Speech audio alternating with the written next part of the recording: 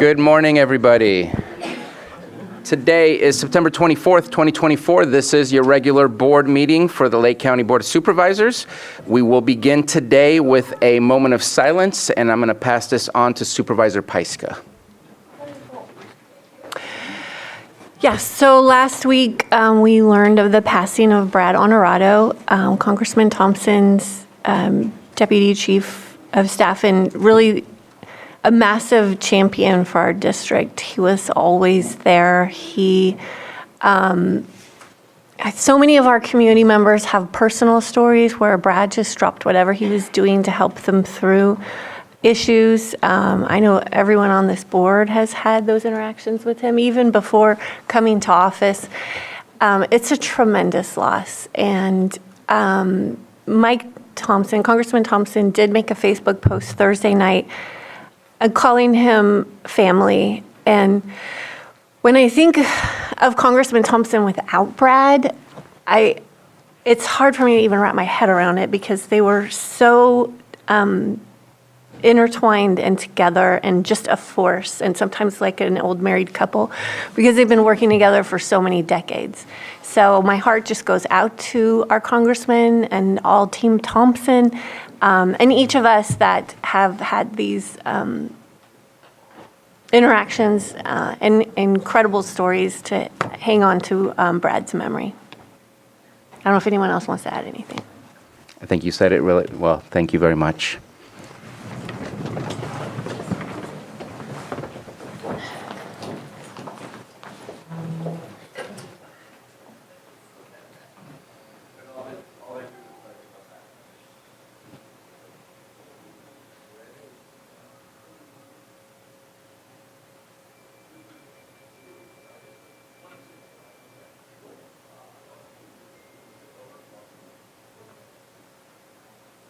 Supervisor Paiska, would you please lead us in the pledge? I pledge allegiance to the flag of the United States of America and to the republic for which it stands, one nation, under God, indivisible, with liberty and justice for all. Thank you very much. Next on our agenda is consideration of extra items not appearing on the posted agenda. We do have an extra item here related to the moment of silence we just have. This came, the knowledge of Brad's passing came to our attention after the fact of the posting of the agenda. And we want to take action based on the request from Mike Thompson. And I apologize, the request from Mike Thompson came after the posting of the agenda. We want to take action on that prior to the next agenda item in order to match what other cities and counties are doing, and hence why we're asking for this to be an extra item. Any questions or comments? Want to open it up for the public. Anyone wish to speak on this item? I see no hands in the Zoom room. Please raise your hand if you wish to speak, and we'll call on you. And please come on up to the mic if you're in the chamber. I love seeing a packed chamber. All right, let's go ahead and bring it back to the board for action.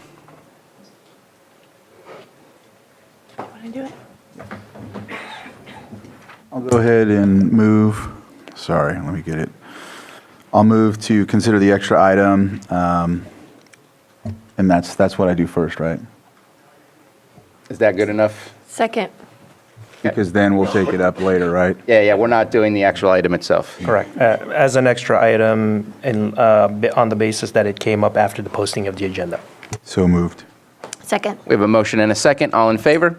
Aye. Any opposed? Motion carries. And just want to go back real quick and thank staff for helping get this put together real fast. And of course, thank you to Vice Chair Crandall as well for being involved. Let's move on to the consent agenda. The item itself now.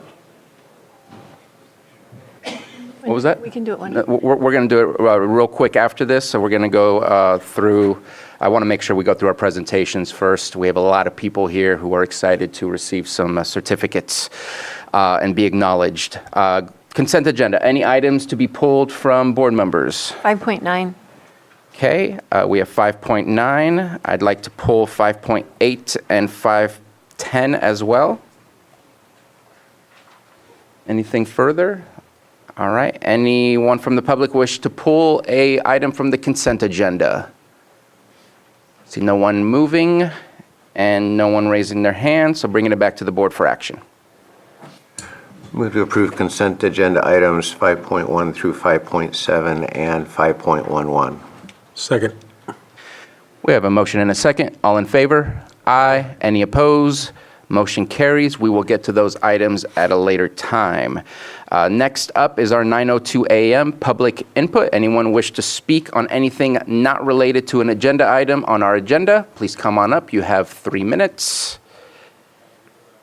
I see no hands in the Zoom room and see somebody moving, but not to the microphone in the chamber. And so let's go ahead and close public input. Don't believe I saw a pet here today. Am I mistaken? No. So we will go ahead and pass over that and go straight to our presentation of proclamation declaring September 27th, 2024 as Native American Day in Lake County, our 9:05 a.m. item.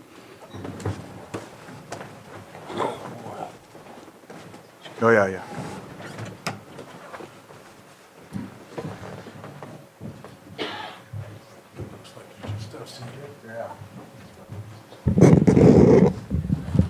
Excellent. All right, Board of Supervisors, County of Lake, State of California proclamation declaring September 27th, 2024 Native American Day in Lake County, California. Whereas Lake County has been home to people for greater than 12,000 years and the richly diverse cultures of the 7 tribal nations to Lake County: Middletown Rancheria of Pomo Indians of California, Khoi Nation of Northern California, Big Valley Band of Pomo Indians, Scotts Valley Band of Pomo Indians, Abemetal Pomo of Upper Lake, Robinson Rancheria of Pomo Indians of California, and the Elam Indian Colony have informed every aspect of our community's history. And whereas Native Americans have helped to make our community stronger and more prosperous. And whereas we celebrate the richness of the county's unique tribal history and traditions and the impact Native Americans' cultures have had upon every American. And in 2019, our board took the historic step of declaring each second Monday in October as Indigenous Peoples Day in Lake County, in affirmation of the commitment to honoring this unique, powerful local history. And whereas the Lake County is committed to protecting the sovereign right of Native American tribal organizations and institutions to strengthen their own communities. And whereas in observance of Native American Day, the County of Lake encourages all citizens to join in recognizing the accomplishments, contributions Native Americans have made to our county, and salutes those who have sought to honor the important role of tribal leadership in our county's past and present future. Now therefore be it proclaimed that the Lake County Board of Supervisors declares Friday, September 27th, Native American Day in Lake County, California. Passed and adopted the 24th day of September, 2024, signed by the Chair of the Board of Supervisors, Bruno Sabatier. So thank you very much.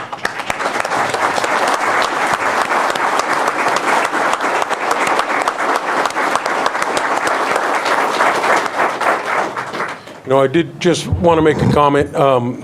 Most tribal leadership will be at the Capitol on Friday. That's, you know, we have the showing of our flags. We have a lot of traditional stuff happening over at the Capitol on Friday from, I think it starts from 10 to 2.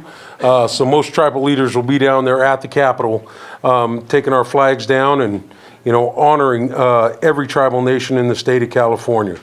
Also just want to commemorate this year is the 100th anniversary of the Indian Citizenship Act that was passed by President Coolidge. So for the first time in the country's history in 1924, Native people were basically made citizens of the United States, partial citizens. Not every state could we vote in still at that point, but we were no longer considered just animals or, you know, non-native citizens here in the state of California.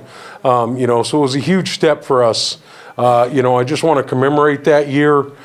Still have a lot of battles as far as our religions went up into the 70s where we could even practice our culture and our religions. But I wanted to state that day today for the indigenous people, the original inhabitants of this land.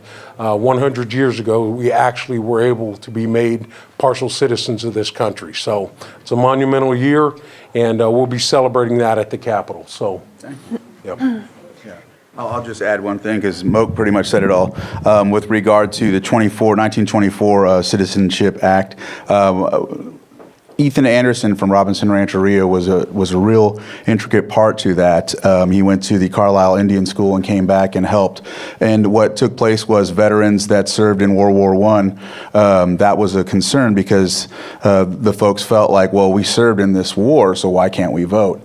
And so it ended up working out. Most of the veterans got to serve. If they were a person that decided to relinquish from the tribe, they can be considered a citizen. And then in the 60s, during the Civil Rights Act, that's when the Native Americans were able to vote from there. And then with culture, the 78, that was a good mention. You had your Native American days or California Indian days, and we had our big time as well. I'm still sore because I had to dance twice, and I'm too old to be doing that, but hey, it's what it is. But thank you, everybody, for being a part of this. Thank you for bringing this to the board, and we'll probably see you on Friday, too. All right. All right. Supervisor Pyska? Yeah. I just want to recognize both of you for the impact that you've had on the county and the state. And it's your last time doing this. And I know we're going to have a lot of lasts this fall. But your leadership has significantly impacted the county and the state. And I was really happy to be able to drop by and celebrate that 30th anniversary. When I think about the impact that Middletown Rancheria has had on our community growing up, it's pretty profound. So thank you both. I'm going to kind of mimic the same words. I appreciate what I've learned. I think that you have changed the way people interact overall and understand, because I think that until we make connections, there's a lack of understanding. And I know that, Moak, this is your last year, and all of us eventually will have a last year, and I sure hope that we keep doing this no matter who it is that represents the people of Lake County at this dais, because I think it's important to make sure that we remember the past and we push everybody in the correct way into the future. So thank you very much. This is going to be my last year, too, and among the things I'm going to take away from my service on this board is just how stunning it's been to serve with not one but two members of the Native community here. You know, plenty of issues bouncing around this community, and there's some people saying you can't change history. Well, you can. You can make history, and you two have definitely made history through your service on this board. And I think we can also acknowledge our history by understanding it better. And it's been both a privilege and an occasional smackdown to me of my own understanding of all the issues that do face our Native peoples here.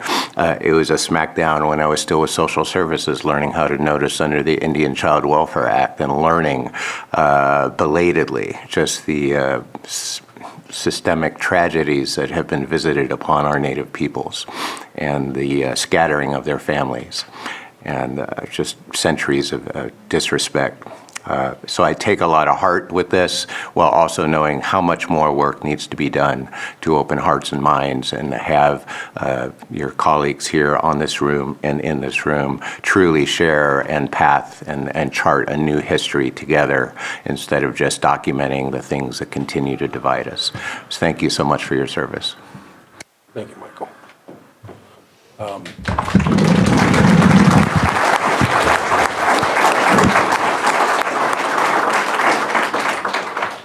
And you guys did touch on something. The only Board of Supervisors in the state of California that's ever had two tribal people sitting on it. So it is a part of history. And Lake County can be proud of that, all the constituents. So it's something that'll, I hope, happen more often. But hey, part of history today. So good job, everyone. Thank you.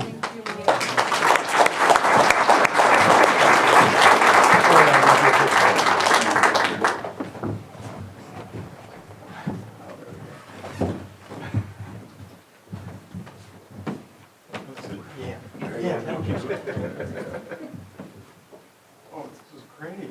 Oh, these are great photos. Wait, I want one more. All right. Thank you. Thank you. All right.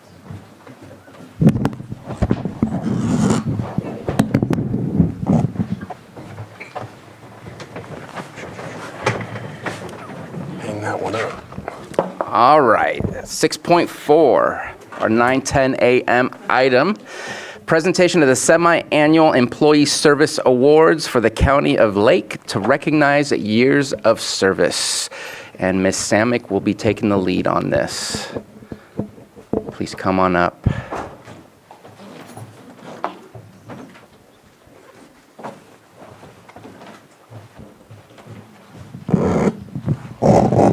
I think I'm loud enough without it, but we'll try this. Thank you for coming today. We take time out twice a year in September and in March to celebrate the service of our employees. You are our most valuable resource that makes all the work happen in the county. We just want to take time to say thank you. We will call each department up and they will honor their employees. Our first department is admin.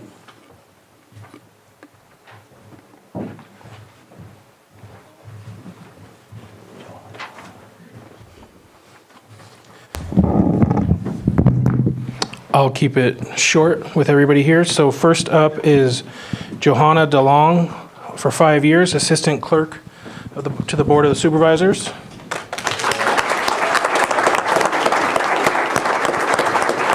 Appreciate everything she does for us.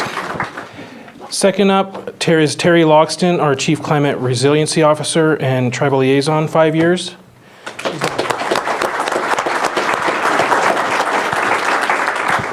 And then going on to animal care and control, sorry. Jessica Leichman, Deputy Animal Control Director, 5 years. And that's it for us. Next is the Auditor Controller. She was just outside. There was no room. I saw her go back.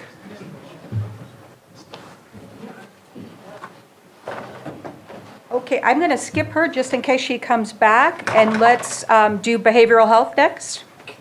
All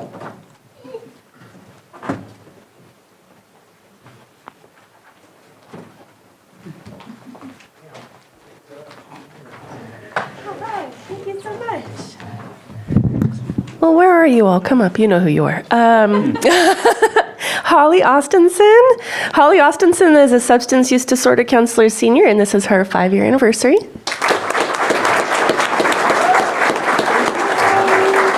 did we get a picture? You're not escaping without a picture. Okay, next we have Linda Bauer, who is a mental health case manager, and Linda has been working with us for 5 years.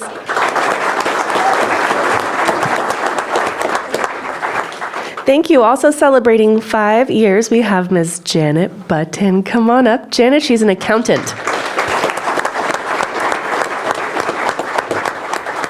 Also, our Ms. Lovely Lindsay Mason, who is also an accountant, and both Janet and Lindsay have been here 5 years.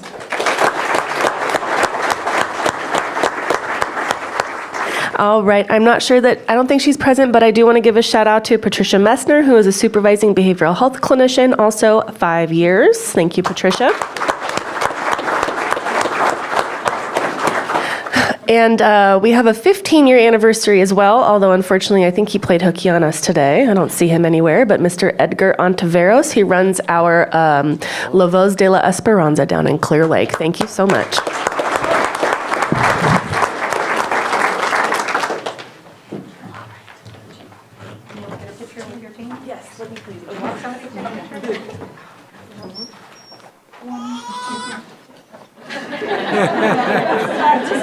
Baby. Okay. 1, 2, no. Okay, we'll do it out there. Thanks, guys.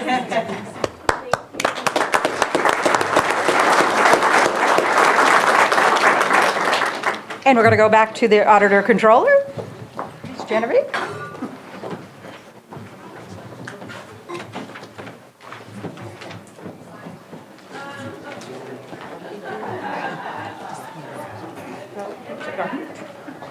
All right, thank you very much. Can you hear me? I would like to announce Renee Littlefair, our payroll specialist, for 5 years of really hard work keeping payroll out of my pocket. Thank you so much. Child Support Services.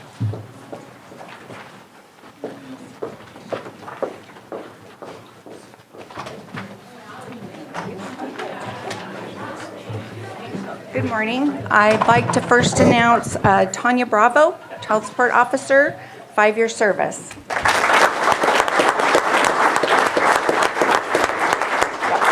Yep.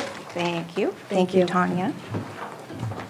And then I would like to announce Mary Latte, Child Support Assistant, 10-year service.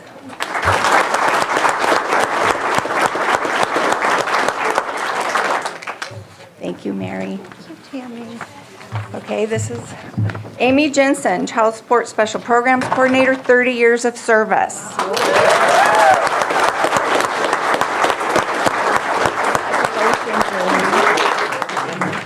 Thank you. Yeah, thank you.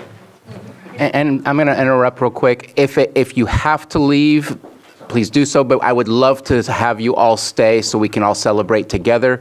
If you could, please. Next, we have Community Development.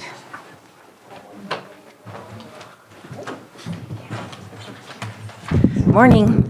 I was standing real close so I could use that time that I would normally be walking up here to talk about my people. We have 3 5-year awards today. Michael Herringshaw, come on up, Code Enforcement Officer. And I decided to skip the part about how I've known him since he was like knee-high to a grasshopper and just talk about how intelligent he is and how he knows our code, but he also knows our county, and he works with compassion with our community.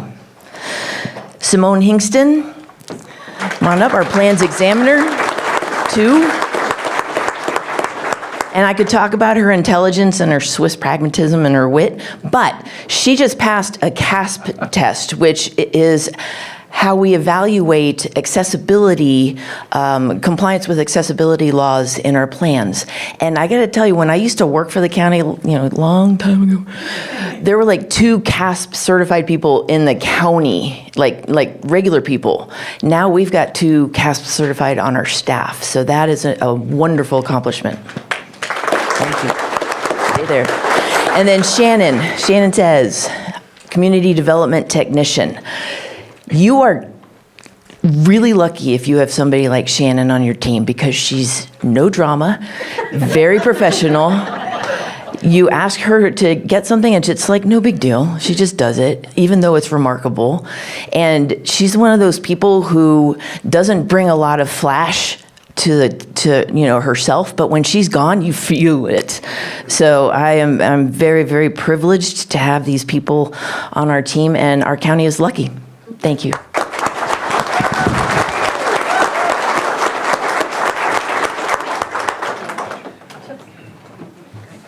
Next, we have District Attorney.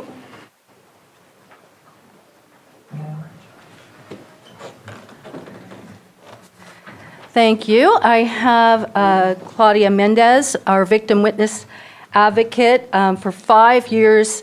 She is amazing. She's bilingual. She connects with people every day, and she's an incredible gift to our office. She's not here right now, but thank you, Claudia. Rich Watson is here, my chief. He's here 5 years. He worked his way up a little bit quickly.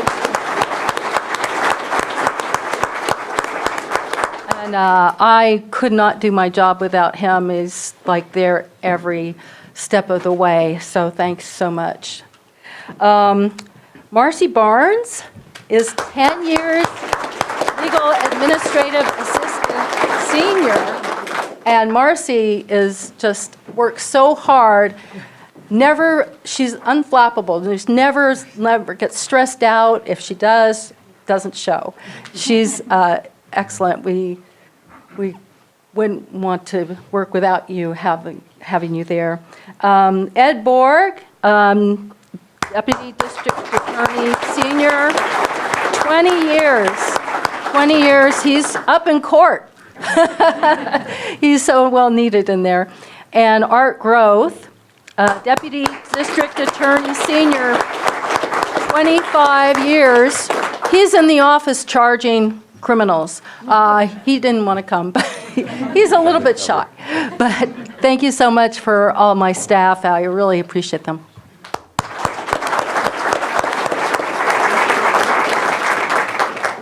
Next up, we have elections.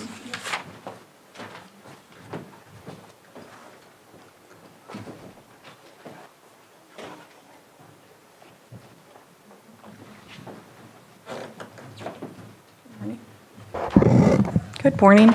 I'd like to honor Savannah Fate, Election Senior Specialist. She's been with the county for 5 years.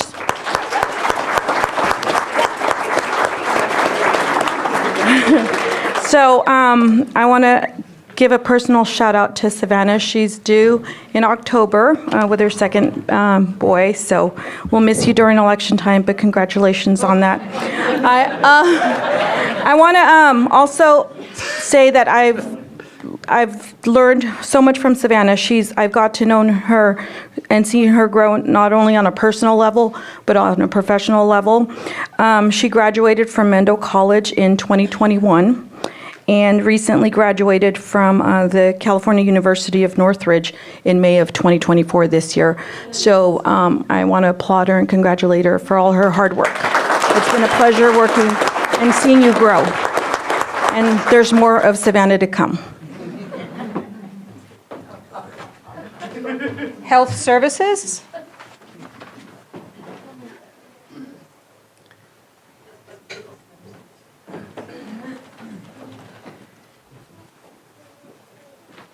Thank you.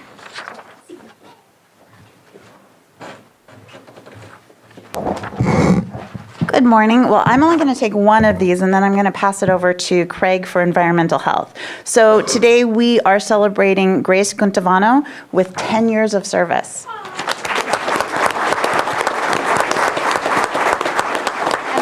morning. I am absolutely stoked to introduce these service awards for these folks. First, I have Donna Cloninger, been with us 5 years, and Priscilla, been here 5 years as well. Both of these employees have absolutely outstanding, and we couldn't do any of the work that we do without them. Congratulations on your 5 years.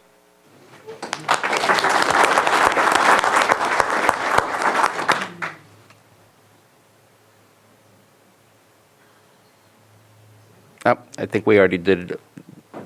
When we were clapping, I think he spoke of Priscilla. Well, let's Priscilla. Right, Priscilla, I know I saw you here. Yeah. Come on up. Did they miss Priscilla? No. And Priscilla is also celebrating 5 years. Thank you.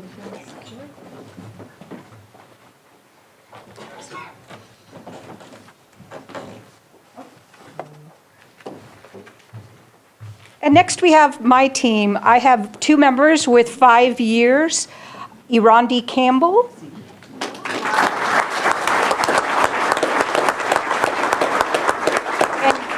And Irondi has this amazing sense of humor, sense of organization. She has elevated our benefits game and presentations. Everything she does, she just takes on with gusto, and I couldn't be luckier to have her.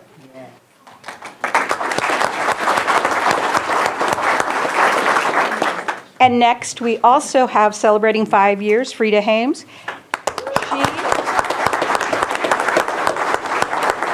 She handles a great deal of our recruiting. Again, another person with a wicked sense of humor, a sense of joy, and I am very lucky to work with both of them. Thank you for your service. Next, we have the library.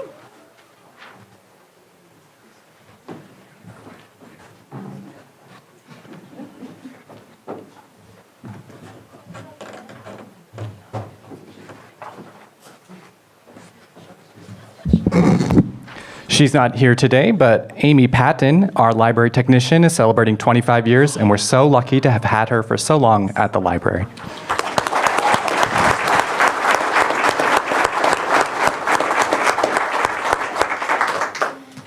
Next, we have probation.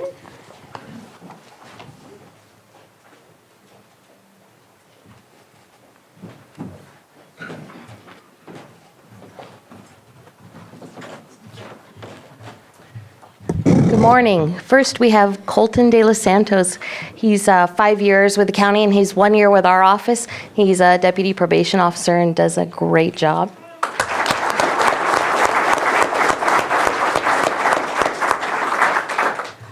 Next, we have Michaela Nolan. Michaela is a supervisor, deputy probation officer, and she is in supervisory training this week, so she can't be here. But she's got 10 years with the county. She's a great part of our team. Public Services.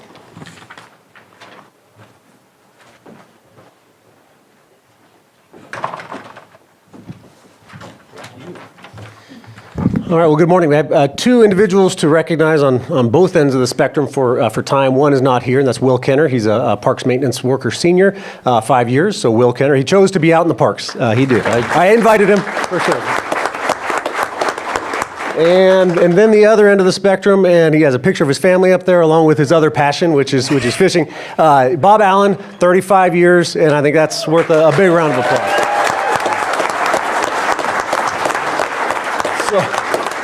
So Bob's wife is here, and I'm not sure if it's to celebrate or to ensure that you continue working. So I'm gonna hope that it's the latter. Well, I actually hope it's both, but I sure hope you continue. He's if you don't know Bob, shame on you. He's a wonderful human being. He knows he knows your buildings in and out. He's worked up from 1988 as an extra help grounds worker, I believe, all the way up now he's the deputy director for project and operations, primarily focusing on facilities and parks. But I've learned more from Bob than anyone else in my time here at the county. So I am grateful, and you all should be as well. So Bob, thank you for your service.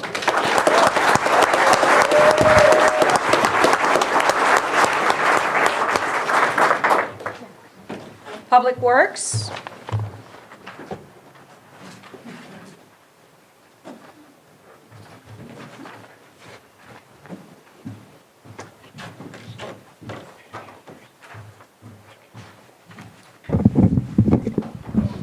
Hi, my name is Glenn March. I'm the new Public Works Director. I've been here 3 months, and one of the most special groups who work very hard is our Roads Department, and we have two of the stars of our Roads Department here. Our first person we'd like to congratulate is Daniel Wright.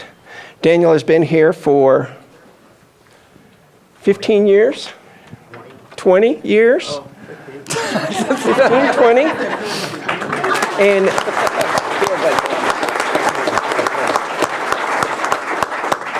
Daniel is one of our road supervisors, so he is out there making sure the work gets done, as well as chipping in and making that extra effort to help everyone make sure the roads are in great shape.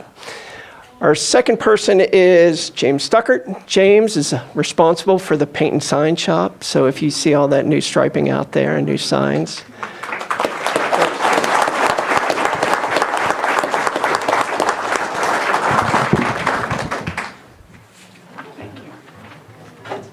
Next, we have the Sheriff's Department.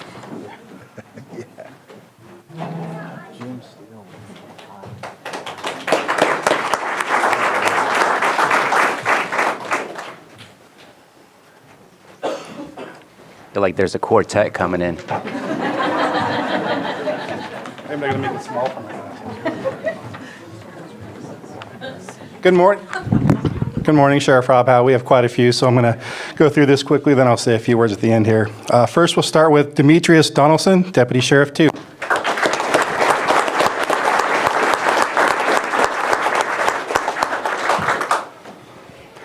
Andres Fernandez Alvarez, Deputy Sheriff 2.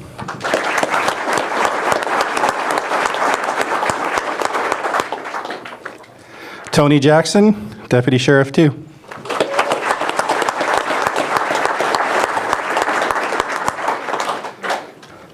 Jacob Masdeo, Sergeant Corrections.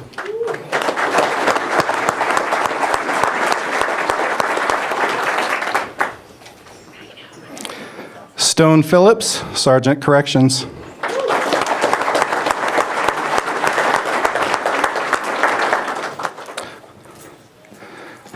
Deputy Sheriff Corrections Carl Potter couldn't be here today, but I'll give the name either way.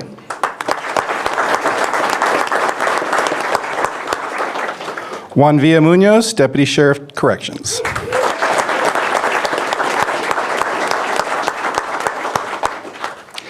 And John Wander, Deputy Sheriff 2. These are all of our 5-year recipients. I'll move on to one 10-year recipient. That'd be Jeffrey Mora. Deputy Sheriff Sergeant.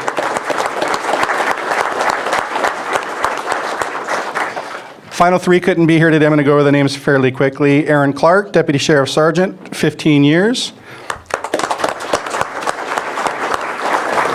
Dennis Keithley, Deputy Sheriff Sergeant, 20 years. And Jared Bassard, Sergeant Corrections, 25 years. And just a quick thank you to you all. I think we all know the value of our long-term employees. The experience, knowledge you bring is invaluable. I've said this before, I believe it to be true.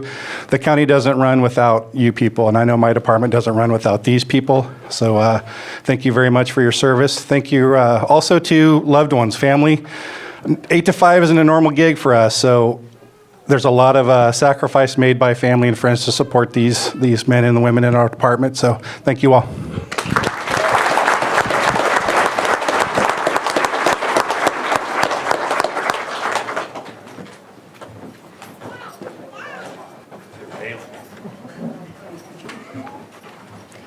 Next up, we have social services.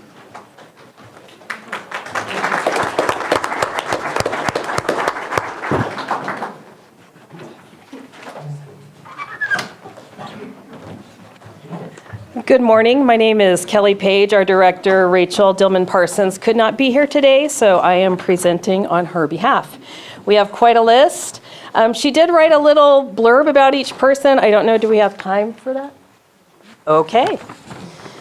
First up, we'd like to recognize Jennifer Alfinda for 5 years of service.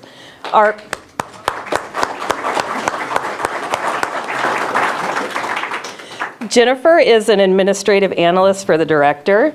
Her expertise in all things, especially smart sheets and policy writing, makes her invaluable to the department. Next up, we have Noelle Boosty for 5 years of service.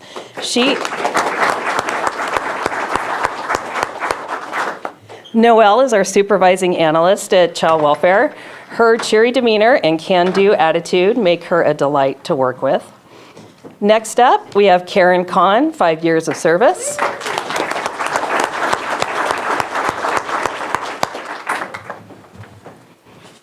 Karen is one of our office assistant supervisors at our Anderson Ranch office. Karen is chaos coordinator extraordinaire. She makes sure the public receives exceptional customer service from reception. Next up, we have Jeanette Foley for 5 years of service.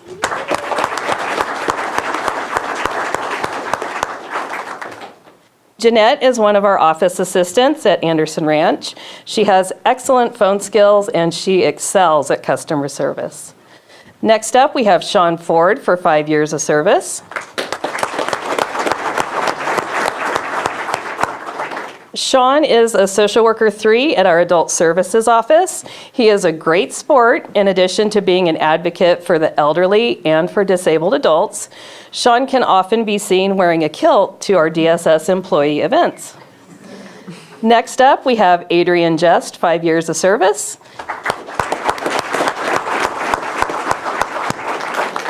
Adrian is one of our systems analysts as well as our LCEA union president. Adrian is always friendly and approachable. He provides outstanding customer service to DSS staff. Next up, we have Michelle Lambert for 5 years of service.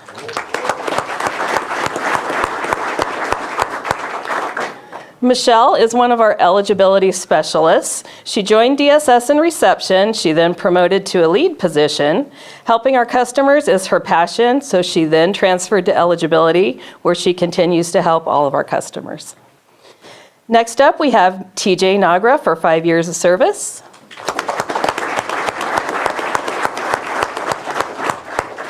TJ is a staff services analyst for foster care. He has abundant patience and excellent computer skills. He can learn just about anything he puts his mind to. And finally, 5 years of service, we have Rebecca Ogawa.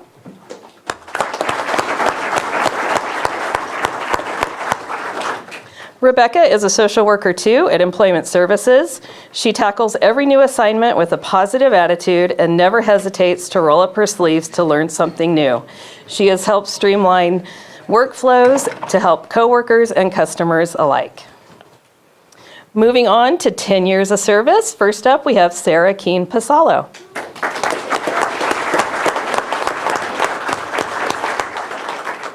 Sarah is our system support analyst at Child Welfare Services. She has extensive knowledge of the computer systems used at child welfare. She's always willing to help with data collection, and she is a great asset to CWS. Next up, we have Denise Ochoa for 10 years of service.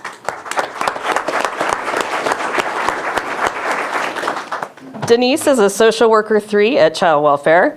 She works very hard and always has a great attitude. She works with families, inputs data, and is also in charge of our parenting classes for our clients. Next up, we have Shira Ruiz for 10 years of service.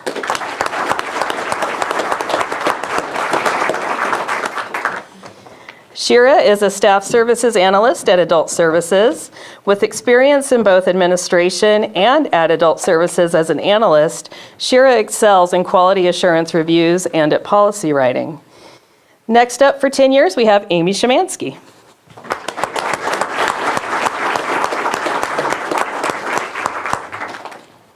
Amy is the Deputy Director of our Adult Services Office. She is kind, knowledgeable, and unflappable. Her leadership is admired by her team and her peers alike. Next up at 10 years of service, we have Nichelle Winchester.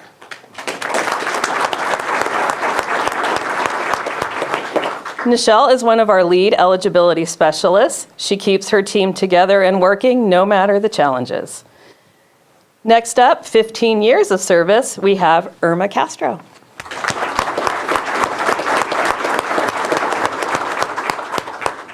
Irma is a social worker 3 at Child Welfare. She's in the emergency response unit.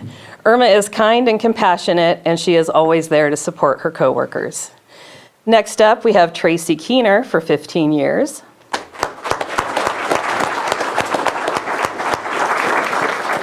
Tracy is one of our wonderful accountants. She has been around for a long time, long enough to know just about everything there is to know about DSS accounting, and we are extremely grateful to her for her knowledge and guidance throughout the years. Next up, at 15 years, we have Michelle Lepe.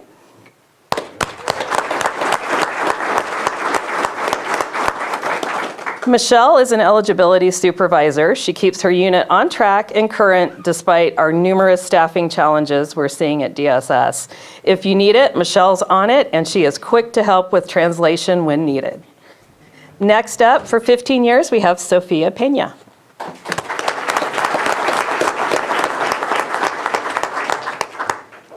Sophia is an employment and training supervisor for our Welfare to Work program. She has amazing research skills and catches on quickly to anything new you throw at her. She has the ability to think on her feet and appears relaxed and comfortable in front of an audience. And finally, at 25 years, we have CJ Barker.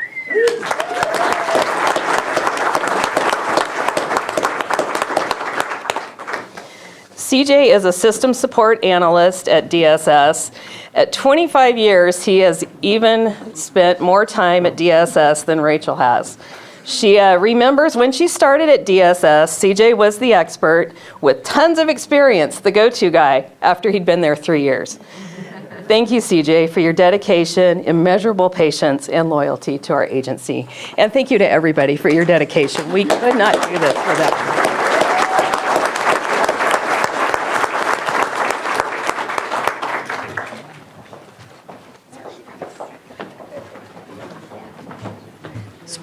Special districts.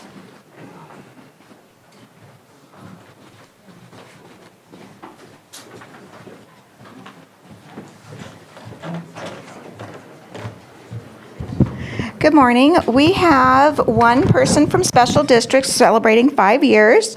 His name is David McGrath. I don't see him here. I believe he's out working on our electrical and mechanical equipment. And we appreciate all he does for us and the rest of the staff as well. Thank you.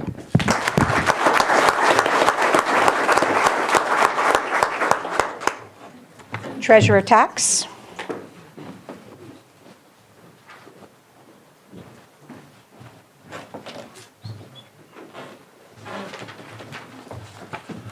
So I'd like to recognize Erica Gutierrez. She's an accountant in our Treasury Division and is a great resource both in our office and for other county departments. So thank you again for all your hard work.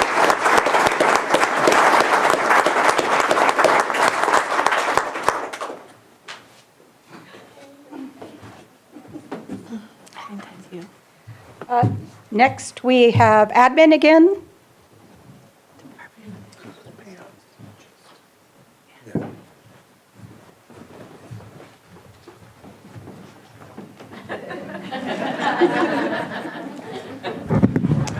I think it would have been all right if she introduced herself, but Pam Samick, 5 years of service as a Human Resources Director.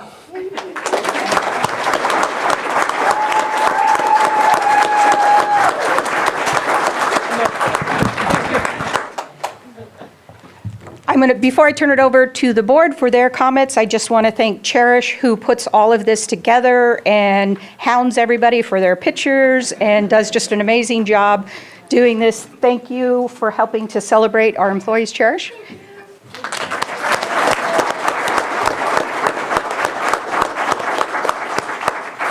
And to close, I'll turn it back to the board.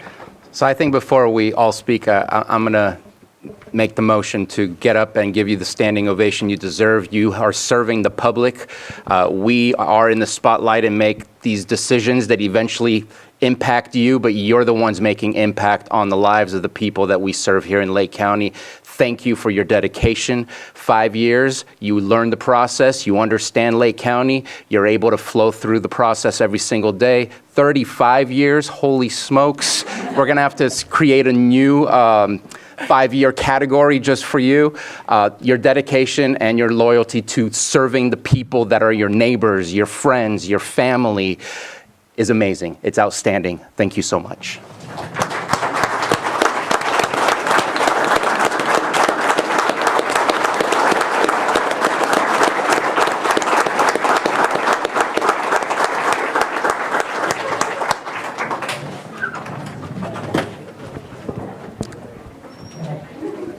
Any other comments before everybody leaves? Too late. Well, just to Pam, department head years, we measure like dog years. So I believe Pam is actually 35 years of service today, and I thank her for that. And I do want to acknowledge how much we have to pivot during our emergencies. It's not just 9 to 5. It's not just being in the office and doing work or doing field work. It is so much more. And so thank you so much for always being there for the needs of our community. Let's go ahead and take a 10-minute break. Thank you, EJ. All right, welcome back. We are going to real quick take up our extra item, and then we'll go ahead and continue to our 9:45 a.m. I just want to make sure that we get past this item first. 4.1, extra item, consideration of we're on part B, consideration of lowering flags at county offices to have staff to observe the passing and recognize contributions of Brad Honorado, Deputy Chief of Staff to United States Congressman Mike Thompson, on Tuesday, September 24th and Wednesday, September 25th, 2024. That was a correction to what was written in the agenda. It is Tuesday the 24th and Wednesday the 25th. So this item is before us. There are specific requirements on from the state and federal government on what can allow the flag to be at half-staff. The county does not have a specific ordinance. However, it does say within the content of the law, I don't have it right in front of me, and other persons related to like congressmen or congresspersons or other things. And so we feel that it fits right into that. Brad Honorado was very special to us, did a lot of work for us, and I feel, myself and Vice Chair feel that he should be recognized for his work. And so today in front of us is for us to approve to lowering the flag at half-staff and moving forward. Any comments or questions? Just a quick notation on the memo, the dates, September, Tuesday and Wednesday is correct, but you have September 23rd is today, and tomorrow is September 24th. So I assume you want to lower the flags today, Tuesday, September 24th, and Wednesday, September 25th. I see no other mistakes in the memo. Perfect. Thank you very much. Supervisor Simon? Just a comment to follow up on this. Obviously, in complete favor of getting it done, but I did just also want to recognize not only was Brad always an advocate for Congressman Mike Thompson here in Lake County as we work together, but we also work closely with him on the federal side. All the tribal nations in Lake County, Congressman Thompson is our representative, and Brad is always the ones that we reached out or through. So I want to acknowledge that of the work that he's done for our federal partners here in Lake County also. Thank you for that comment. And with nothing further, let's go ahead and open it up for public comment. I see no hands up in the Zoom room, no one getting up in the chamber. I will add one thing. I know that Supervisor Pyska brought to us a flag ordinance.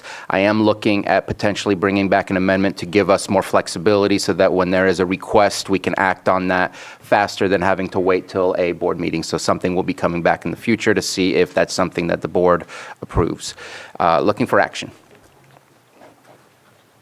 Okay. I'll sure miss his calls and saying, Supervisor Crandall. That's how he said it, yeah. So I'll go ahead and move to approve this. Well, we already approved the extra item. Make appropriate findings and direct staff to lower the United States and other flags at county offices and facilities today, Tuesday, September 24th. Right. 24th. Yeah. And tomorrow, Wednesday, September 25th, to have staff to honor Brad Honorado and direct staff to lower said flags as appropriate. Second. We have a motion and a second. All in favor? Aye. Any opposed? Motion carries. Thank you very much. All right, now we will go back to our 9:45 a.m. item, and it is a hearing, consideration of excess proceeds claim TDLS 160 APN 039465540. Mr. Sullivan. All right, Patrick Sullivan, Treasurer Tax Collector. I'm here with Assistant Treasurer Tax Collector Liz Martinez. There should be a Michael Citron on Zoom right now from Unclaimed Financial LLC. I just want to confirm that he is present. There is a Mike Citron in the attendees. If we can go ahead and upgrade him to allow him to speak.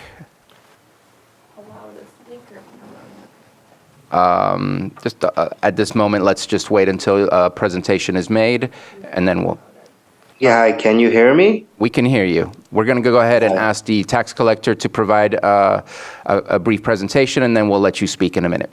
And I did have a procedural question for County Council. Do we need to be sworn in for this proceeding? Is this a reconsideration, and is that not necessary? I just want to clarify that. So at this stage, the suggestion here would be no swearing of witnesses is necessary because essentially the board made a decision back in March 2024, and in effect we're revisiting that in light of latest updates, which will be covered in this. Okay, I just wanted clarification on that. So to provide some background on this, this is a claim that initially was considered on March 26th by your board. It's part of the excess proceeds from the land sale number 160 for APN 039465540. The amount being contested is $16,282. Unclaimed Financial is a company that at least attempted to get the interest assigned by Mary Ellis. Mary Ellis was the prior owner of record of this property. And so Unclaimed Financial submitted a claim, and you'll see the paperwork reflected in the board item. What's important to note, the reason their claim was recommended to be denied and not distributed is that there was not a signature from Mary Ellis, the actual owner, on their form. They had associated assignment forms, claim forms. They had a notary that stamped it and reviewed and certified that a signature had been witnessed. Yet there is no signature from Mary Ellis on any of those documents. For context, your board did consider another claim on this matter back in March. There was another company, the same type of company that Unclaimed Financial is. They did submit a claim. That claim did have Mary Ellis's signatures on it. So at that time, on March 26, your board approved the distribution of the $16,282 to that company for the benefit of Mary Ellis.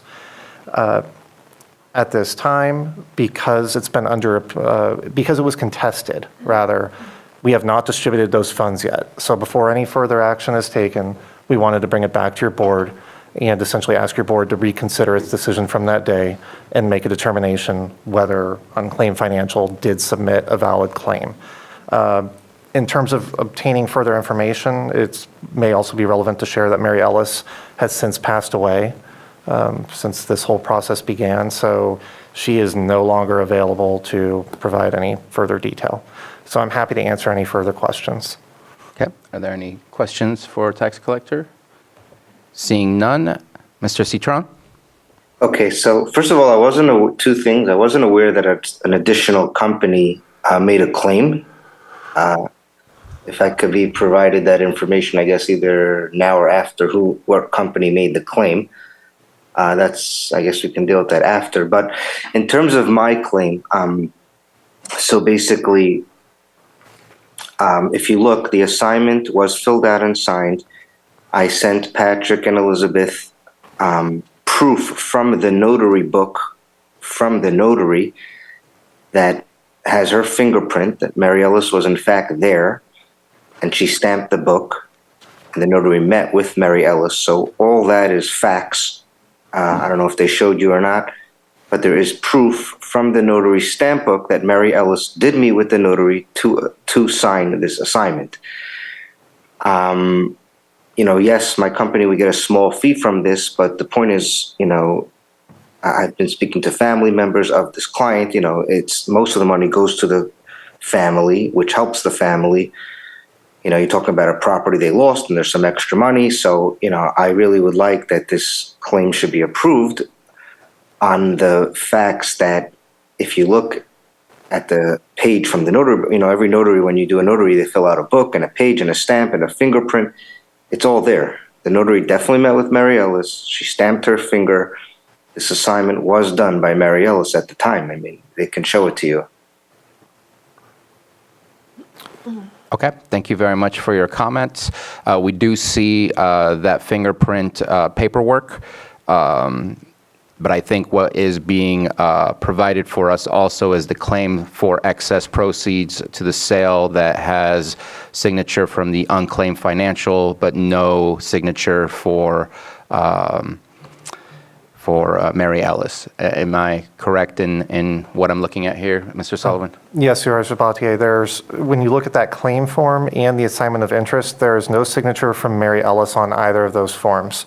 Typically on the assignment of interest form, and the way that I believe Unclaimed Financial itself has done it in the past, is you would see that signature on that document. So I understand the point that Mr. Citron is making regarding the notary being present, and it would appear that the notary did meet with Mary Ellis. But what the notary is doing, to my understanding, is certifying that they have witnessed that signature. But there is no signature to witness. There is no signature from Mary Ellis on those documents. So I don't see that it's relevant that a notary met with Mary Ellis that day. What is determinative is that there is no signature on any of these documents. And that's at least our office's position on it. Well, I'm not denying that she... And hold on, Mr. Citron. We're back to asking questions at this moment in time. Are there any further questions from board members? Yeah. Supervisor Green. So again, I don't know where assignment of interest forms come from, but the exhibit here shows not only did she not sign the form, there isn't even a signature field for the person assigning the interest on this particular form. There's a nice chunk of notary stuff at the bottom, but there's not even a signature line for the assignment, unless there's a second page of this form that I'm missing. So to staff's assertion, not only does the assignment of interest not bear a signature, there's not even a signature Mr. Citron, field. please keep quiet. So I think that is a flaw. And also, going back to my notary days, it's been a few years, but they can and they do record the the presence of something, but they make the presence of a notary stamp has nothing to do with the correctness of the document itself. So other than indicating that there was a thumbprint and she was there, it certainly is no assertion that this form was executed properly. All right, thank you. Any other comments or questions? Okay, I want to open it up for public comment on this item. Anyone wish to speak on this, please come on up to the microphone. If you're in Zoom, please raise your hand and we'll call on you. Hi, Elaine Brown. I have a question for the person. Can I ask the question of the person? You can ask it to the board. Okay, great. I have heard from a longtime residents here that there's several properties out there, houses that are just kind of sitting, and that it's a great way of getting income. But I have learned that if you do this, there is like a small fee for this person, this company, I guess, to do this. But the majority of the funding can go back to the families that have these properties that are just deteriorating in our hills. That would be great places for people to live and not deteriorate. So I just want to put that out there. And there is funding that it can go back to the families, a significant portion after you get your taxes. So thank you. Thank you. And Mr. Sullivan, that was the case that has been put on hold because of this appeal. Am I correct? The 16,000 that's kind of on hold at this moment in time? That's right. We have made no distribution at this time pending the board's decision today. But you have received paperwork requesting the excess proceeds? That's right. Your board, so there were two, just to be clear, there were two different companies that submitted claims based on an assignment of interest. Your board approved one of the claims where all of the documents were signed, notarized, the appropriate supporting documentation was present. Your board did not recommend distribution on this claim at that time. So one claim was approved, this claim was denied, and this is essentially a reconsideration of that decision. Thank you for the clarification on that. I see no further hands up in Zoom or anyone getting up in the chamber, so I'll bring it back to the board. Since I know I heard from Mr. Citron, any last comments? Be brief, please. Me? Yes, asking if you have any last comments. Yeah, can Mr. Sullivan tell me who the other company was that made the claim? And what I would say is please reach out to Mr. Sullivan. I'm sure that he can pass that information on to you. Okay, to address the other man, I don't know his name, who asked about right under where it says assigner signature, that is normally where the client signs. In this case, she missed the signature, unfortunately. But besides missing the signature, you see everything was done. The notary was there, the assignment was done. The notary stamped the book with a fingerprint that Mary Ellis was there. So, everything was done. She unfortunately missed the signature, but that shouldn't, not help her and the family get back this money, All right. Thank you very much for your final comments. Bring it back to the board for action. Well, Or comments. Yeah, the signature is the point, so everything was not done. And if there's nothing further, Chair, I move to deny the appeal of determination Mr. for Chair. excess proceeds. Hold on one second. If I may. County Counsel? Sorry, just as for further clarification on the procedures of this, I do have for your board's consideration the recommended motion language. If I may, it would be a motion to deny the distribution of $16,282 excess proceeds to Unclaimed Financial LLC from tax defaulted sale number 160 pursuant to Revenue and Taxation Code Section 4675 for APN 039-465-540. So moved. Second. We have a motion and a second. All in favor? Aye. Any opposed? Motion carries.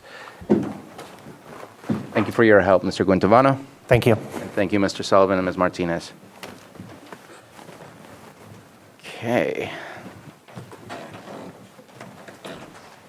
Moving on to our 10:15 a.m. item, consideration of an update on approved projects and proposed modifications to American Rescue Plan Act, ARPA, state and local fiscal recovery funds, SLFRF funding allocations. Mr. Carter, to pass it on to Ms. Moreno. Yeah, Stephen Carter, Assistant County Administrative Officer. I'll turn it right over to Casey, our Deputy County Administrative Officer.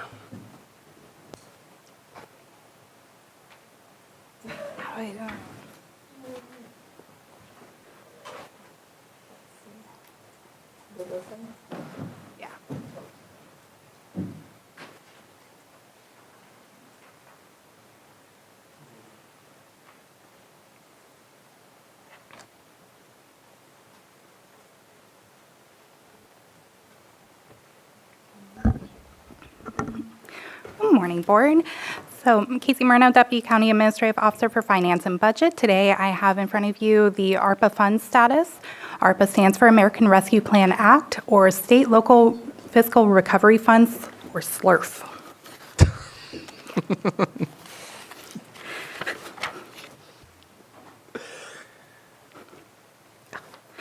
So a little background. So in May of 2021, various local governments across the United States were awarded funds. This did include state, local, territorial, tribal governments. County of Lake was awarded $12,506,226. So $10 million of that was the standard allowance, which could be used to replace lost revenue due to the COVID-19 pandemic or any other governmental expense. The remaining $2.5 million was the non-standard allowance, which needed to meet guidelines specified in the Treasury's final rule. The board directed staff to redirect the former CARES ad hoc committee to facilitate recommendations to allocate the funds in a way that would best fit the community. All funds are to be spent by December 31st, 2024. Allocations which are under contract by December 31st, 24 must be expended by December 31st, 2026. So just to give you an idea of the standard and non-standard allowance allocations, so just over $9.8 million is allocated for standard uses, with the remaining 2.6 for non-standard. The reason that we have more in the non-standard is just in case something is claimed and then is decided later that it doesn't qualify for non-standard, we don't have to pay it back because we have a little extra in that bucket.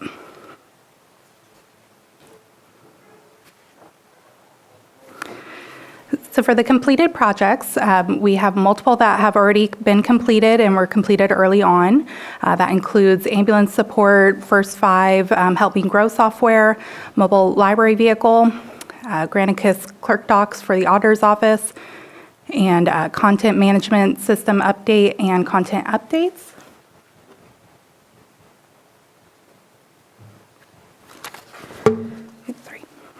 So we have multiple projects that are in progress.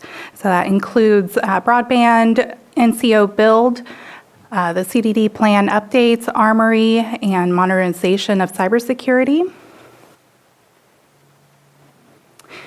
These items with the arrows are planned to be completed by the end of 2024.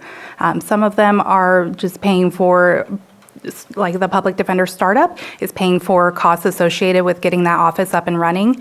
And so there's no real contract for that. So that will end on December 31st of this year. Any remaining funds would need to be reallocated.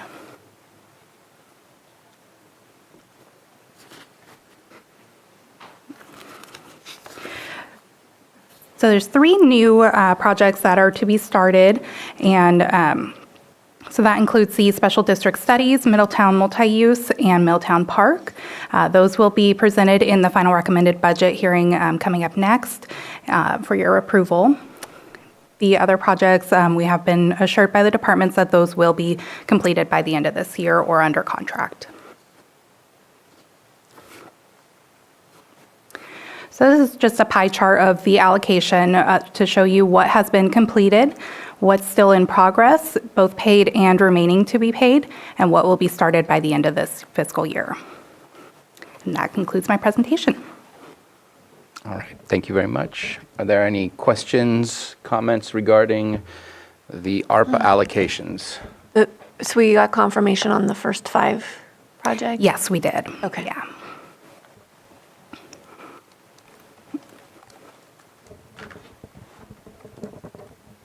And again, the pie chart that you last showed, everything that's in progress, we have till December 2026 to accomplish those things. It's about getting that last sliver in contract in order to make sure that we're not giving anything back. And obviously, we want to accomplish all the other things that are in there. Absolutely. I know that we met as an ARPA committee.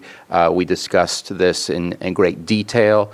There was one that I just want to make sure that we cover that was in there, but it was kind of not necessarily alluded to in the finances. We gave $800,000 to NCO Build, and what I saw on the chart today was that now it's at $1 million with $200,000 left over. Just wanted to mention that to make sure that the rest of the board was aware of that change as well that was made. And it's good to see the pie chart being so complete as far as what progress is being made, because 3 or 6 months ago, that's not where we were. So I appreciate the progress that we have made over that time. Any other questions or comments? Supervisor Green? I just want to thank you, Chair Sabatier and Supervisor Pyska, for shepherding these funds through the ARPA process. There's a lot to do here. Most of this definitely predates my time on the board, but you've been able to do quite a bit, and I appreciate your leadership on that and the board's support of your direction. And I will pass those kudos on to staff. Thank you very much for setting those meetings up for us and bringing us all these projects that departments are submitting. It's on their request, not our creation. But thank you. All right, let's go ahead and open it up for public comment. Anyone wish to speak on this item? No hands in Zoom? No movement in the chamber? Bringing it back to the board, and this was just a presentation. This will be fully approved within the final budget that will be occurring in very near future, after 7 more minutes. So thank you very much, and we will go ahead and let's go ahead and take up. Just 2 seconds. Apologize. There is one thing I wanted to say about it with the NCO building homes. I don't believe we had the final number that would allow them to do their final cohort. We have 200 in there right now, which the committee approved. But we also, in the middle of that committee, approved whatever they kind of needed to make that cohort work. So once we get that data, we would bring either something back or be able to do it within standard budget transfers to make that change. I just wanted the board to be aware if it turns out to be 265, we would increase that allocation for NCO from 1 million to 1,065,000 if that's what it ends up being, and lower something else like public defender or one of the other ones that we as admin have control of. Just wanted you to be aware of that. Also, I wanted to, I'm glad you kept talking, reminded me of our conversation yesterday. There may be some last-minute changes that are required to be made to ensure that we don't give any money back. Kind of like that same level of flexibility with then bringing it back to the board to let us know what needed to be changed at the last 11th hour. Because the last thing we want to do is return any funds. There's always going to be potential obstacles that we can't foresee between now and December 31st. And I just want to make sure that we are able to allocate and get into contracts for all of those funds. And not sure if we can give direction to that, not sure how that will get accomplished, but I just want to make sure to give you the flexibility to ensure that we do not see any money going back where it came from. Yes, I would like direction if you don't mind. I agree with that. And we will come back at mid-year and let you know if we made any changes. And I think that at this point in time, you have capital asset list that we're going to approve within our final budget. And I think there's a lot to pick through within that capital project list to be able to utilize the rest of the ARPA funds. And I think that at least that limits the scope to a certain degree for something that has been approved by the Board of Supervisors that we anticipate to see being done and accomplished. And so that would be the direction that I would give, is within the list of what's in ARPA and within the list of capital assets to give flexibility as to where to place the money. I agree. Yeah. Okay. Thank you. And we'll keep it within the same department as much as possible as well. That would be good. Thank you. All right. Let's go ahead and take up our, I think we have, this one should be an easy one. I'm going to ask Behavioral Health. 5.8, approve amendment number 2 to the agreement between County of Lake and Crisis Support Services of Alameda County for after-hours crisis support services in the amount of $90,201.12 for fiscal year 23-24, and authorize the chair to sign. The reason that I pulled this item, and thank you for coming up, Director Jones, is Exhibit B, 4.1 is being changed to say payment not to exceed. If we could just get rid of not to exceed, if I believe that is the only need, that way that gives a little bit more flexibility in case the payment is a little bit more. So Greetings, Mr. Chair. Yes, thank you. That is the only change that I would like to offer. Any questions or comments? Seeing none, open it up for public input. No hands in Zoom, no motion in the chamber, bringing it back to the board for action with that amendment.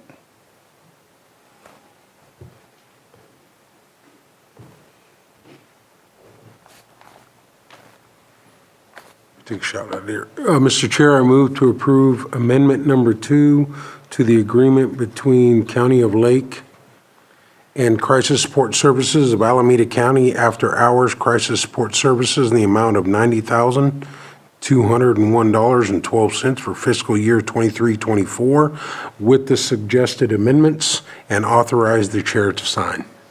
Second. We have a motion and a second. All in favor? Aye. Any opposed? Motion carries. Thank you very much. Chair. May I request respectfully that we take up 5.10? Craig is at a conference and he is on to be able to talk to. Let's go ahead and take it. So approve advanced salary step appointment of Cheryl Bennett to registered environmental health specialist senior, and approve advanced step salary step appointment for environmental health specialist senior for Mark Benchimol. And we have, so the reason I pulled this, just to at least start the conversation, I am perfectly fine with Cheryl Bennett, who has a history of working in Lake County and has knowledge of our processes, our infrastructure, and how things work. To start at step 5, she was last at step 5 before she left. And for Mark Benchimol, and I hope I'm not butchering that last name, I'm happy to support any HR or department head choice to bring them to step 3, but I believe that at this point they have a lot of learning to do of our processes, our infrastructure, and just the way that we do things here. And I just think that step 5 is doing what we wanted to resolve by doing our CPS HR work, which was to kind of reset and put salaries at the right place for the right classifications, and here we are just pushing to the very last top step right away, and I just think that's what got us in trouble in the first place. So just wanted to put that out there. Craig Weatherby is on with us. Mr. Weatherby, let us please provide your input. Thank you so much. Appreciate this opportunity in front of the board today. So yes, Cheryl Bennett, I'll start with her. Cheryl Bennett was with Lake County Environmental Health for 12 years before she had to leave. She left on outstanding terms. She was a fantastic team member. She was a step 5 when she left, and that's why I have presented her for a step 5 coming back. We're very excited to have her back to the team. So I just wanted to lead with that one. But I understand probably the bigger concern is with the next one I've recommended, which is Mark Benchimol. Has never worked for Lake County, but I presented him as a step 5 request due to his outstanding resume. Mr. Benchimol has 19 years in the environmental health and safety field. He has worked in Ventura County, Mendocino counties, Nevada counties, and also in Australia in Sydney. Mr. Benchimol holds 9 licenses in this field, which we only require 1, but he also has the National Registry for Food Safety, which is fantastic, and as an environmental health specialist at the national level. Additionally, Mark carries with him 3 master's degrees, which are relevant to the work that we do. And it is because of these items that I find Mark to be well advanced in qualification, and his 19 years of service, while not necessarily to the people of Lake County, are to the people of California and to the people of Australia. And I do truly believe that he is qualified to be a Step 5 under our rules. Thank you very much. Any comments or questions from board members? Supervisor Simon? The only comment is that the class comp committee, this did come to us and, was approved to come to the board. The hard-to-fill positions, obviously, Mark, I won't mess his name up either, Mark, coming into the county service, meets and exceeds the requirements. So I know that there was a positive vote. That's why it's here in front of the board. Can't speak for every member, but I know it's enough to get here to approve it. So just wanted to let you know it was talked about before it came here. Yeah. No, thank you very much. How long has the position been vacant? That's an excellent question. So we are actually underfilling a supervisor vacancy, which has been vacant since 2018. Thank you. Supervisor Green? Yeah, and just to clarify that as well, not only do I'm on class and comp 2 with Supervisor Simon, so I do agree with the committee's findings that both of these candidates should come in at Step 5, but an additional argument in favor of Mr. Benchimol is, they are underfilling a supervisory role. If we can plug in a very highly qualified person, there may be incentive and opportunity to have that supervisor role fly again, and that'd be really good for the department. So can't predict the future, but if we can lock in the Step 5 now, that would obviously be a huge win for the department, and it also has some potential dividends down the road. Thank you very much. Also, if I can just throw one more thing in there, just because I am wildly excited about the possibility of being fully staffed, environmental health being fully staffed for the first time since 2015. Thank you very much for your comments. Let's go ahead and open it up for public comment. I see no hands raised in Zoom and no one moving in the chamber. I'll bring it back to the board and I will make a request. Is it possible for the board to make 2 separate motions for both individuals, or it's up to you?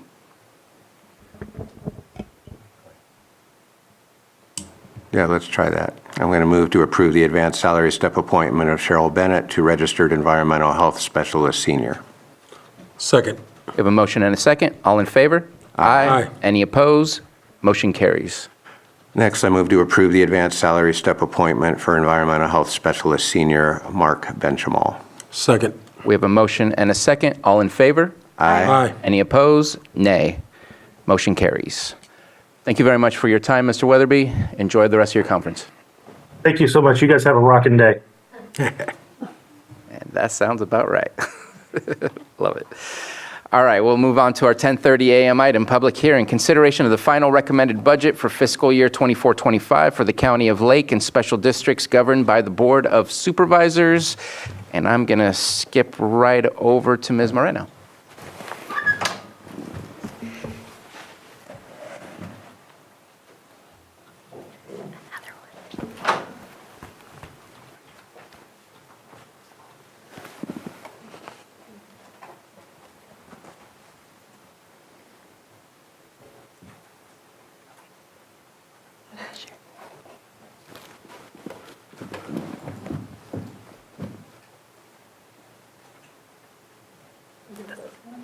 Yeah.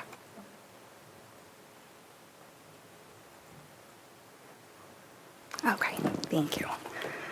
Good morning, Casey Moreno, Deputy County Administrative Officer. So today I have in front of you the final recommended budget for fiscal year 24-25. So we want to present data a little differently this year. And so we took a chart that was developed about 7 years ago with a expenditure breakdown of core services by area.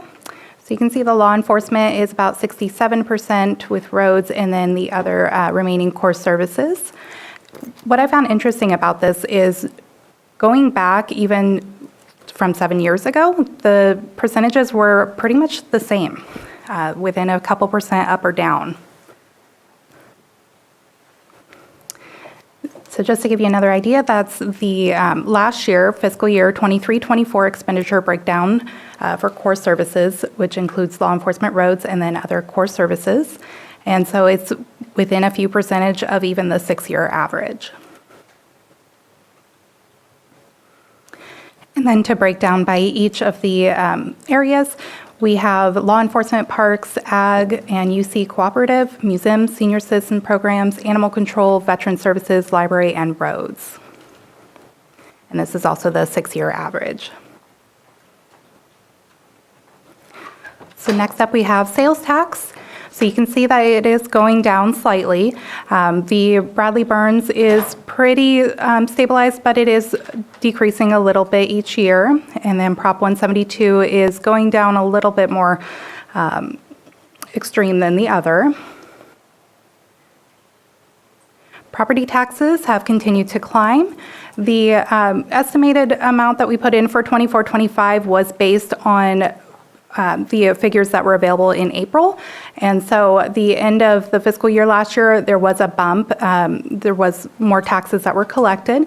And so we will be increasing the amount that we are budgeting for 24-25 at mid-year. We also got the AB8, which is anticipating that we will get more, a higher percentage this year than we have, than we did last year. So we will be increasing that at mid-year. Next is the transient occupancy tax. So it has climbed over the past few years. We are anticipating, we did see a little bit of a decrease last year, but we are anticipating to come back up. It may not be to the extent that we are hoping, but we will be changing that mid-year if we feel there is a need for that. So cannabis tax, since the inception, it has been fairly low until 2021, where it was 8 million collected, went down to 6 million, then 1.8. So last year, when we were developing the budget, we were anticipating it to be about 1.5, which is what we had originally budgeted last year. Towards the end of the fiscal year, it did increase quite a bit, so we are anticipating it to be closer to the 2.5 that was collected last year, which we will be changing at mid-year. So to give you an idea of the cannabis tax allocation by type, it is split 30% for planning, code enforcement, water resources, environmental health, 30% for law enforcement, 30% for economic development, housing, and risk reduction, and 10% to youth programs. So you can see the ending balance from last year is that second column there, or row, I'm sorry. And then the new funding this year, with the expenses taken out, remaining balances at the bottom. So here are the ARPA Committee's recommendations. So we have the 3 new projects at the top, and then the changes down below. So the NCO build program, additional $200,000 with the request that we are requesting the discretion to be able to change that to fit whatever a cohort is, if it's the 265 or if they need a little less than that. The housing strategic plan is going down a little bit, as well as the economic development strategic plan. And then the housing and economic development department is also decreasing, with the EMS contract being zeroed out because that it's not going to be happening before December 31st of 24. So with those changes, the approved and the proposed changes, it leaves us where we are at the on the other presentation. So we are still anticipating spending all funds, and then do request your board's approval to be able to move funds towards the end of the fiscal year to reallocate to ensure that we are spending them all. Position allocation changes. There was quite a few positions that are being changed, requested to be changed. With most of the departments are removing positions to allow for these new positions to come in. They are largely higher positions than the positions that are being removed. There is the unfunded positions. There is also a couple changes that I have for the position allocation that is before you today. Would you like me to go over those now or later? Please. Okay. So on the position allocation change, there is in Public Works, the financial coordinator, that shows unfunded. It should show funded because they would like to fill that now. And then under code enforcement, there is 2 code enforcement officers that are unfunded. Those were recently funded by a separate resolution, and that was missed. So those should all be funded. Capital asset changes, there's a few new projects with some projects having increases. A few notable ones are the new criminal case management systems for the DA. Special Districts has various projects, and the landfill expansion project is increasing. And now I'd like to introduce Director Jones from Behavioral Health to give a financial update. Just real quick while she's walking up, for the ARPA, for the Middletown multi-use, that will cover the entire amount because it looked like that was changed from 192 to 250. Because I remember at least from our notes from ARPA, it was 192 originally. There was 192, and then there was an additional That's right. 191, so we ended up doing the 250. Another super quick ARPA question. I saw some planning money in there for special districts. Was that earmarked for specific projects to be studied? I'm seeing yes. I don't suppose South Main Street was among those projects. Okay, thank you for that clarification. I'll come back to that. Do you want Robin to tell you what it exactly was she was walking up? No, because mainly I'm going to make an ask for something that we just confirmed isn't in there right now, so. Sorry for the interruption. Not at all. Thank you, Board. As you are aware, our revenue is from Medi-Cal largely, and we have to submit an intergovernmental transfer of our share of costs to the Department of Healthcare Services to draw down funds. On August 21st, we uploaded $1.8 million to our IGT account with the state, and since then we've received $1.5 million back. I expect to receive between $6 to $8 million actually back, so this is good news, though. It shows that the metaphorical blockage, as it were, is beginning to clear, so they are processing our claims. Expenditures, the biggest increase that we've seen overall in our expenditures is related to hospitalization services, acute hospitalization services. There are increased costs associated with those services, as well just as increased volume. So those two factors are driving our costs up, but I also believe that's pretty consistent across California. We have seen a lot of increased revenue.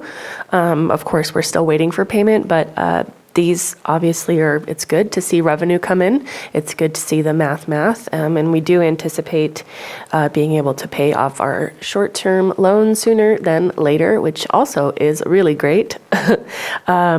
Our fiscal position has definitely been improving significantly. So our goals for fiscal year 24-25 are to continue to tighten up and further sophisticate our monitoring and control of expenditures. We're implementing stricter oversight on hospitalization costs to mitigate unexpected expenses. We're also working on enhancing revenue streams, continuing to pursue opportunities arising from payment reform and the other intersection of funding opportunities. We are also establishing a contingency fund, a set aside just to,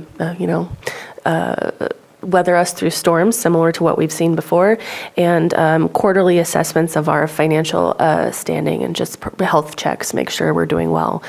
So overall, things are looking really good for behavioral health. Thank you very much. Any comments or questions? And I know you mentioned you want to rebuild or build contingencies at this moment in time in the 24-25. There's no reserves left, at least for behavioral health. There is some stuff left for substance use disorder. Hopefully we'll see some of that funding that you'll receive from all that work that you and your team have done go back into those reserves to help build that contingency fund. Yes, I would say that our first priority would be paying off our debt and then working on saving money. Appreciate the update. Thank you very much. Oh, what? Okay. I think we're good. Back to you, Ms. Moreno. So that concludes the presentation. And then we do have one additional change for probation in their account 4070. Do you have the amount? Do you have the amount?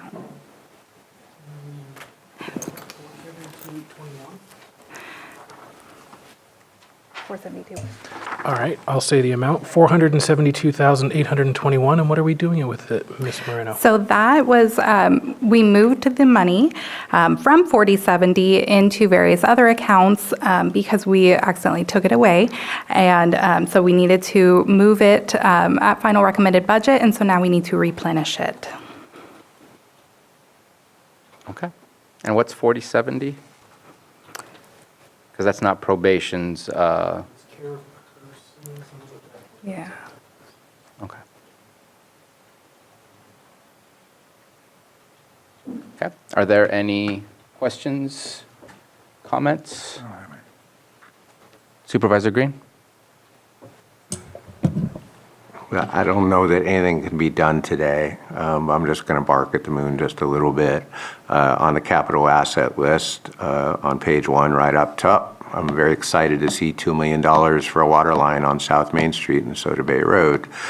On page 3, I see our Soda Bay road widening project and the last drubs of funding that are going to need to progress on that. What I don't have is a connection of the dots.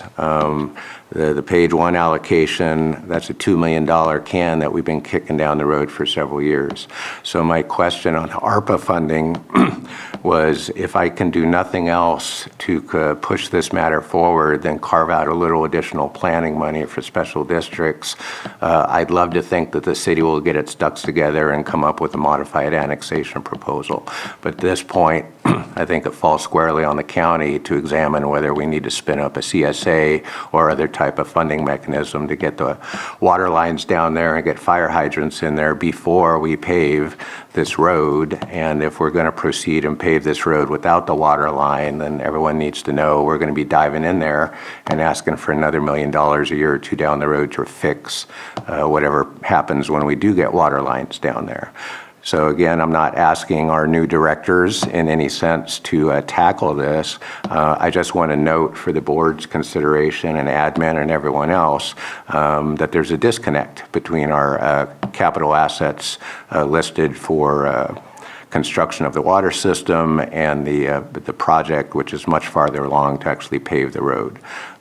So it's more of a comment. I don't know if we can do something on the fly to get special districts some money to take some additional investigative steps, or if special districts has it within their current budget allocation to tackle an update of the study that was done, I think, in 2019.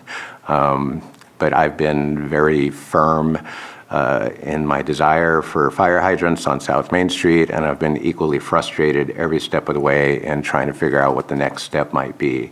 And I don't want to burden my successor, Mr. Rasmussen, in that. So that's just kind of a comment. If there's a budget fix to be made today, I'm going to beg for it, but I would have to rely on staff to propose one. Thank you for your comments. Just going to check in with staff. The $2 million is not just a fictitious number that's in there. That's some money that's allocated for that, correct? I'm asking a question I know the answer to, but I just want to ask it out loud. Yes, it's the one that's been allocated for quite a few years for that water main project. And so my suggestion, since there's money made available, that your conversation with special districts would be supported by funding that can probably be used in multiple ways, whether that's design, whether that's feasibility study, and to just check in with Director Bore and see what her thoughts are and what her department has planned or not planned, and what she might think is the right way to move forward. But I would definitely open up that conversation just to see what's possible, because the money is allocated and is there.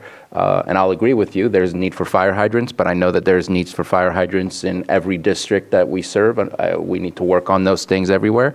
But luckily, you have $2 million that's been allocated that can be utilized, and so I would have those conversations. I hope that's closer to what you would hope to have for an answer. Well, I appreciate the pep talk, but that was, what, 2 supervisors ago? And it's just interesting when we squirrel money away and absolutely nothing happens for years, so. And I would have other conversations outside of this, because there's some background information you may need to obtain to understand maybe why some of this got held up. All right. Any further comments from board members? I do have a brief comment, and I'm going to pick on 2 specific departments. One of them is a division. One of them I've been bugging for a while, but I'm just going to keep bugging until we get to where I hope that we can get. And I'm looking right now at code enforcement under the fines, forfeit, penalties, and forfeitures. Our actuals from 22-23 are that we received $15,000 in fines, forfeit, penalties, and we adopted 0 for 23-24, and we are at 31,250. And my hope is that, number one, I'm looking at the amount of general fund that's being utilized to help support this department, and that change in behavior to better our communities, fines can help with some of those things to ensure that we're not just doing the work for other people and taking their responsibility, but I want to see that number grow to decrease the dependence on general fund, to get also people's behavior to change. I think it's a win-win-win. It sucks if you're getting fined, but we have code and regulations for reasons. And so that's one. The other one is we've all heard multiple times, especially in the recent 6 months, greater need for animal control.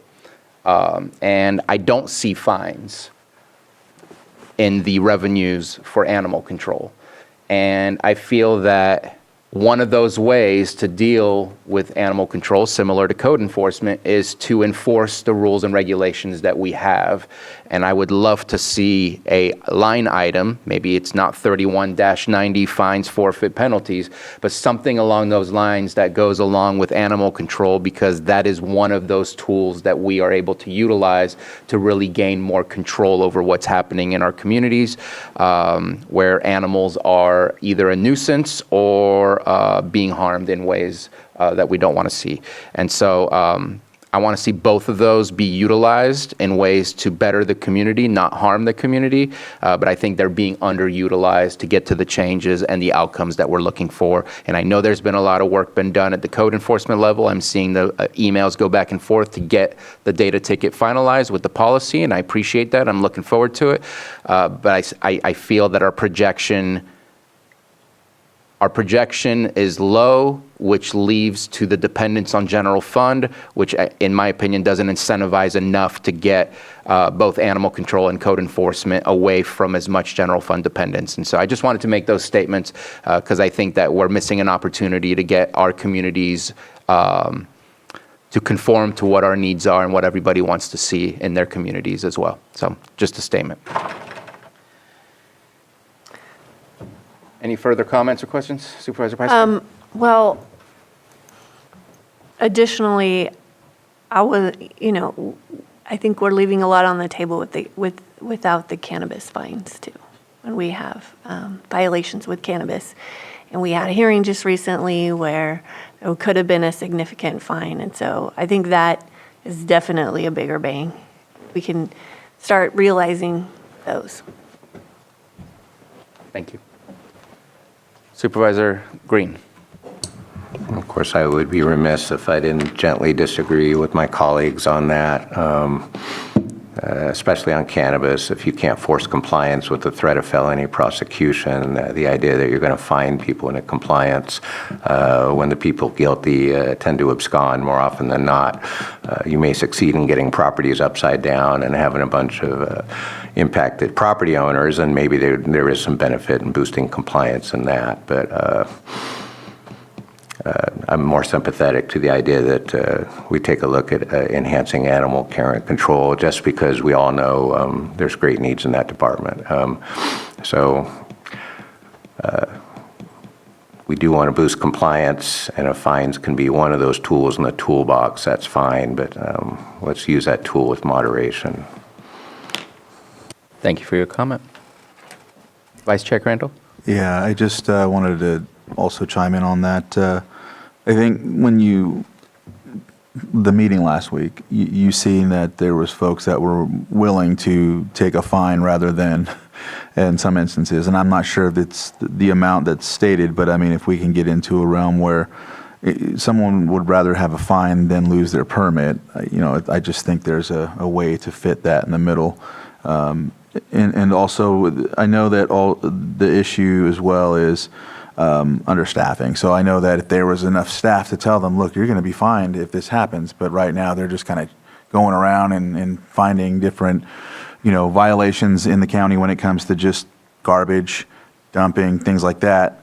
So it's hard for them to kind of go and, like they did when they had the task force and roadmap task, where they were able to go up there and say, hey, look, you're going to be fined if you do X, Y, and Z, and they would cut down their plants, or vice versa. But I think that's the issue right now, but if we can get to a point where we can implement that, it'll alleviate some of the need for pulling licenses, so I just think that that's a good option if we can get to that point. I know we're still working on getting officers, and I think when that takes place, I think we can be in a better position to do that.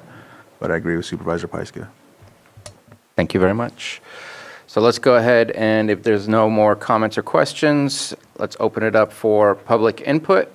Betsy Kahn.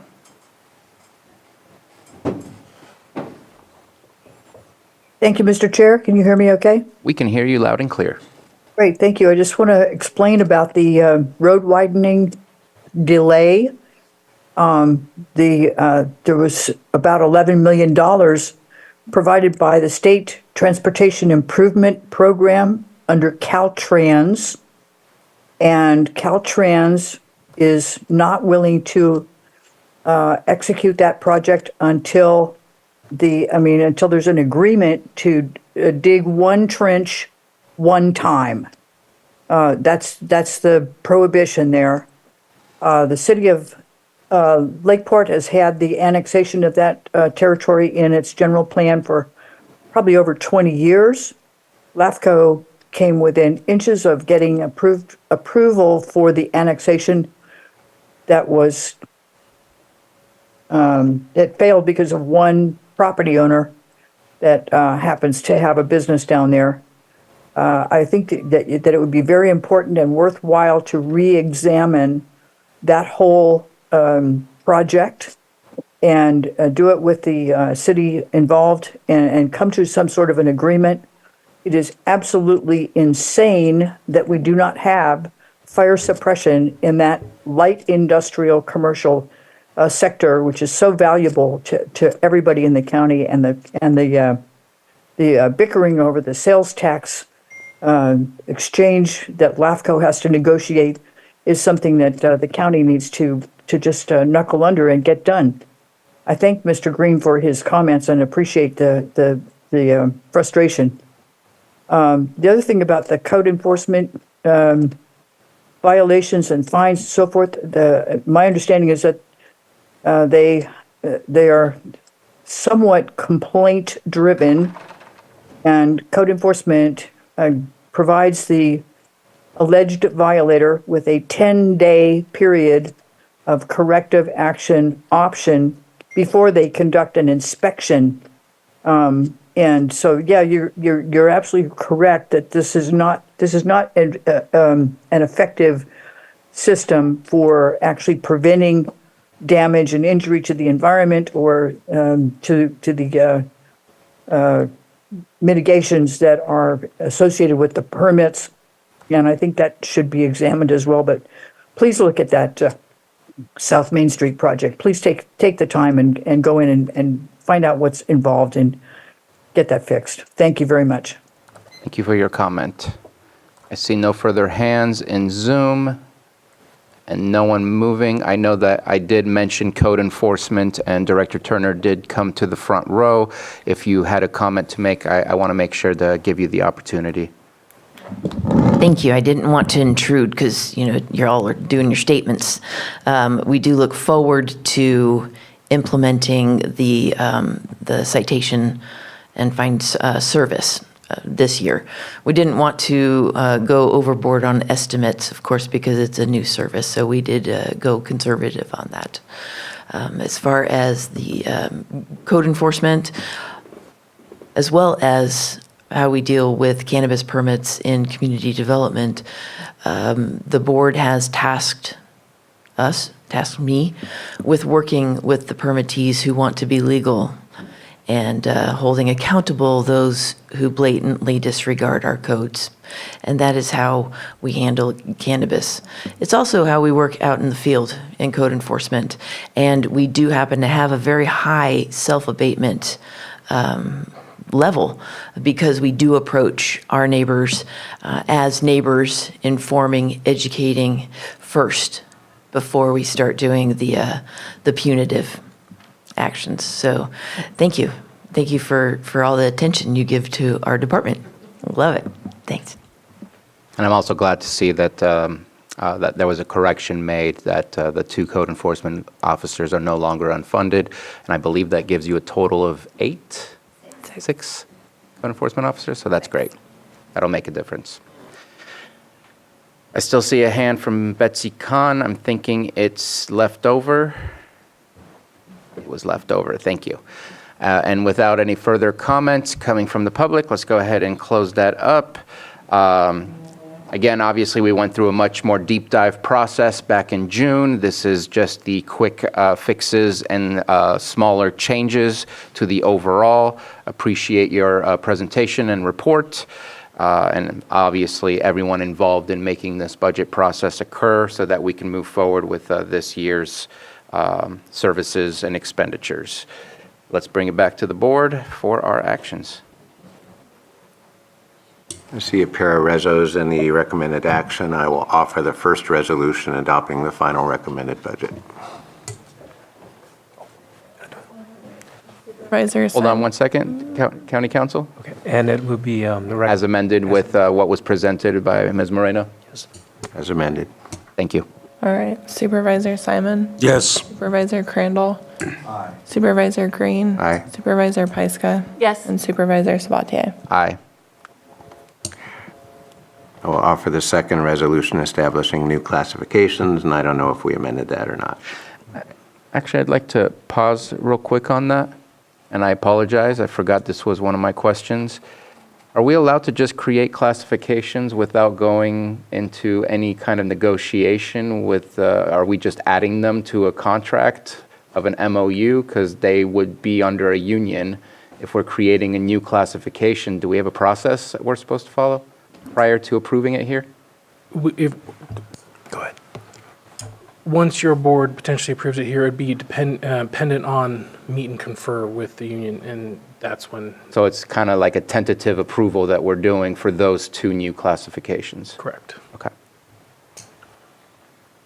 Offer the resolution tentatively establishing new classifications. Supervisor Simon? Yes. Supervisor Crandall? Aye. Supervisor Green? Aye. Supervisor Pyska? Yes. And Supervisor Sabatier? Aye. All right. Thank you very much. Thank you.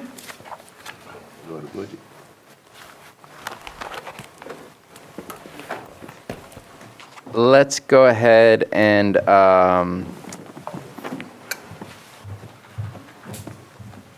take up 7.5, just because we just approved all of that that was needed, and that was from last week. 7.5, consideration of change order number 3, Middletown Multi-Use Path Improvements Project, state project number ATPL 5914-102, bid number 2205, in the amount of $247,258.81 for a total contract amount of $1,408,959.29, and authorize the chair to sign. Mr. March, Director March. Good evening, Chair Sabatier. You're good. He'll adjust the volume. And fellow board members. Glenn March, Public Works Director. The change order for the Middletown Multi-Use Path essentially finishes up the project, except for one pending change order that was that will result from the final punch list, from a walkthrough with Caltrans and staff. So the... It's turned off. It's turned on now. I haven't had the class on turning it on. Soon, maybe I'll do I that apologize. tomorrow. I thought it was always on. Thank you. In the memorandum, there's 3 funding sources for the project. The Caltrans construction funding provided by the Lake APC, as well as $250,000 in ARPA funding. So the changes resulted from items missed or items added as a result of conforming to Caltrans standards. There was reconstruction of a small portion of wall that was required to make roadway slope more safe. And the project is near complete. I hope to have it complete in the next month. Thank you. Comments, Supervisor Simon? Yeah, obviously, great to have this conversation today as we move forward. Yeah, basically complete out there. I know you got the small things that you just did at the walkthrough, but obviously the path, just what an addition to South Lake County. It was neat. I saw some rollerbladers out there the other day, which was pretty unique. So I know it's used a whole bunch. When we're talking about mobility, changing the health matrix, obviously this is one. We need another one out to the Trailside Park, but that's down the road, another project. But appreciate the hard work being done here. Obviously, collaboration from Middletown Area Town Hall that started this project years ago. I think it definitely took longer than it needed to, but glad to be here today with the finalization. And just, as we know, you stall projects for longer length. It costs more to get it done. So just working to get these things done, completed when we get the grants is always great to see. But Glenn, thank you very much for getting it to this point, and obviously in support of finalizing this. And thank the ARPA committee for allowing us to pull some of those funds that were just approved. So hopefully it'll be approved by the rest of the board today. And it was a collaborative effort all the way through. Even the tribe stepped up and we made some changes on design to have a different entrance because we had another new business come in since we did this, and keeping people safe as they move through the community is really important. So thank you very much. Thank you for your comment. Supervisor Pyska? Well, I saw a whole family of bicyclists and all the little kids pulling their bikes out. It was so sweet. I love seeing people use that trail. And, some people will say, well, there was a trail there, but there wasn't a trail that was safe for all users, and that's the difference. Is this brings equity to the community. This is safe for people to have strollers, wheelchairs. Every type of user can feel safe using this trail, and that's, I think, what the most important thing is always to remember, and how we increase benefits to our communities is that every user can have access. Thank you. Supervisor Green? Yeah, thank you. Appreciate there's some variations and time does change it, but this is kind of an unusual pattern. You had a change order number 1 boosting it, you actually had a change order number 2 shrinking it, and now we're coming back for close to $250,000.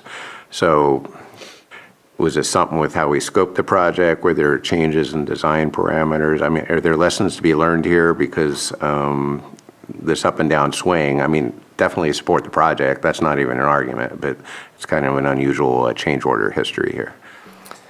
I think every time you see a deduction change order that it's a good thing. It means the staff is actively monitoring the project and taking, reducing scope and taking credits when they're due. It was a in-house design. We give credit for staff for designing the project. We're going to move away from that in the future because we do have so many projects. And I think we may have a different outcome if we have our consultants design projects as opposed to staff, which is very busy. So I think we're going to implement more consultant design. Thank you. All right. And without further comments, let's go ahead and open it up for public comment. please come on up.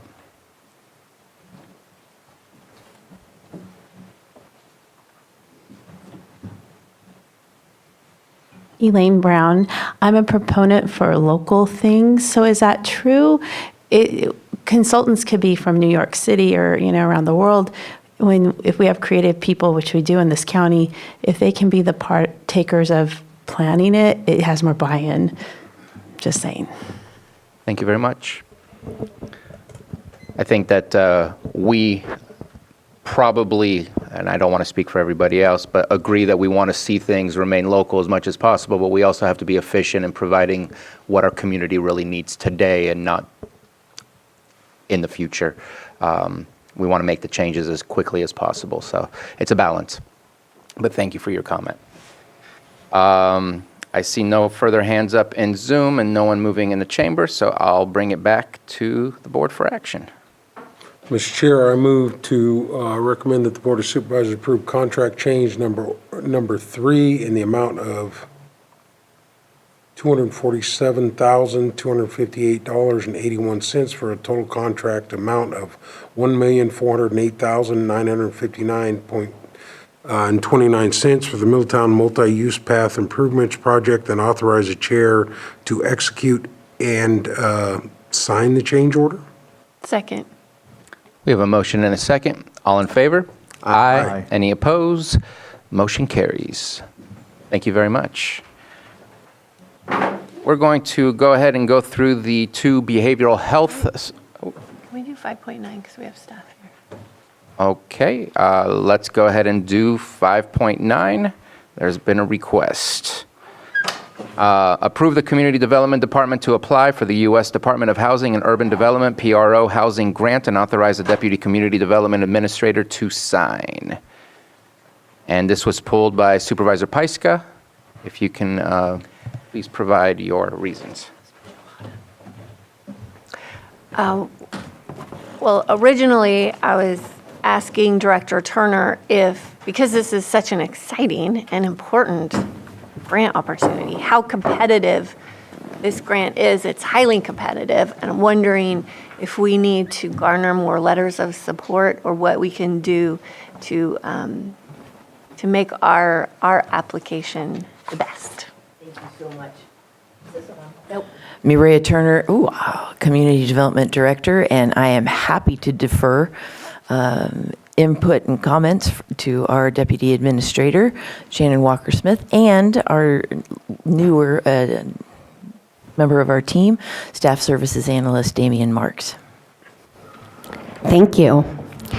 We have known about this grant opportunity for just a short period of time, as is usually the case. And it's been a bit of a mad dash to get a narrative drafted. This is a national competitive grant, so it's a little bit bigger of a lift than what we typically write for state grants. And Damien has been working madly to put together the narrative that's before you now. This is a draft narrative. The way that this grant works is that they want you to draft a narrative and then publish that narrative for public comment for 15 days. So the narrative is now posted on the CDD website with a link to a survey to provide feedback on the narrative for the public and for anybody from the county that would like to comment as well. We can apply for up to $7 million for this grant. The focus of the grant is on housing, preserving current housing stock, and building new housing units. Our goals with this grant that are outlined in the narrative as they currently are would be to develop, well, I guess I should back up and say we've been working with Lisa Judd, Deputy CAO of Housing, and working with her diligently on her housing action and implementation plan, and a lot of good stuff has been coming out of that. And so we worked with her in crafting this proposal. One of the things that came out of a stakeholders meeting that she did with developers was that they really wanted the County of Lake to have a single point of contact. And so one of the things that's in this proposal is a new position that would be a senior planner of housing that would become that developer first point of contact in CDD and would help to walk these hopefully new housing projects through from start to finish. And developers indicated that would really help them want to develop in Lake County.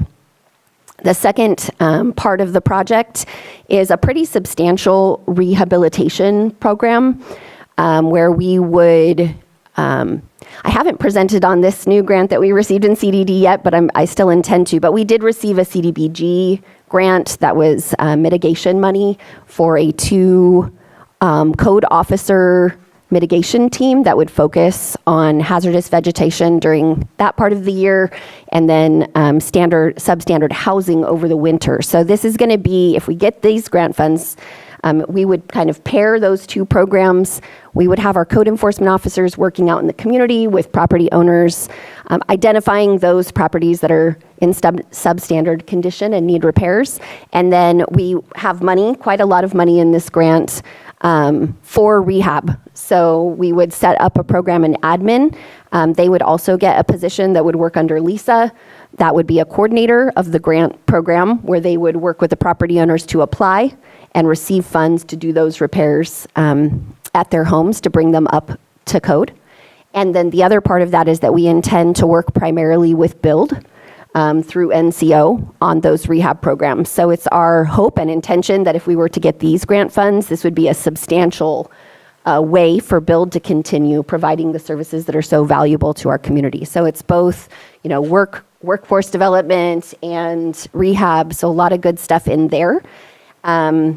We also would collaborate with the Lake County Community Foundation. We're going to work with them on some capacity building activities, and we know they have several other grants out, hoping that they get a package together to get their 3D printer, and then we would work with them at what our options are on building new units in the community using that 3D printer.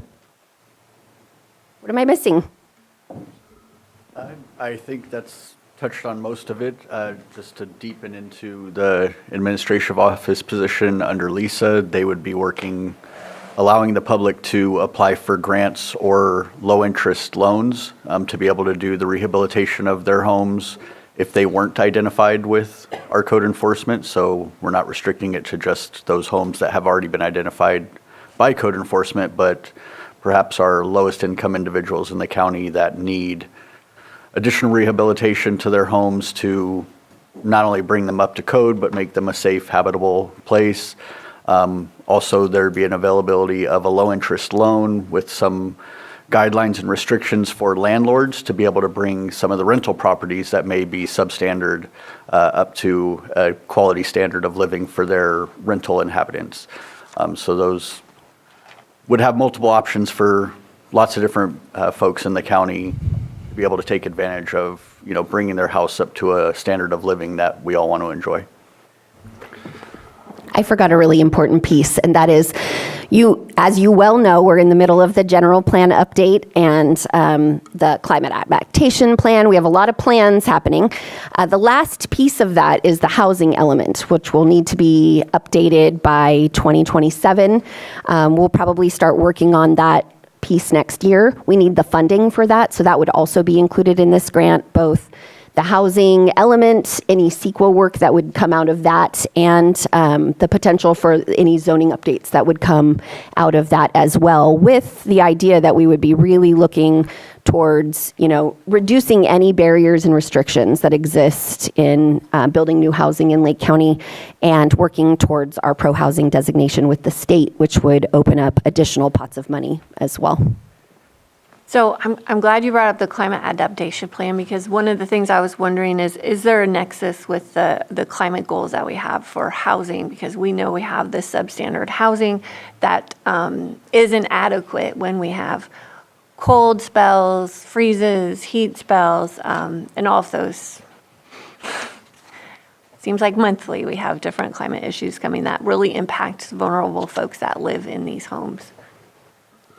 Definitely. I mean, because we're writing all of these plans together with one consultant, there is, the threads are going through all of the pieces, and climate resiliency is something that we're definitely always looking at in terms of housing.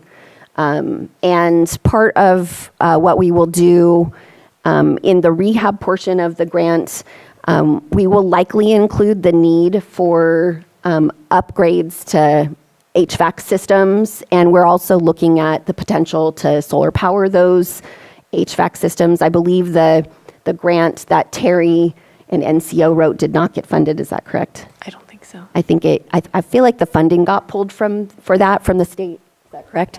So we're going to look at including some of the ideas and pieces of that grant as well into this one. Okay. So do we need letters of support?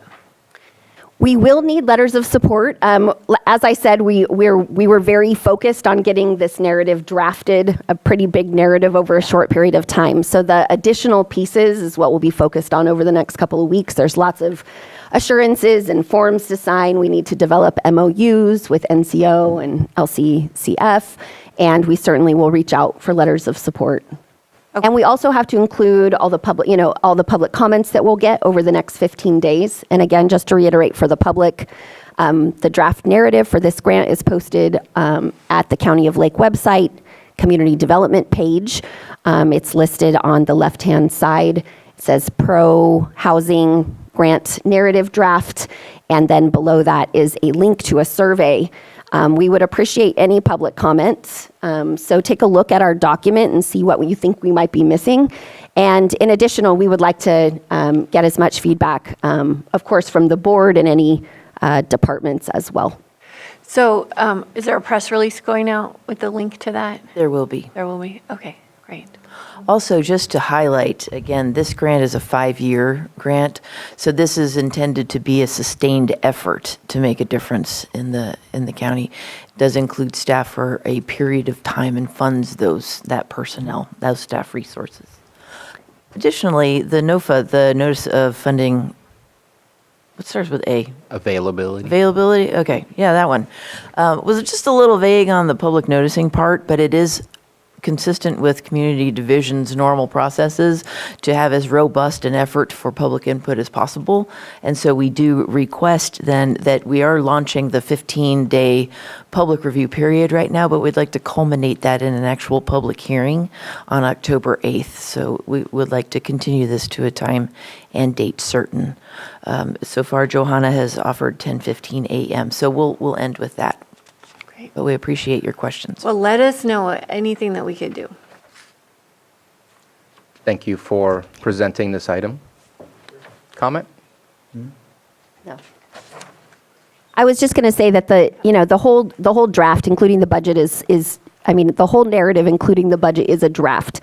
We're not settled necessarily on the bottom line dollars on that. One of the pieces is that we know that in order to get funded, we would need probably a perfect score on this application. And so in the grant writing world, you have to play some games in order to get that perfect score. One of the things that will get us points is having a leverage. So it's not a cash match, but we're able to demonstrate basically in-kind matches that we have from the county to support this project. And if we can get to 50-50 on that, then we can get full points, and that will get us, that would be our best chance to get funded. So we're still playing with the numbers in the budget as well. Just wanted to mention that. Does that match just count from the county or local partners as well? It could count for local partners as well, but it would have to show direct support to this project. Okay, so Red Cross, Climate Team, and Lake County Foundation would be 2 partners, and NCO, the 3? Yeah, we have the Lake County Community Foundation and NCO's support into the budget currently. Okay. Have you talked to Shannon? No, but thank you for that suggestion. I'd be happy to. Supervisor Green? Yeah, thank you. Just scanning as fast as I can. That's what happens when it lands on the desk on Tuesday morning. I do see the local share right now at 30%, close to $2 million. That's already within the realm of possibility budget-wise. It's all in-kind match, so it's a lot of staff time that would also work on the project but not be funded by the project. We're looking at the possibility of what sites in the county have already been identified for housing projects and whether any of those are county-owned and they could be dedicated towards this project. So we're still looking at those, but all of the leverage will be in kind. We do not intend to offer up any cash match. Okay. Appreciate the survey form on the website. If you're going to have a public comment period, I found the survey form maybe a little limiting. You want people to comment, give them some comment fields, and I didn't see that on there. So when we do the press release, I'd suggest an email address in addition to the survey form. To the extent the survey form is going to be useful, is having some geolocation on it, such as a zip code of residence for somebody submitting would supplement their claim about whether they live in a disadvantaged community. If you can get geolocation in there, you can back that up with census data or what have you.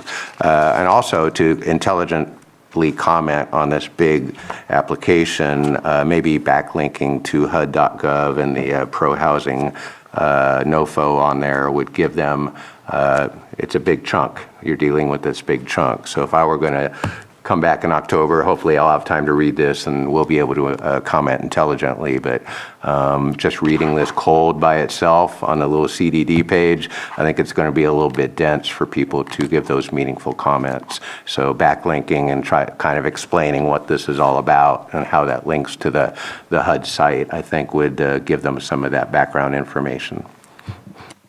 Thank you for your feedback. Vice Chair Crandall, trying to lift up your pen and write at the same time. Yeah, no, I skimmed through it until the numbers, so I'll look at the numbers.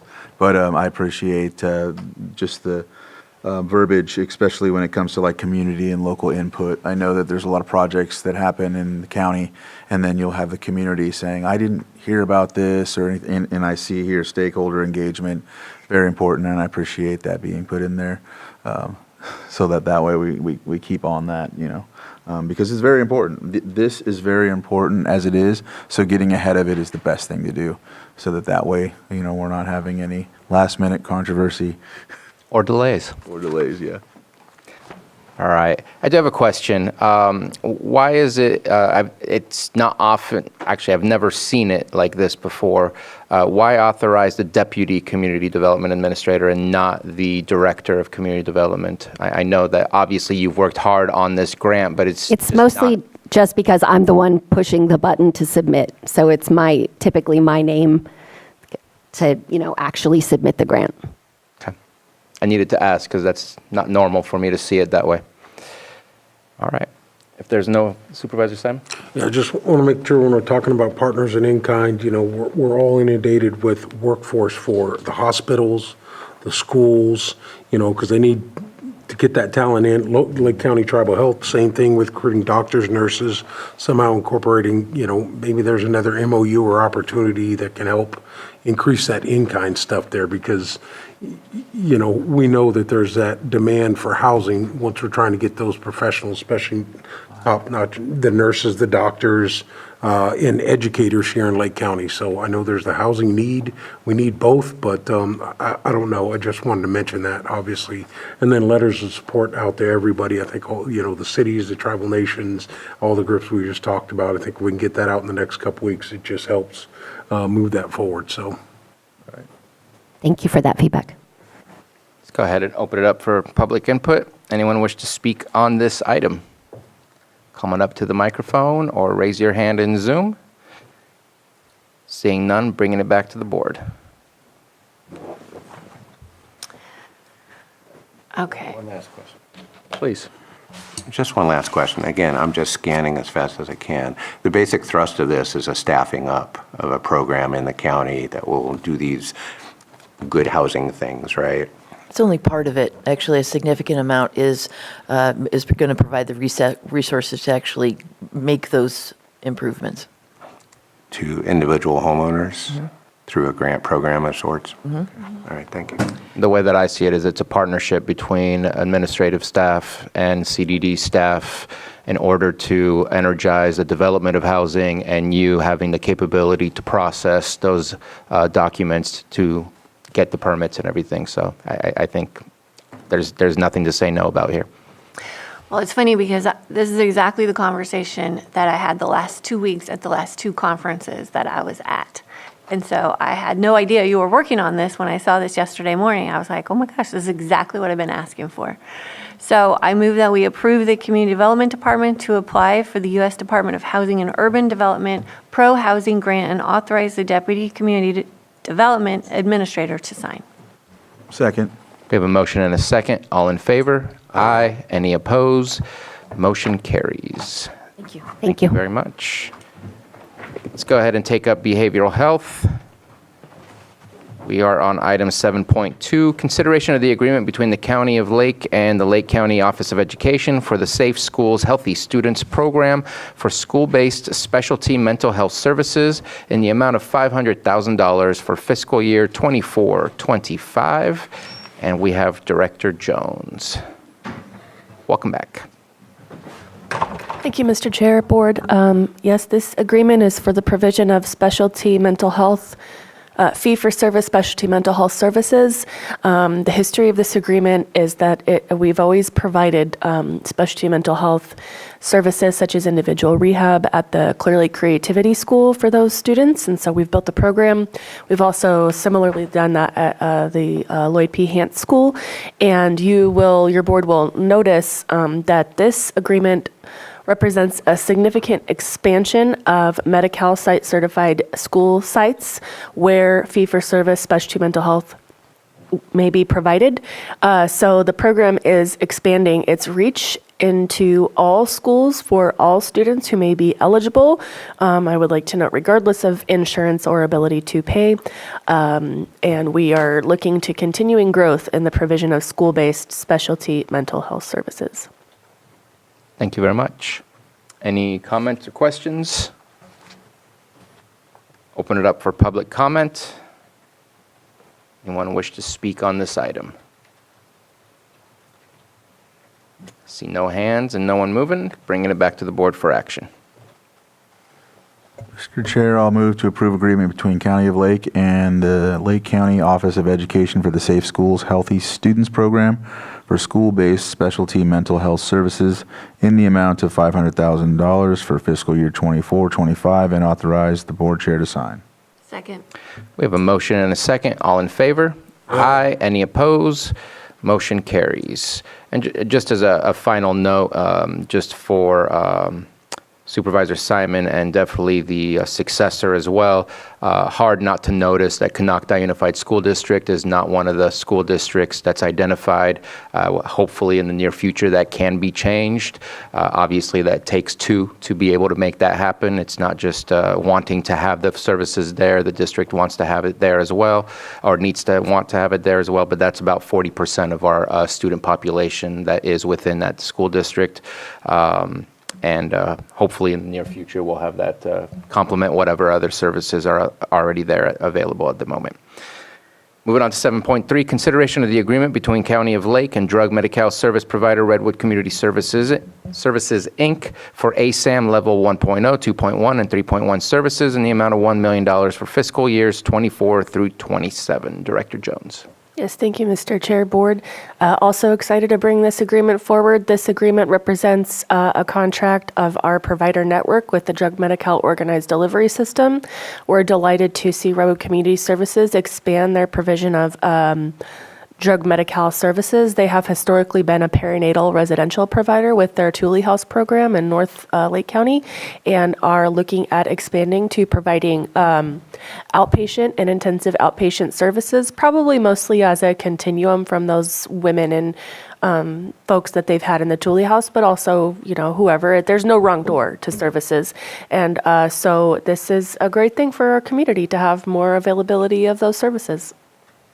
Thank you very much for that. Any comments or questions? And just for clarification, the $1 million is for 24-25 only. We'll get an amendment update in the near future for future years. Yes, thank you, Mr. Chair. It's so new, we're unsure how to predict, to be honest. Okay, perfect. Thank you very much. Open it up for public comment. Anyone wish to speak on this item? No one's moving in the chamber and no hands up in the Zoom room. Bringing it back to the board for action. Move to approve the agreement between County of Lake and drug Medi-Cal service provider Redwood Community Services, Inc. for ASAM Level 1.0, 2.1, and 3.1 services in the amount of $1 million for fiscal year 2024-25? Through 27. Through 27. Contract is for 3 years. And authorize the chair to sign. Second. We have a motion and a second. All in favor? Aye. Any opposed? Motion carries. Thank you. Thank you.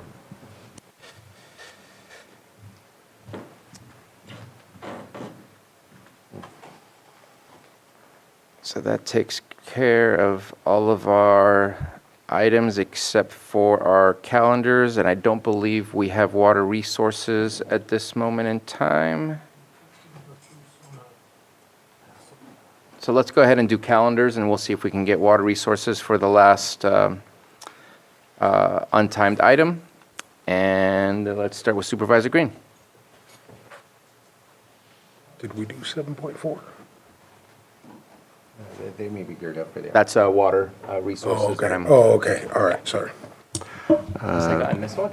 No, it was I don't know. I want to thank Directors Padaway and March. Was able to go out on Friday and do a little road tour of District 4. I enjoyed the time with them. I hope they enjoyed it too. It's good to get boots on the ground and just really kind of see some of the issues of concern. Somehow I neglected to take them to South Main Street. That's on me. Met with the Scotts Valley Community Advisory Council on Monday. Had a good chat. We did have one member of the General Plan Advisory Committee for District 4, Ms. Canberra, show up, and nice to see her there and kind of plug in with the community. Looks like First Five Commission coming up tomorrow. On Thursday, for those who are interested in affordable housing, Lakeport City Council, I'm told, will be holding a special meeting regarding some use of the city's money toward affordable housing projects. I believe there's a project that may be of interest to the community, hence the special meeting. And it's just a reminder that we always talk in glowing terms about affordable housing, but depending on the site and depending on the project, sometimes the community does express concerns. I think that's about all I have until next week. And we're not, okay, yeah, meeting with CAO Parker on the 30th. That's it. Thank you very much. I got a tour tomorrow, finish up today, obviously, the rest of the meeting, and then tour tomorrow of the Artemis co-packing plant there in Lower Lake to go look at that facility. I know I was excited when it was an opportunity for a business to come in. It's there now, established, going to go take a tour. So going to do that tomorrow morning, and then Thursday afternoon have the Geysers Agreement Ad Hoc Committee, 1:30 to 2:30, I think is what it is, unless that's been changed.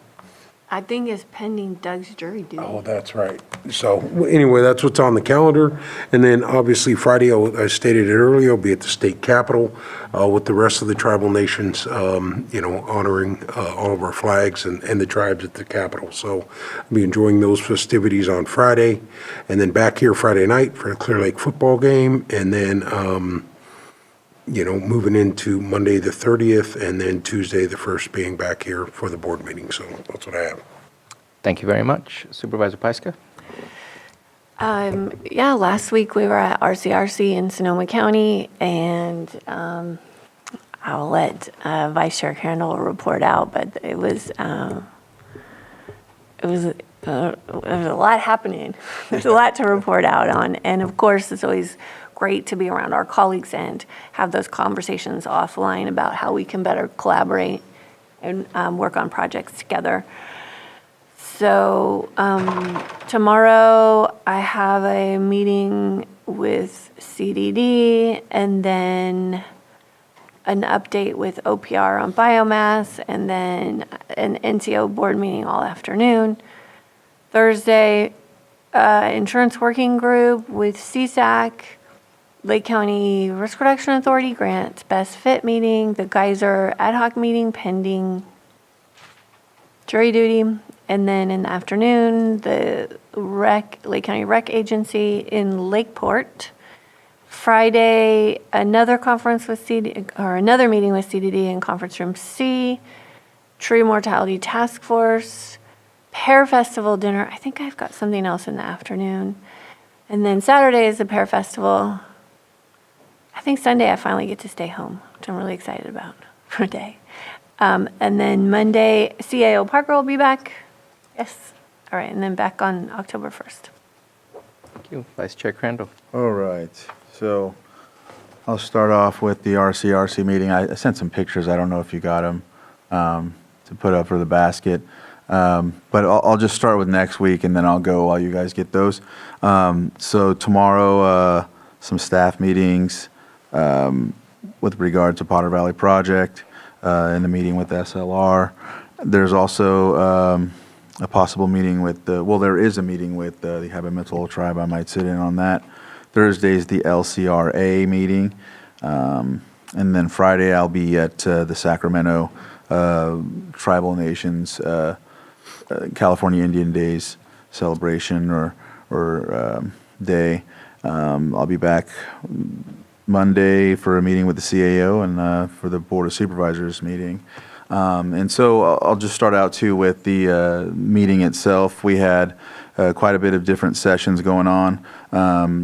Appreciative of some of the attention they gave to, for example, the short-term rentals. So it was very helpful. We had some folks that were up there that treasurer, tax collector Sullivan had already been involved with when it comes to the tax collector position as it is, because they deal with short-term rentals and TOT and all that. So that was very helpful. Supervisor Gore was there, who was part of Sonoma, and one of the main presenters was from Sonoma, who had a lot of information, and he had some as well. Also was talking to me about rent stabilization and things like that. So that was inspired a lot of things that we're working on already in the county, and it just gave us a little more ideas.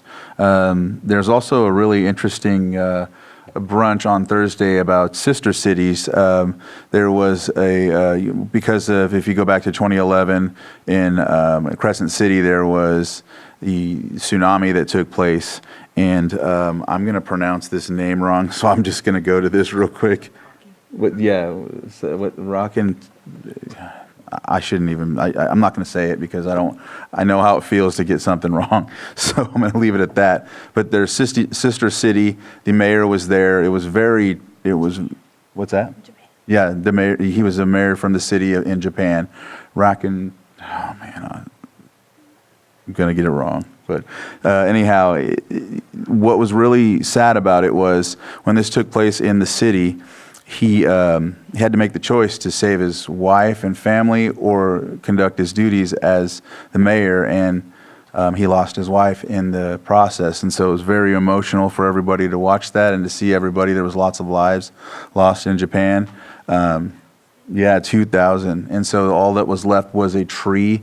It was a, what kind of tree was it? It was a conifer. Yeah, it was a conifer. And so with that, they decided to keep the tree there as a symbol, of resiliency and whatnot. And so people actually come to the town now all of the time to, engage with what's taken place. They have a new economy that they share with Crescent City as well. There was a boat that was that washed across the ocean that Crescent City students had found. Actually, the sheriff deputy, was he the sheriff or the deputy?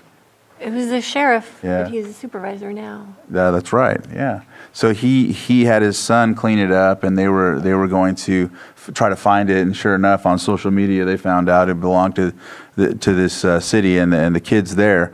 And it was named after Siegel, because I don't know the name of it, but it had the Japanese writing on it. And so when they reached out to the school, they ended up making a lot of connections and going from there. So now they share a lot of involvement. They're traveling back and forth to visit each other. The kids are exchange students and things like that. They have some local beers that they've made. They have these oysters that they're engaging with. It's a really, really cool story, very emotional, and we were really glad to be a part of it. Yeah. Well, yeah, the delegation from Japan was there, but there was $32,000 that was raised in the auction. That's right. To keep students moving back and forth. So every year there's students that are exchanged between the communities. I wish I could. I'm going to give it a shot. Rikuzen Takata. Yes, Rikuzen Takata. Yes, Rikuzen Takata. There you go. And so that was a really cool story to see, sister cities. So yeah, and then there's just a couple other things about forest management, energy agenda. Got kind of contentious in there about that. I'll just leave it at that. Senator McGuire was there for about a good half hour or whatever. That was a good discussion with him, as we know his time's important and the position he holds now. And then there were two minority state assembly and senator, right? And they had a discussion. Past pro tem. Yeah, past pro tem, and they were describing the challenges it takes with the rural counties and serving in the positions, but also finding ways to adapt and overcome and meet with fellow colleagues and things of the like to try and push legislation forward that can benefit bipartisanship, basically. So that was really interesting to hear, and really appreciative to be a part of this RCRC event. We raised with our basket, it was $2,200, and then I'm pretty sure that Cal Water threw $1,000. I think they did through 1,000 in too. Yeah, and so what they do is they bid on it, and we have Rex and another guy who do a really interesting and fun job to raffle off these baskets.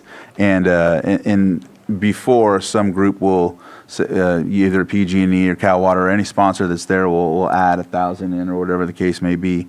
So we were able to do the same. And get that. We had a really cool basket. People were really interested in it. We had 2 wine barrels. One was an actual table that I had reached out to somebody to carve and paint for us, and it was a hit, along with the radio. And if you all know Rick Mayo, he makes these radios out of ammo can boxes. And so because there's been so many issues with animals, because someone has brought a dog before, weapons, and cannabis, and so we were able to dance around that by using an ammo can. So just had to, but it's something people were very interested in, and Rick does an amazing job on these. They're pretty loud. They're Bluetooth. You can use it with a what do you call those, solar option. Oh yes, she has pictures of it, because I did a video too, but I don't know. I might just put it on my Facebook so that way we don't have to belabor it, but.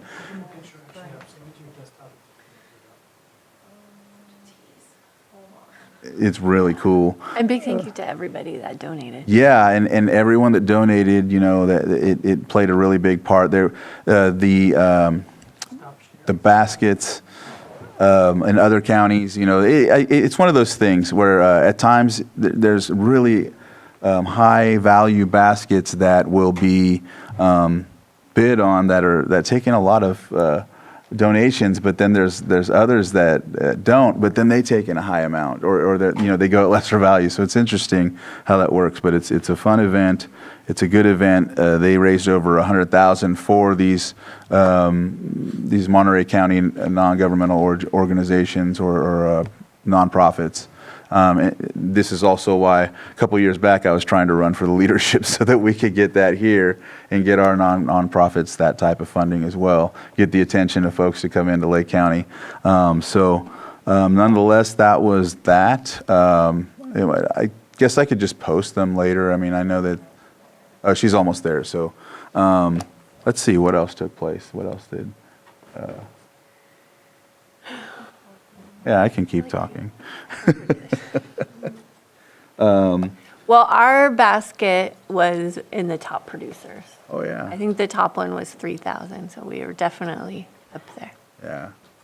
Yeah, and last year when we gathered all of the donations, it was interesting because we had a lot more value items, but this year was more presentable. So, like, as you can see, there's the table. It's a coffee table / whatever table you want to use it for. The guy that bought it, Bendorf, Mr. Bendorf, our good friend. Yeah, he bought it, and he's like, I'm going to use this in my new patio. Patio deck. Yeah, and so you could see down below there's the Six Sigma and the donation from Twin Pine. You'll see the radio ammo can in there. If you can see that, that's the one. And we were displaying it for everybody to listen to. They were pretty stoked about it. And then you don't see it, but we had some obsidian that we put in there, three big boulders, or 4 actually. So we just felt that would give it a nice appeal to it. There was some rooms from Robinson. I put these 2 little Lake County tribal health fans just to church it up a little bit. It looked pretty good. It was really fun. I was just really glad to be a part of it. I love doing that. It's fun. And I'm not going to do like a motorcycle like other people, or what was it, like a 4-wheeler?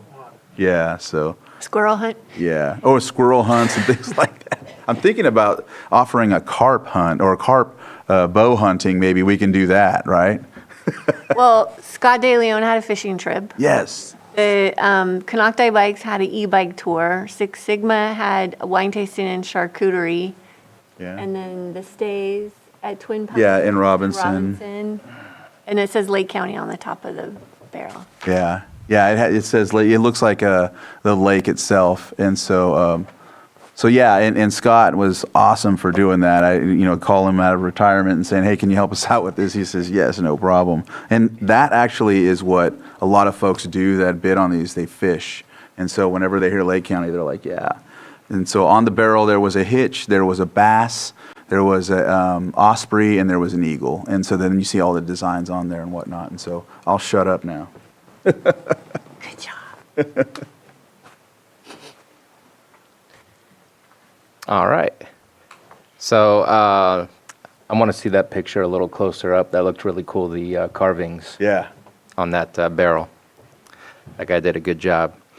So later tonight, I'm going to be heading off to, I believe it's in Austin Park. A National Night Out is going to happen over in the city of Clear Lake, so I'll go out there. There'll be a lot of festivities. Actually, it's right next to the splash pad, so yes, it is in Austin Park. Tomorrow, we're looking at a Potter Valley project, potentially meeting with PG&E. Then I have a COC Housing Navigator meeting. I have something else on here about Pillsbury PVP study. SLR. Is that SLR? Yeah, it is SLR. I see it there. So I'll be there, which means I'll be a little bit late to first 5, but it sounded like you were going to be able to make it, but I'll still chime in and listen in. And then I'm going to join Lake County Fire Protection District's meeting and see what they're up to. On Thursday, the 26th, the Judge's Breakfast has invited Anita Grant to talk. She's really upset because she thought it was a county council position to do this, to talk about the ballot measures, but she's being brought out of retirement to continue to meet at the Judge's Breakfast to talk to them about the ballot measures. So you might have a conversation coming up soon, Mr. Guintavano. But her and I discussed it. We chose one proposition and we're going to debate it for both sides rather than her just give both sides on her own. So we'll have a little bit of fun at the Judge's Breakfast. Then I have a Hope Rising meeting up later on. I do have here Aroma's Cafe. If you don't know Aroma's, it is over at Woodland Community College in Clear Lake. It's delicious. The students cook up different menus, changing it quite often. I don't know if it's every week, but at least every other week they switch it up. Please go out there. They're open from 11:30 to 1 p.m. Delicious stuff. And then I have more continuum of care meetings, performance project, and performance review. My Friday at this moment is wide open, which is slightly unusual, but we'll take advantage of that. Meeting at Woodland on that following Monday, meeting with CAO Parker to prepare for our Tuesday, October 1st meeting. And that's all that I have. And we will move on to our last item before taking our lunch, and that is item 7.4. Sitting as the Board of Directors, Lake County Watershed Protection District, consideration of 3 joint funding agreements with the U.S. Geological Survey, U.S. Department of the Interior, USGS, for stream monitoring in Kelsey, Clover, and Scotts Creek for a total amount not to exceed $138,170, and authorize the Water Resources Director to sign. I'm going to pass this on to Dr. Upadhyay or Mr. Palmadow. Good morning, Board. Thank you for having us today. My name is Angela DePalma-Dow in Lake County Water Resources. Pawan Upadhyay, Water Resources Director. And today's item, it's on, right? Okay. Normally, we have one of these string gauge agreements that we put on consent, and that's for the Kelsey Creek gauge up on the mountain. We've been partnering with USGS, United States Geological Survey, on that gauge for many years. This year, if you look at the item, we have 3 gauges, and one of those gauges we have a multi-year agreement. And so we just wanted to highlight this to the board and request your approval on these agreements. So we have, again, the annual agreement with USGS for the Kelsey Creek gauge. Is it not? Okay, so should I repeat everything? Yes? I'm loud, so, okay. It really sounded like it was on. I know. I was listening to it earlier, though, and you couldn't hear some people, so I'll just repeat. I'll abbreviated repeat. We normally come to the board on the consent item for the 1 gauge that's at Kelsey Creek up on Cobb Mountain every year, and thank you for the board for approving those cost share agreements with the United States Geological Survey. This year we have 3 stream agreements with the United States Geological Survey. So we have Kelsey Creek, we have the Clover Creek diversion, which is there at Clover Creek and Elk Mountain Road. And then we have a 3-year agreement at Scotts Creek and Tule Lake. It's at the bridge, basically. And this agreement for 3 years is paid for through a Wildlife Conservation Board grant we received for hitch habitat projects last year. And so we just wanted to provide opportunity for the board to have any questions, the public to have any questions about these gauge agreements. I will say that the Kelsey Creek gauge is a cost share with USGS, so we always kind of share. It's about 2/3 we pay, and then they pay 1/3 for that. And the other 2 gauges, they're not in cost share, but we are saving money because they're already installed by USGS. USGS is already familiar and doing the calibration on them, the data validation, and all the information that's gathered from these gauges is uploaded into the USGS website. It's also available on the Sierra Nevada River Forecast Network. So all these gauges are useful for flood prediction. They're also useful for flow, monitoring flow for hitch spawning season. So there's multi-purpose for these gauges. You'll also notice differences in the gauge agreements for what they're monitoring. So Kelsey Creek is just flow, how tall the water is, how high the water is, and then the flow, cubic feet per second, or CFS. The other 2 gauges have some other parameters like water quality, temp, and this is important because we have hitch spawning in those areas, and so we're trying to collect this water quality information on a continuous scale. So that's why there's some differences in those agreements. Dr. Padade, do you have anything to add to that before I open it up for the board for questions?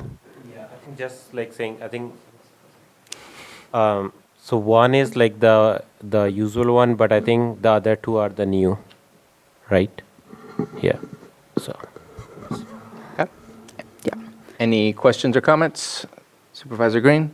Yeah, just want to compliment Water Resource staff again. They move so fast. They're bringing the money in. So in a later item, I'll be discussing our stream gauge situation, and it may not be entirely accurate because I didn't have this before me. The cost share I get has been historically on Kelsey Creek. So the reason we're picking up Clover Creek and Scotts Creek is the feds aren't funding that anymore. So it's nice of us to do that, but was there a cost share prior? Was it fully funded by USGS prior, or what's the history on those 2 new contracts?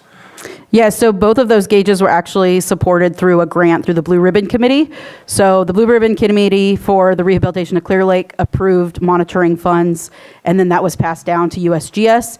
USGS then installed those gauges and had them in place for 3 years while they conducted their study that was approved by the Blue Ribbon Committee.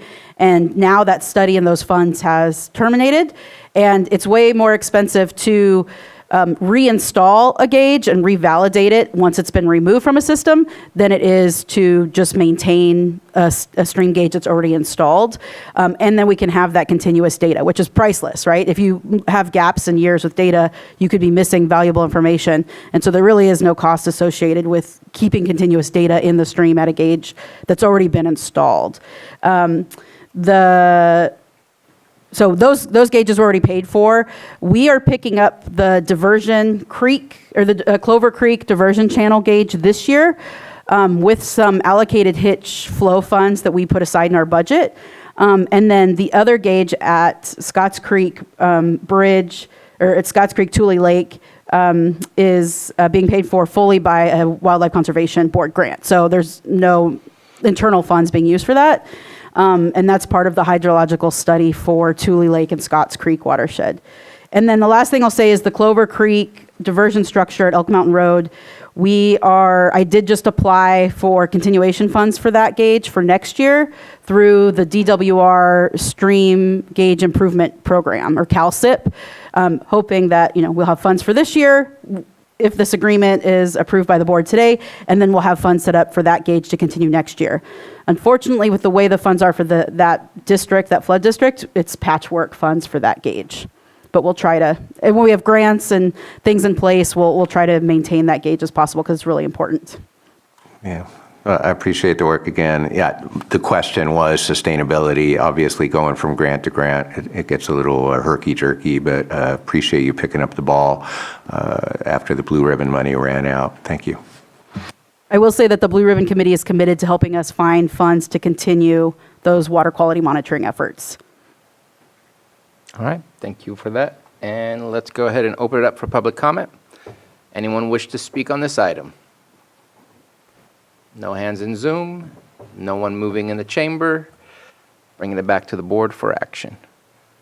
There's nothing further, Chair. Sitting as the Lake County Watershed Protection District, I move to approve the 3 joint funding agreements with the U.S. Geological Survey, U.S. Department of the Interior, USGS, for stream monitoring in Kelsey, Clover, and Scotts Creeks for a total amount not to exceed $138,170, and authorize the Water Resources Director to sign. Second. We have a motion and a second. All in favor? Aye. Any opposed? Motion carries. Thank you very much. Thank you. Thank you. And with that, we're going to take lunch. We will reconvene for our 1 p.m. timed item.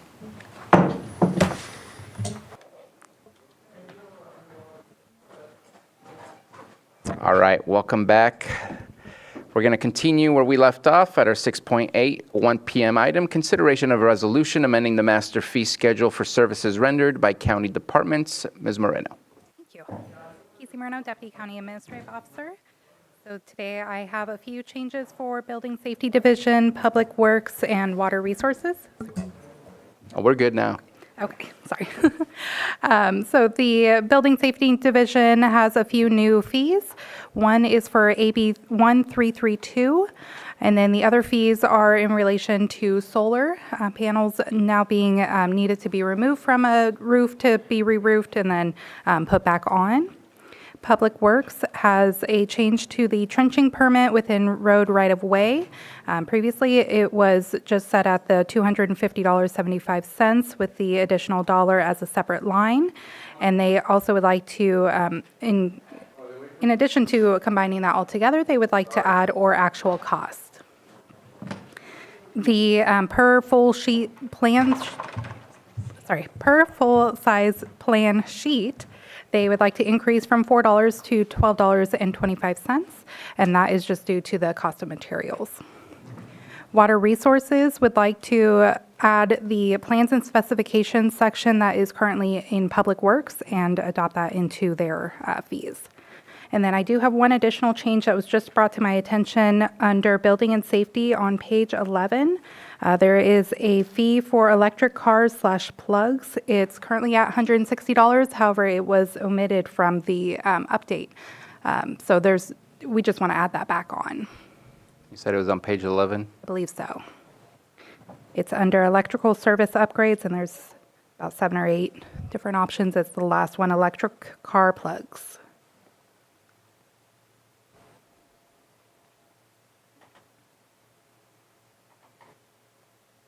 And so that wasn't there before. We're adding it in, and it's for $160. I apologize. It was there before, and then it just got deleted somehow. So we just wanted to add it back in. Okay. But it's the Okay. same fee, no increase. Okay. All right. And I believe also we have a resolution that needs to be shared on screen.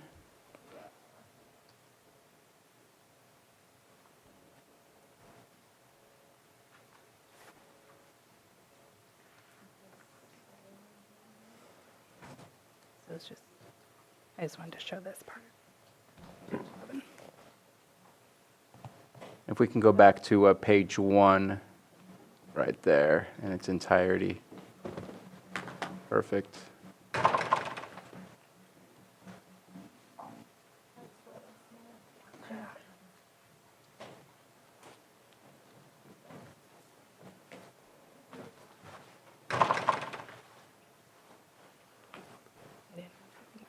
I don't have anything. And it speaks to Exhibit A, but I think this is only a two-page resolution. Exhibit A is the MFS changes only, 92424. I believe it would be the entire master fee schedule. Okay, because With I the clean thought copy. it mentioned it was for the additions of. Oh, you're right, it does. Yes. So So that the would just be, MFS clean copy? the clean copy is with the changes in it, but it's the entire document. Well, I have 6 documents loaded, so I want to make sure we adopt the right one. What's the title as it's been posted of the document we're approving as Exhibit A? It would be the highlighted or with changes, or changes only, sorry, version 2. Thank you. No, that one only has 2 pages. Just a quick clarification. When it says Exhibit A with all the changes, as you mentioned, the clean copy has all the changes in there minus the 160. So if we approve that, Exhibit A would have to be amended with the connection for electric cars at 160. But it has all the changes, and therefore that is our Exhibit A that we would be approving from the resolution. I believe so, yes. Okay. Just wanted to clarify that. Thank you very much. We're showing the resolution on the screen and in Zoom because the resolution was accidentally omitted from the attachments. And so, but that is the entirety. The rest just says now therefore that we move forward and apply these things as of 9/24/2024. Are there any questions from board members? Seeing none, let's open it up for the public. I see no hands in the Zoom room and no movement in the board chambers. No rush to the microphone, so I'll bring it back to the board for action.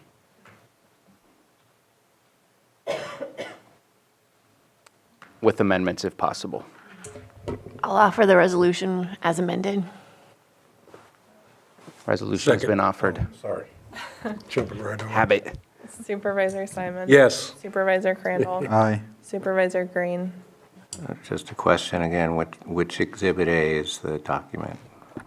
It's the clean copy, version 2, and then with 160 added in. Aye. Yes. Supervisor Pyska and Supervisor Sabatier? Aye. Motion passes. So our next item is not until 1:45, so we are going to enter into closed session. We will do our best to get back at approximately 1:45. 8.1, conference with labor negotiator, county negotiators, Stephen Carter, Pamela Samick, Doug Gearhart, and B, employee organizations, LCEA, and management employees. 8.2, sitting as the Lake County Air Quality Management District Board of Directors, conference with labor negotiators, county negotiators, Stephen Carter, Pamela Samick, and Doug Gearhart, and B, employee organizations, LCEA, and management employees. And with that, we will go into closed session. We will return approximately at 1:45 to continue our open session. Welcome back. We did not finish our closed session items, so we will be going back to closed session when we're done after our 2:30 item. But now we want to take up our 1:45 p.m. item, 6.9, sitting as the Board of Directors, Lake County Watershed Protection District, consideration of reallocation of District 4 discretionary cannabis tax funds for advanced planning in the Scotts Valley and Highland Springs watersheds. Supervisor Green, I believe you want to introduce this item. Yeah, if I could, thank you. It's kind of a twofer. On the one hand, it's just kind of a simple budget adjustment. On the other hand, the procedural history of this funding is coming up on 2 years now. So I just want to make sure, be respectful of all the processes involved here. And I'm very appreciative of Water Resources being here, Pawan and Angela. Thank you. So going back nearly 2 years when I joined this board, it came to my attention there was an allocation made by former Supervisor Scott to Water Resources for what was then scoped as a vegetation management with possible sediment removal from a portion of Scotts Creek near Eichhoff Bridge. That project, as it was then proposed, hit some procedural snags in terms of rights of entry and all that, and then I started asking some cost-benefit questions along the way, and the original allocation anyway had not come to the board for approval, even though they were discretionary funds. It's a chunk of change, so the full board does have discretion to review this and approve it. So going back more than a year ago, I brought an item forward trying to get a little more clarity and try to give some options for water resources to explore. And so going back to that May 2023 item, at that time we were taking a look at a hydrological survey for Scotts Creek. We were looking in the early phases of how to scope the AEM project, or the aerial electromagnetic imaging studies of groundwater basins, and we also discussed whether there was a need for expanding in-stream flow monitoring. Well, so that was a year ago, and the direction at that time was to direct Water Resources to come up with a work plan and come back for approval. Well, you know, stuff changes in a year, including the reorganization of the department, the hiring of a new department head, and stuff goes on. So if there's any positive side to the delay, it's like in the meantime, lots of things happen. So we not only have funding now for a hydrological flow study of Scotts Creek and Tule Lake, we have a countywide AEM project that includes Scotts Valley, but is not limited to Scotts Valley in its scope of work. There was one slight error in the staff report. Earlier today, we did hear an item about stream flow gauges, and so we are going to continue the stream flow gauges. The Watershed District is committing some funding to that for the next couple years anyway. But the main point is they're not recommending any expansion in stream flow monitoring. So the board's direction from May of 2023 was to explore these things. We got Water Resources delivered a whole bunch of funding for 2 of those bullet points, and we just heard an item today on the 3rd. So still wanting and desiring Water Resources to deliver what the board directed from last year, we kind of kicked some ideas around, and staff came up with their own ideas too. So basically the same allocation of $165,000 would be split. The new proposal for Scotts Valley is to basically do an add-on or a value-added study specific to flood risk within Scotts Valley, which is a chronic, ongoing, very serious concern. That would be, if I'm correct, would be added to the RFP for the hydrological survey, and so that would be an additional deliverable that the 100K would handle. And then if there is one thing I can take credit or blame for, Highland Springs Recreation Area Master Plan. It's a beautiful piece of land that we have not, nobody's fault, but we just haven't managed it adequately over the years. And our recent Lake County Parks, Recreation, and Trails Master Plan did suggest at least kicking the tires on whether public services could take a role in operations and maintenance of the developed park portions of Highland Springs, while the ongoing management of the larger watershed would stay with Water Resources.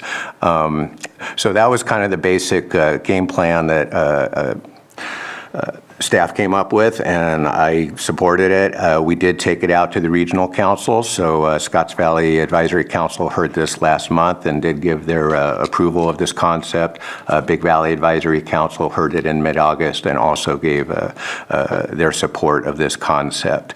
So with that, I think I've covered most of the procedural history. I did ask staff to be here if there's any questions about those bigger buckets of money and how it impacted the AEM and its scope, and the groundwater imaging. I'm probably mixing those projects up. It can be hard to follow the bouncing ball of funding and projects and Water Resources, as I'm learning, but I'm learning to roll with that and be very happy when they find money. And I think that's exactly where we're at right now. With that, I will shut up, and if I've misstated anything or if there are any questions regarding projects funded using other funding sources, staff is here to answer. You have anything that you wish to add? Angela DePalma-Dow, Lake County Water Resources. I think Supervisor Green summed that up appropriately. I do acknowledge the sources of the funding for the Scotts Creek Hydrological Survey is from the Wildlife Conservation Board.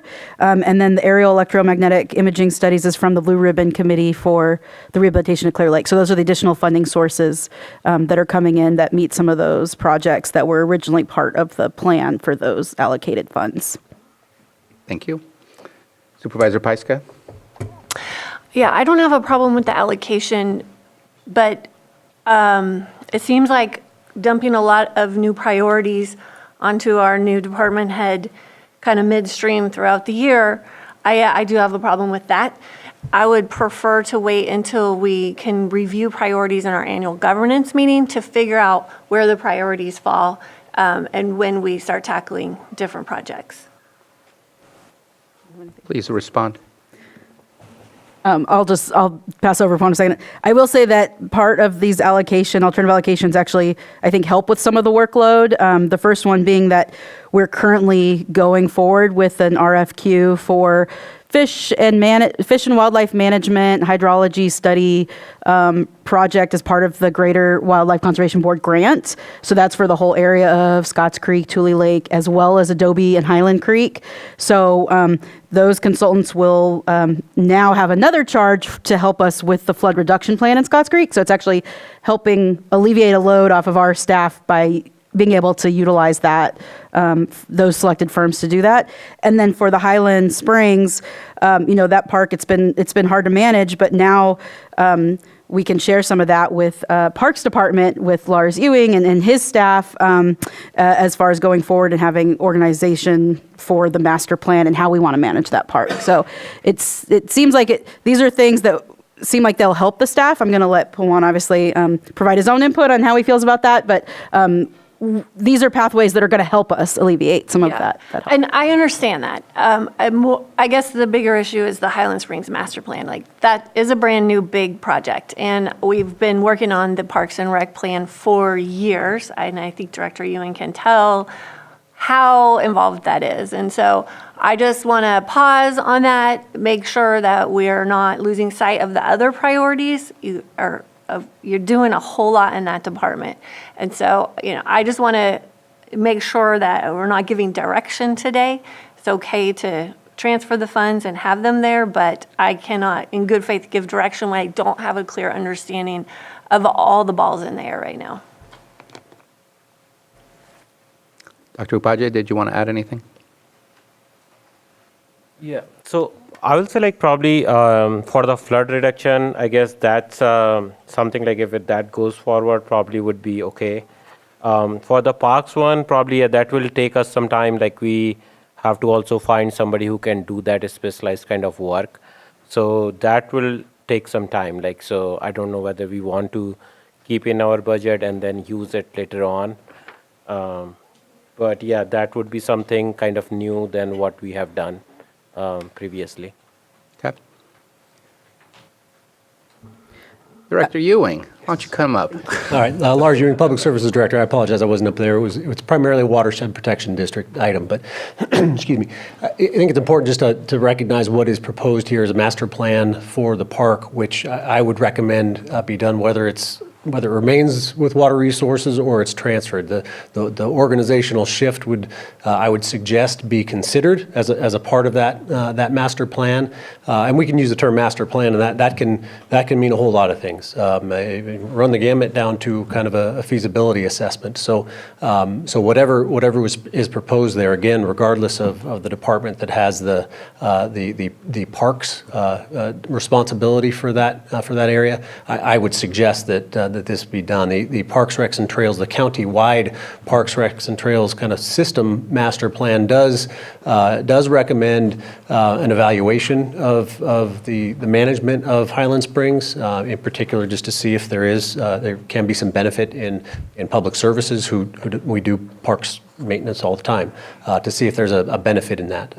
But again, I would, as the Public Services Director with involvement with parks, I think it would be beneficial to have some sense of a master plan be started, regardless of who has responsibility.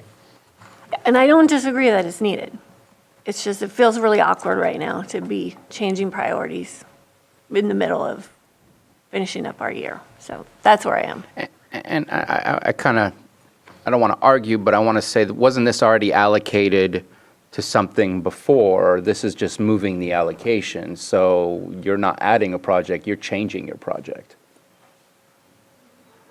But Well, I think, it's a different project. I think there's a tie mark here. So again, I'm about 2 years down this rabbit hole. So not only have the projects that Water Resources was directed to look at a year ago, the scope and the funding sources of those projects has changed.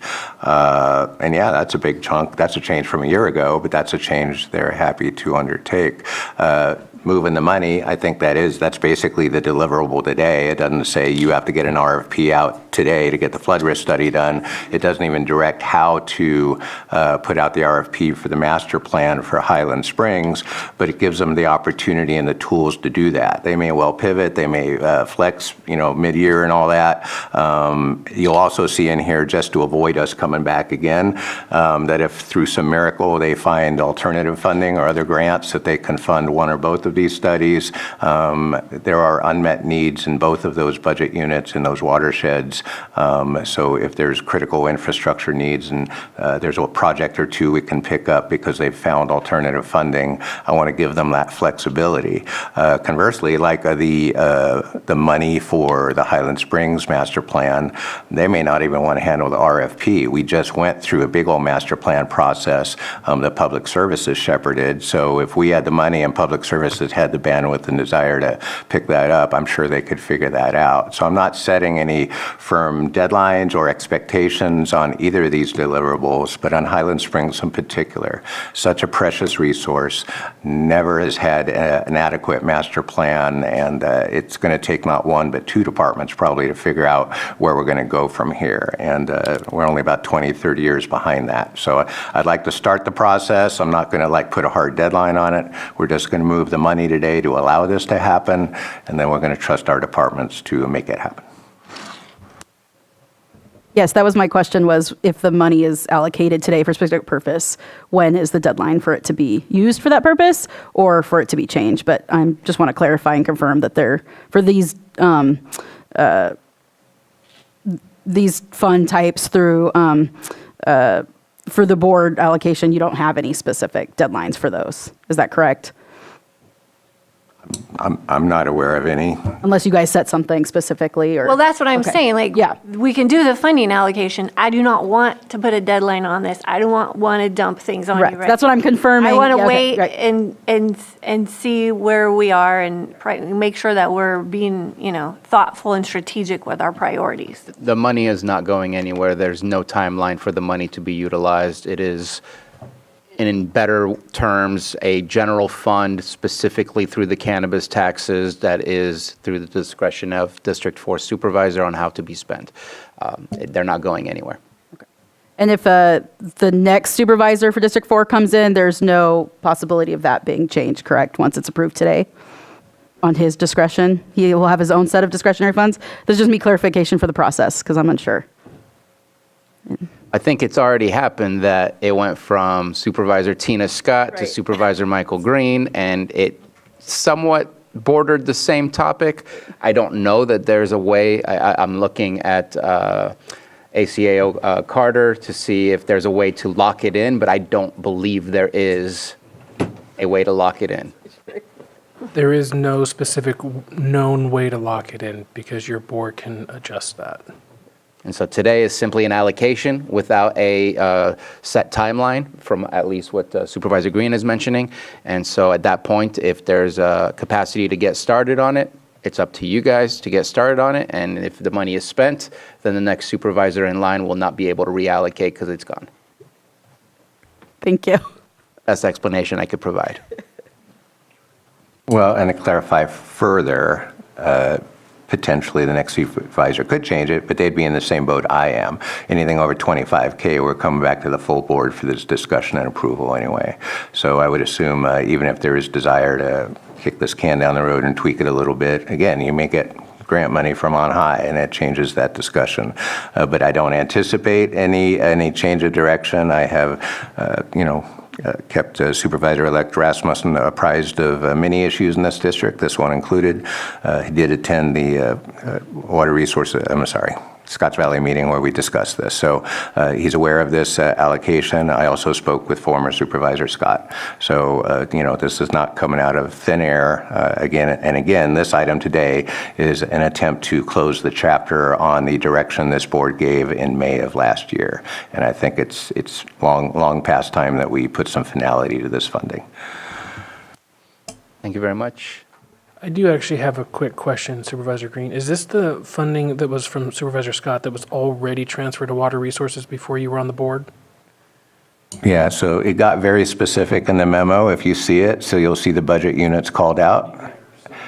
There's an 8104, and then there's the only transfer. The reallocation involves a transfer of $65K from 8104 to 8109. It's a different flood zone.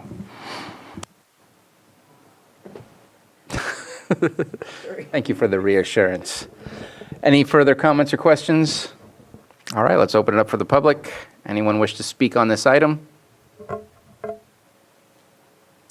And I will bring it back to the board.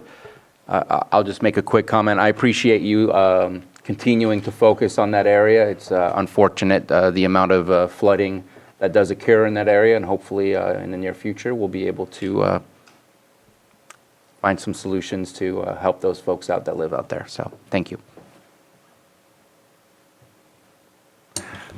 There's nothing further. Sitting as the Board of Directors for the Lake County Watershed Protection District, I move to direct staff to use District 4 discretionary cannabis tax funds previously allocated to Budget Unit 8104 to develop the Scotts Valley Flood Risk Reduction Plan at a cost not to exceed $100,000 total and/or to address critical infrastructure needs or projects. Second. We have a motion and a second. All in favor? Aye. Any opposed? Motion carries. Also move to direct staff to reallocate District 4 discretionary cannabis tax funds not to exceed $65,000 from Budget Unit 8104 to Budget Unit 8109 to develop the Highland Springs Recreation Area Master Plan and/or to address critical infrastructure needs or projects. Second. We have a motion and a second. All in favor? Aye. Any opposed? Motion carries. Thank you, Board. Thank you.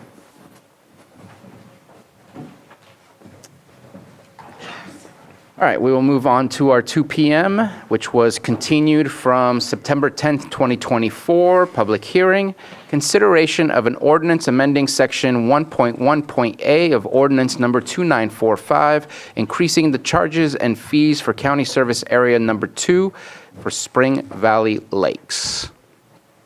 And I do want to make sure, because I know there was somebody approached the dais. You have paperwork. Was that paperwork submitted? And just checking with County Council, is it appropriate to submit that paperwork right now? I believe those are either yes or protest votes that you're holding in your hand. Yes.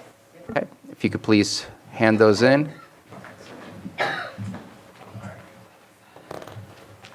And then Director Bore, I want to pass it on to you. Good afternoon, board, staff, and community. I am Robin Bore with Special Districts. This item was continued from September 10th, and it's the Prop 218 process for Spring Valley Water. And it was continued to allow the clerk to count protest votes that we had received and to validate them. So this item, it's moving, we're hearing a lot of moving from, we have 12 consumer units included with our base rate to having 4 consumer units included in the base rate.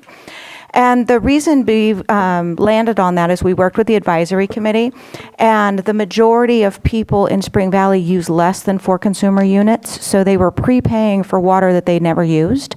And so that's why it's being reduced, and otherwise the base rate would be much higher if we were providing 12 consumer units every other month versus the 4.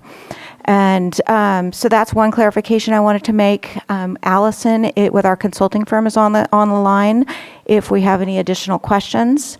And then this protest, the hearing is still open.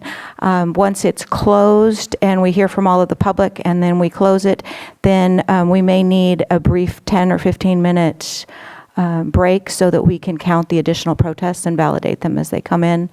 But we can't validate everything until the hearing's closed. Okay. Yeah, no, I was, something about consuming units for consumer, I didn't understand that. Okay, so a consumer unit is 748 gallons of water per consumer unit. So when you figure out the price of how much water is, it's all based on how much each consumer unit is. And so there's a base rate just to have water, and then so much for each consumer unit that you use. So currently, the rates prepay for 12 consumer units. And so if we would have stayed with the additional 8 consumer units, the base rate would have been much higher. I think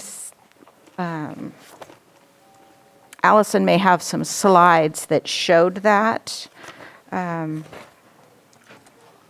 we have, wasn't there a price sheet that showed the consumer units? It was on the bigger thing. Allison, do you have that breakdown by chance? To show you the different, when we went to the advisory board, we had, if we did 4 consumer units, if we did 8 consumer units, if we did 12 consumer units, and what the base rates would be, so that you could see what the rates would change. And the advisory commission or board said they wanted to go forward with the 4, and then anything above that, then you pay for so much per each consumer unit after that. So 5 through 9 is $3.36 per consumer unit, so if it's 5, then it would be $16.15. If it's over 9 consumer units, then it goes to $4.12 per consumer unit. So it depends on how much water they use and the price to produce that additional water.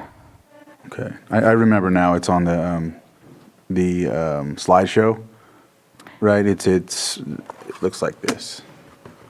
Yes, that's what, that's the summary. But we did, when we went to the advisory committee, had the different base rates with the different consumer units included, so they could see what those totals would be. But, if it was 12, it would be over $100 as a base rate a month. So like $200, because it would increase by $32 to $33 to just get to 9 consumer units. But if we went to 12, it would be, you'd have to factor that in. So it would be, the base rate wouldn't be basically $60 a month, which is $124 bi-monthly. It would be more like $100 a month or $200 bi-monthly.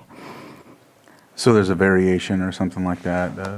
Well, because this is all based on having 4 consumer units. And so we don't have the slides with us that show what the cost would be for 12. That's why I was asking if Allison had it. Maybe she has it. That'd help, yeah. Because then it would show, why, because basically they're prepaying for water. Up to this amount is already included. You're prepaying for the 4 consumer units. But if you use 4, traditionally, there's 50% of the population out there at least that use far less water than, say, 100 of the people that live out there. And so is it really fair that the majority of the people are paying for more water than they're using? Or should we base the base rates on water that they're actually consuming? Do you mind if I interrupt? I have a question. So I'm looking at 2.3 of the water rate study final. I thought I understood this better until I heard that the average is less than 4, because unless this is about like your standard water use in California or standard water use, because it says typical utility bills, provides examples bi-monthly utility bills that also include the CIP charge. Over the 6 annual bi-monthly billing periods, the average customer uses 13 CCF, of which 12 CCF is fully included in the base. And then it says in winter, the average use is 9 CCF. Is that not based on Spring Valley? Because that's well, the way the that I read average it. is kind of skewed in that situation because we have basically 120 customers out there that are using 43% of the water. And so we have some very high users, and then we have if you took an average, listed them all out, most people use less than 50,000 gallons a year.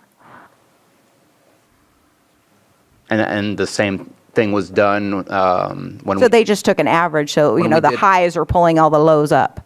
Yeah, of course. If you have 1 million and then a couple of ones, it's still going to look like a really bad Yeah. average. We did the same thing when we were reviewing other water districts, that outliers were taken out in order to get to that average, or no? I don't know how they, Spring Valley's different. The other water districts don't have these built-in consumer cubic feet. When Spring Valley is kind of different because in their current rate structure, they have to hit 12 cubic feet and then plus one to actually get a different bill each month. Whereas most people see on their water bill, you get charged on your first consumer unit.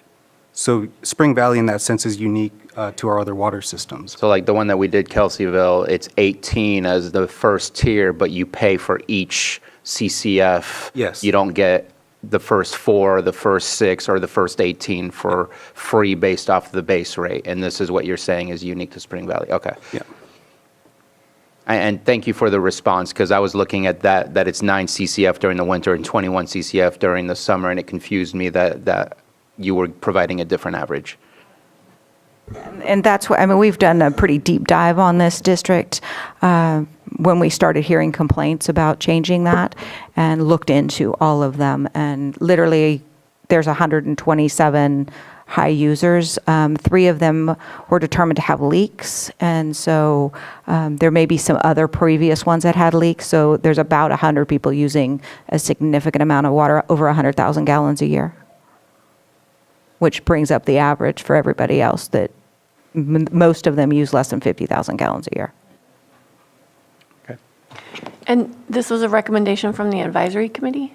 Correct. We took the 3 different scenarios to the advisory committee, and this is the one that they settled on.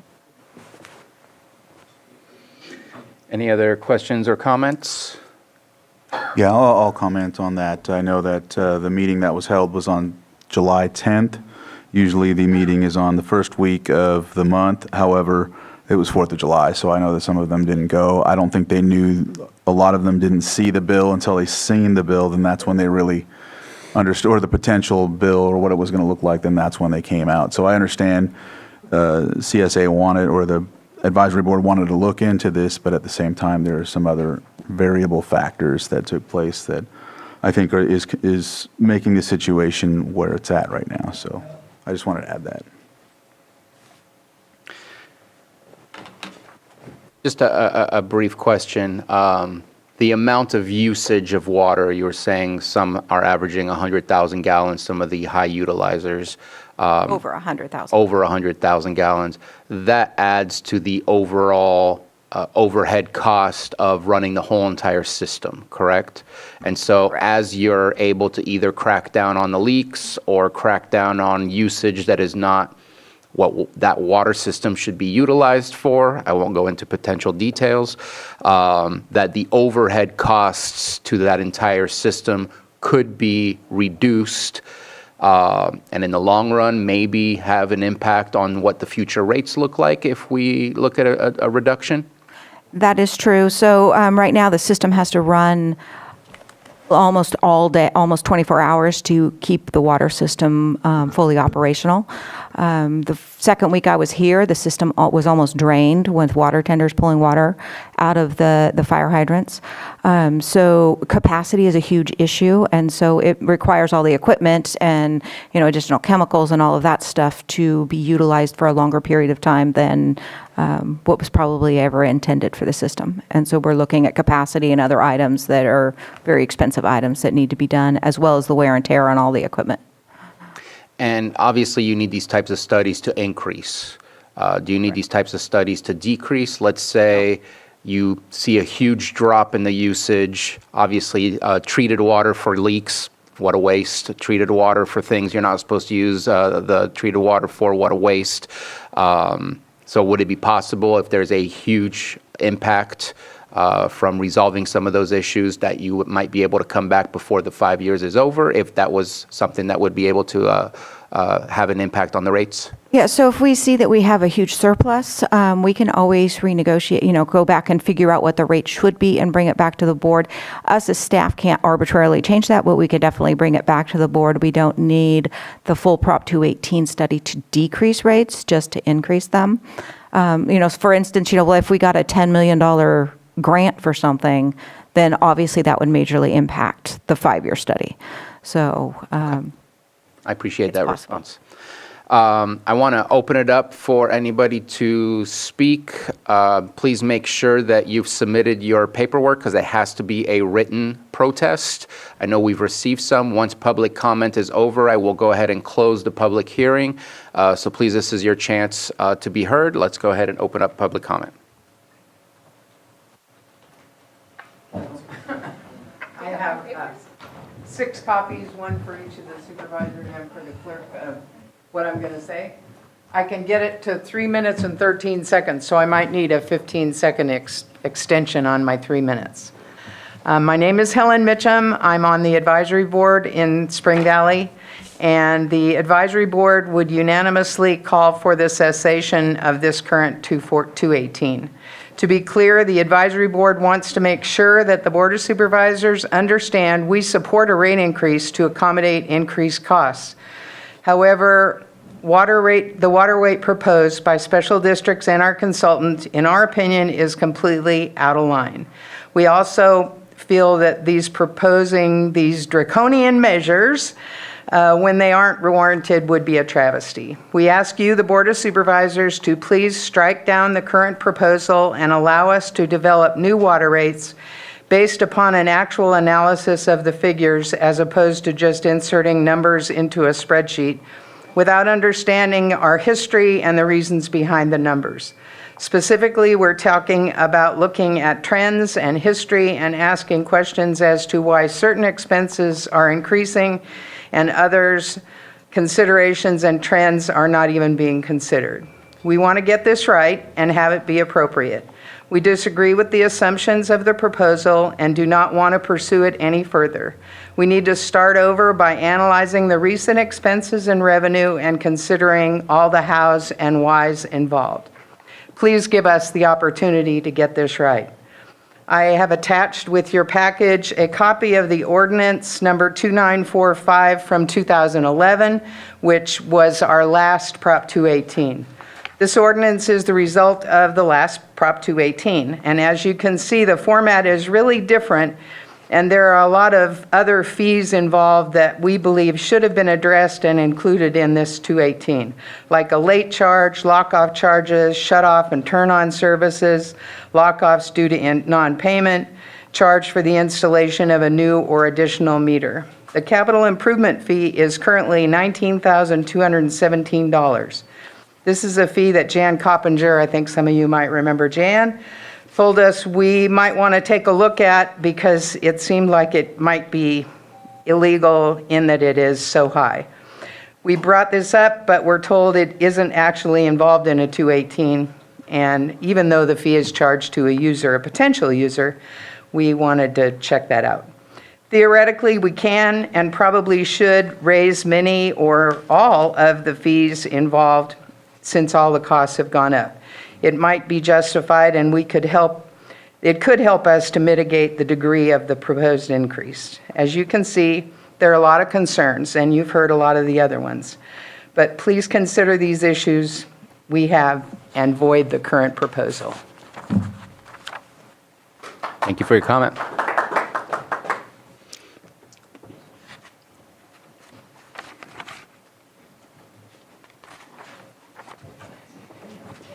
My name's Ed Smith. I'm also on the CSA2 board, chairman of finance and planning. When we were looking at raising our water rates, we needed some help. We don't get the reports. The reports aren't necessarily able to be used as in a raw form in order to be used for such a water rate.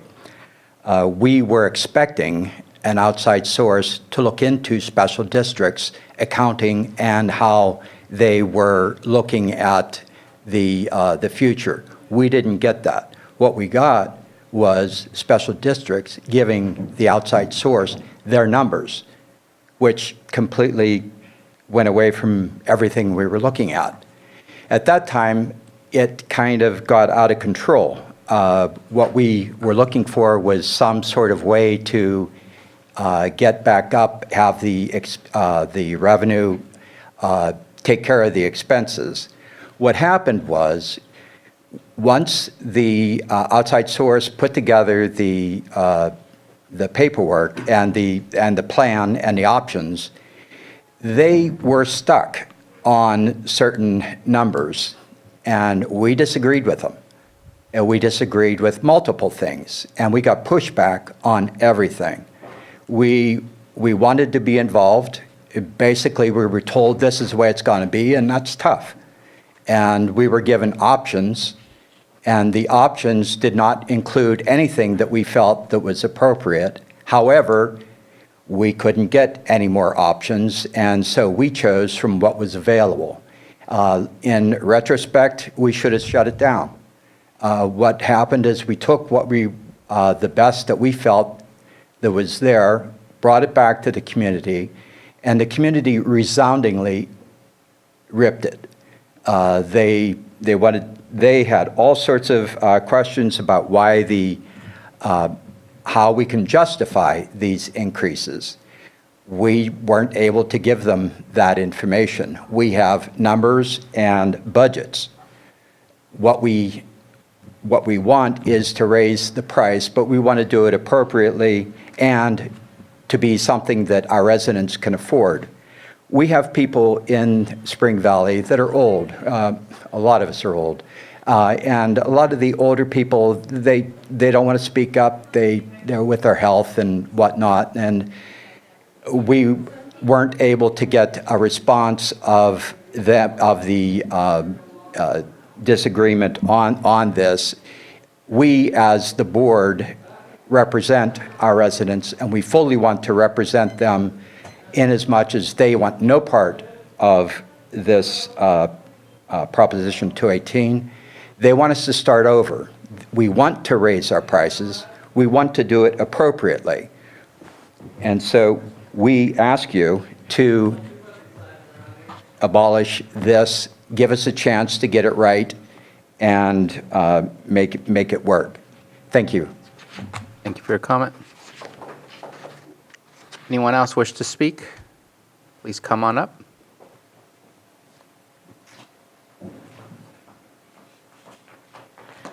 All right.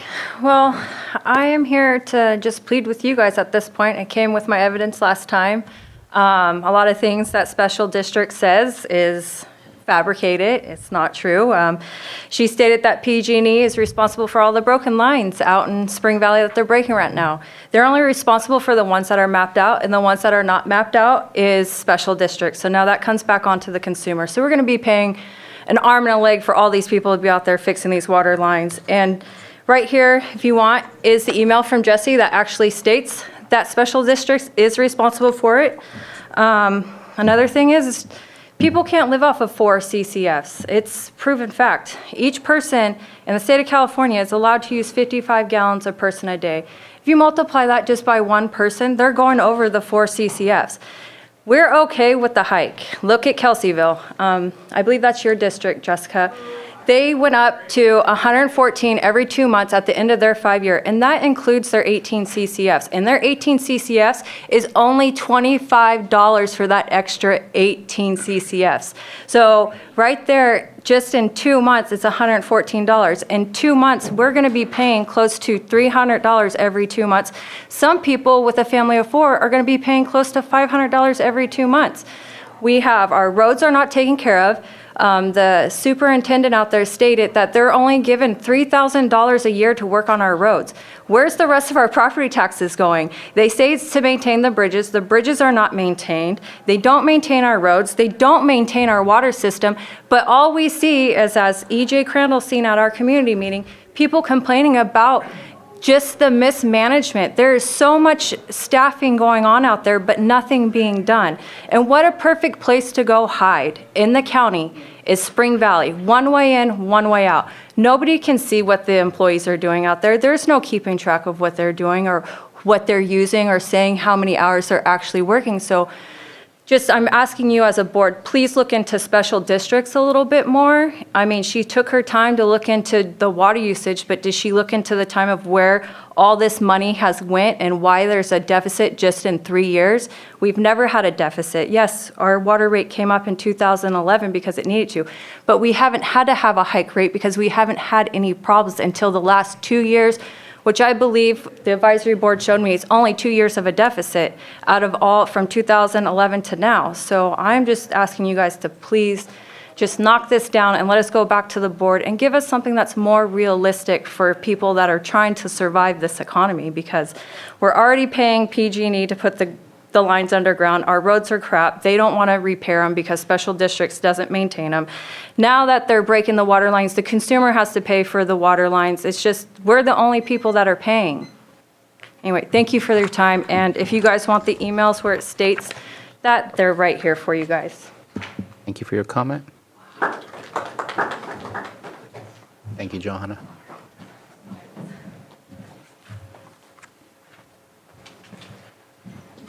Hello, I'm Joe Wells. I've lived in Spring Valley for 36, 37 years.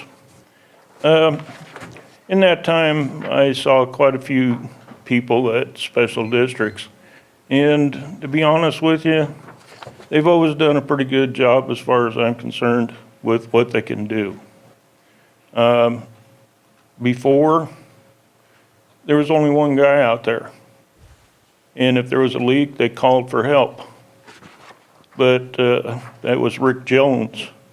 After Rick retired, there was a fellow by the name of Steve. He went to work for CAL FIRE up at Kanata Camp.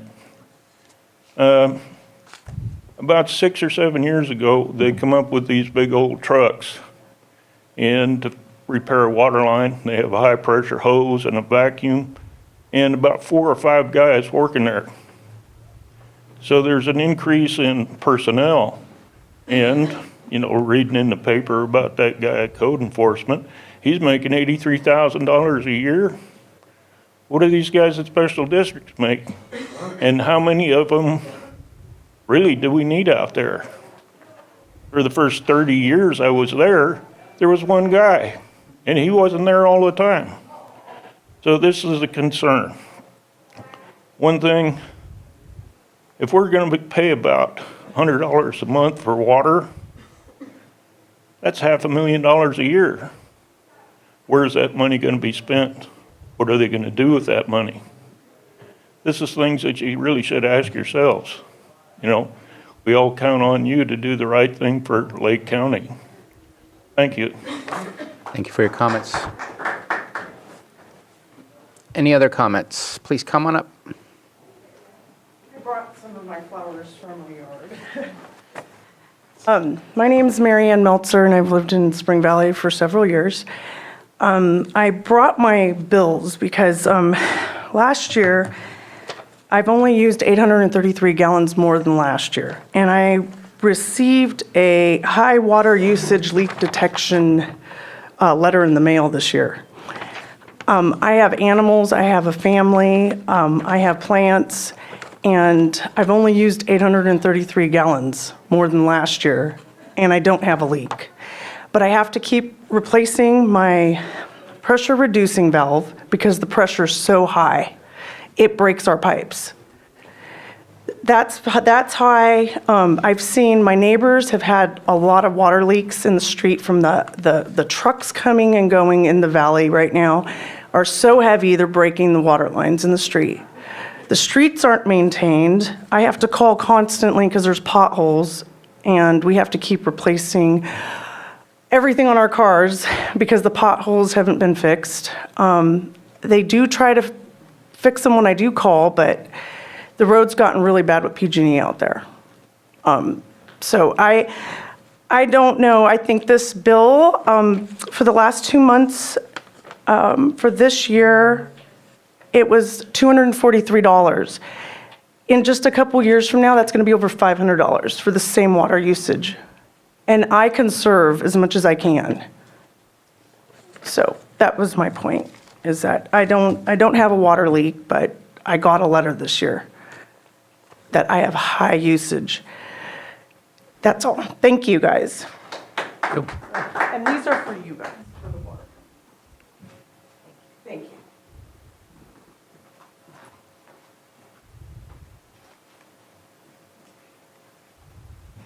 Hello, I'm Sarah Rankus, again with the Land of Goats and Honey. I have one of those special lots out in Spring Valley, which is a suburban reserve. I'm not part of the community that's all the individual homes.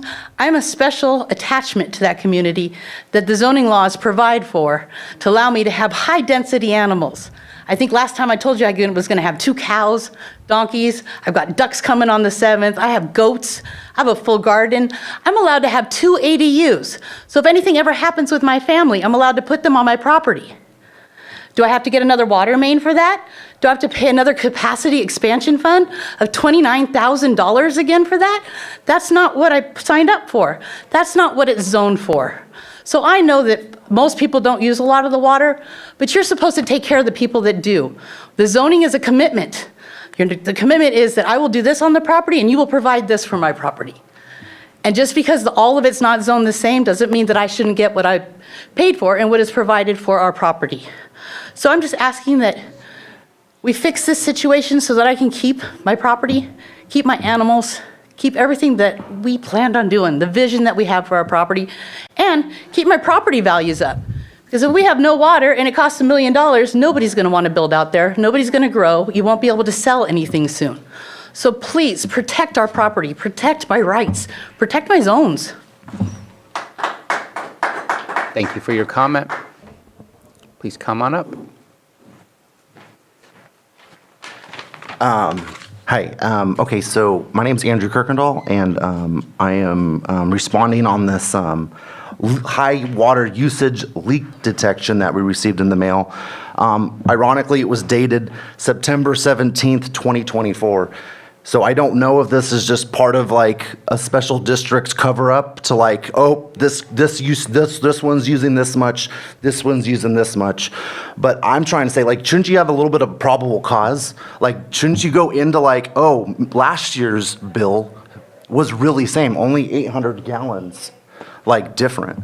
So, and it's just really unfortunate that this is just wasted money, wasted time, instead of just diving into the evidence. A couple of years ago, back when the illegal marijuana grows were going on, special districts came out and harassed us because there was water tanks on our illegal grows, on the illegal growers' lot right next door to us. Without any investigation, they just specifically were like, we're gonna turn your water off unless the tanks are removed without any investigation at all. And everybody knew the illegal marijuana grows were going on, but nothing can nothing was going on. And then back to where the water meters were on, how many lots have water? That's not fair to say, oh, well, the people that don't have a residence or a family are only using, no water. Like that's irrelevant. That's just, that's ridiculous. So, apologizing for my emotional outburst, but this is just ridiculous. Special districts needs to be investigated. Like, I don't know who's running it, but all I know is the Board of Supervisors manage special districts. So, that's where, thank you. Thank you for your comment. Do we have one more in the back? And if there's more, I'm not trying to limit. I just saw one person trying to get up.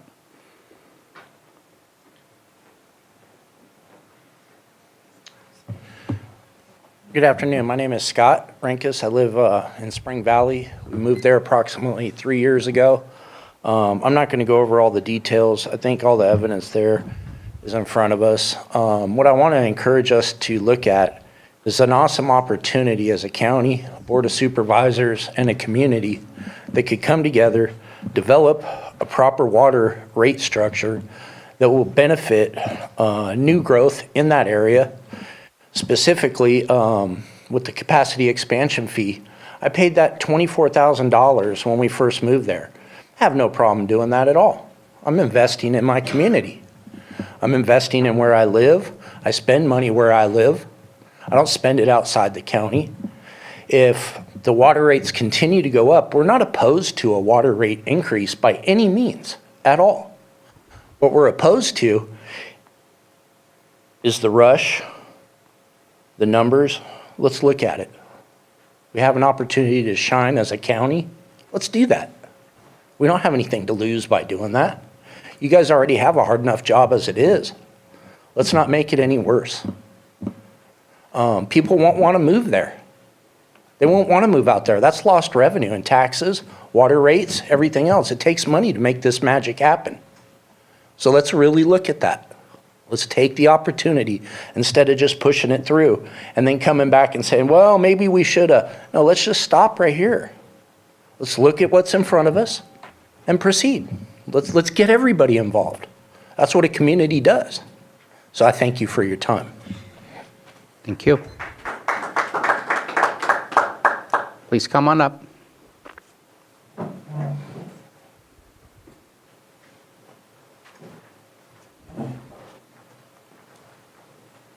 My name is Cindy Storrs. I'm on the CSA board. I have concern on your behalf.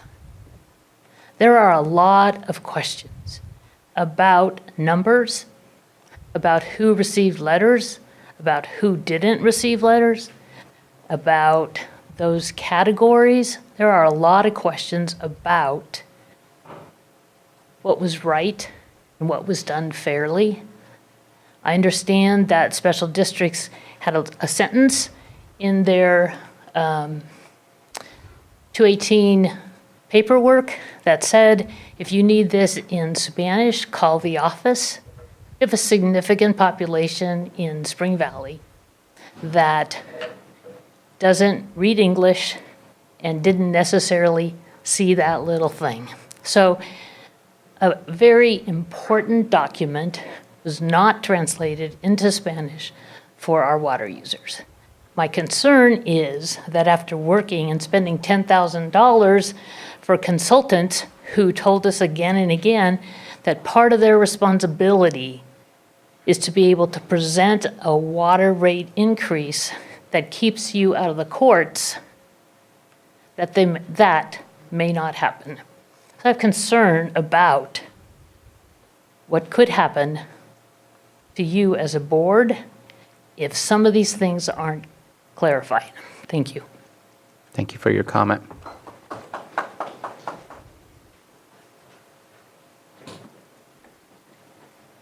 Again, my name is... If you can be brief, since you've already spoken, I will. please. One thing I forgot to bring up was talking about the letters that went out to our customers to get to say yay or nay, or to reject or complain. Or we were told that there were 1,000 letters that went out. How many letters went out? 499. 499. 499 letters went out, and I'm looking at how many water users there are. And according to this record right here, it says 409 water customers. The difference is, I think, the standby. So if you're on standby and you get a letter saying that that the water rate is going to go up and it doesn't affect you, what are you going to do? I'm going to throw that letter away because I have no standing. And that's my point. They don't have a standing. They shouldn't, their numbers should not be included in the number that to set a threshold to get the votes against it. Now, we're still saying we want to just shut this down. I just wanted to make that point. Thank you very much. Thank you. I'm going to close the public hearing. Thank you for all of your comments. I do want to make a couple statements just because, yes, it's definitely emotional to having to deal with this. Some of you have questions about why you're seeing more people involved with an operation that before in the past you didn't see that many. I'm going to say state laws have changed.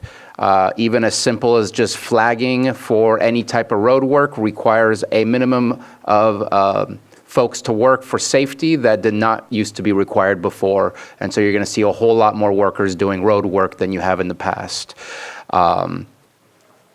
I like to give the benefit of the doubt to the staff that works for us. The fact is, this is similar to an enterprise fund. The money that goes to CSA number 2 stays in CSA number 2. It can only be utilized for operations within CSA number 2 and those related, the working in CSA number 2.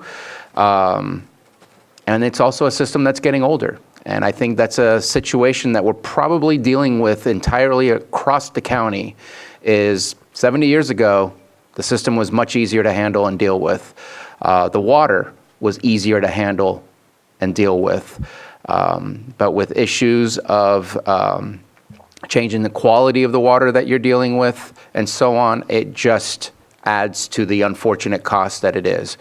I'm not saying I agree 100% with what's in front of us, but I'm saying that you can't look at 30 years ago and equate to what should happen today.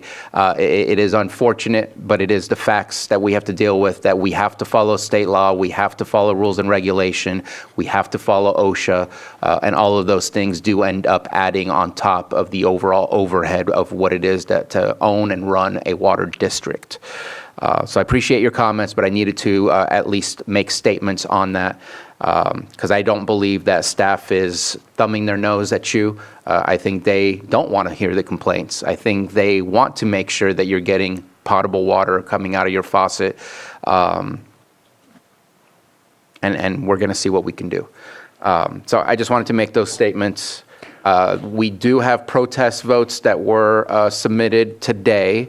I want to make sure that we have had the chance, I believe we have had the chance to add it on to the protest votes that we've already received, or do we need a break?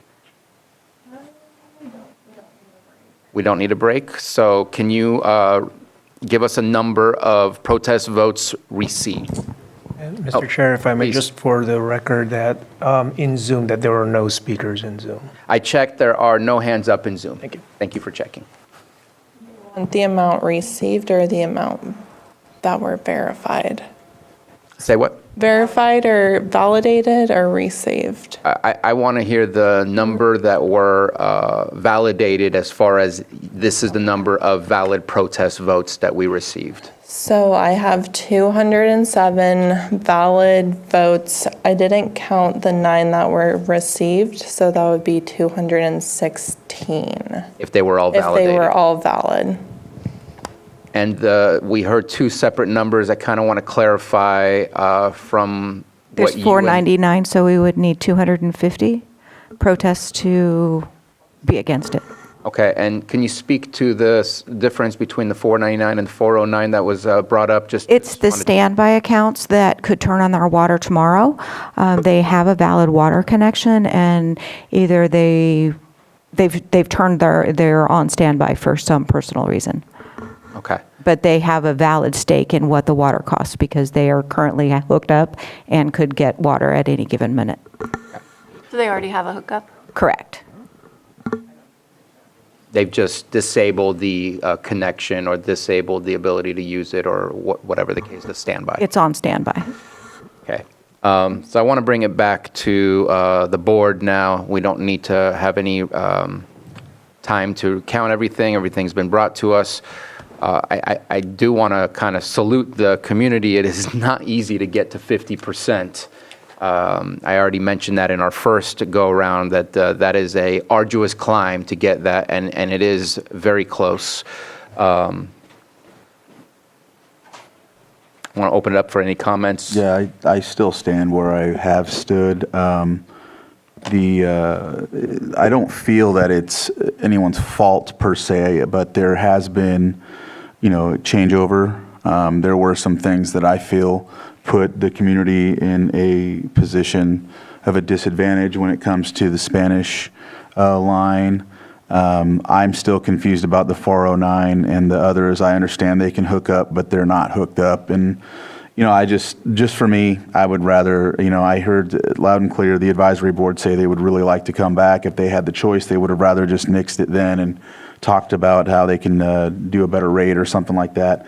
So I'm kind of in that, that's where I would like to stand at. I would really like to see if there would be an opportunity to do that. I understand special districts is extremely busy and has numerous things to do. I just want to get it right for the community. I would rather do that than to,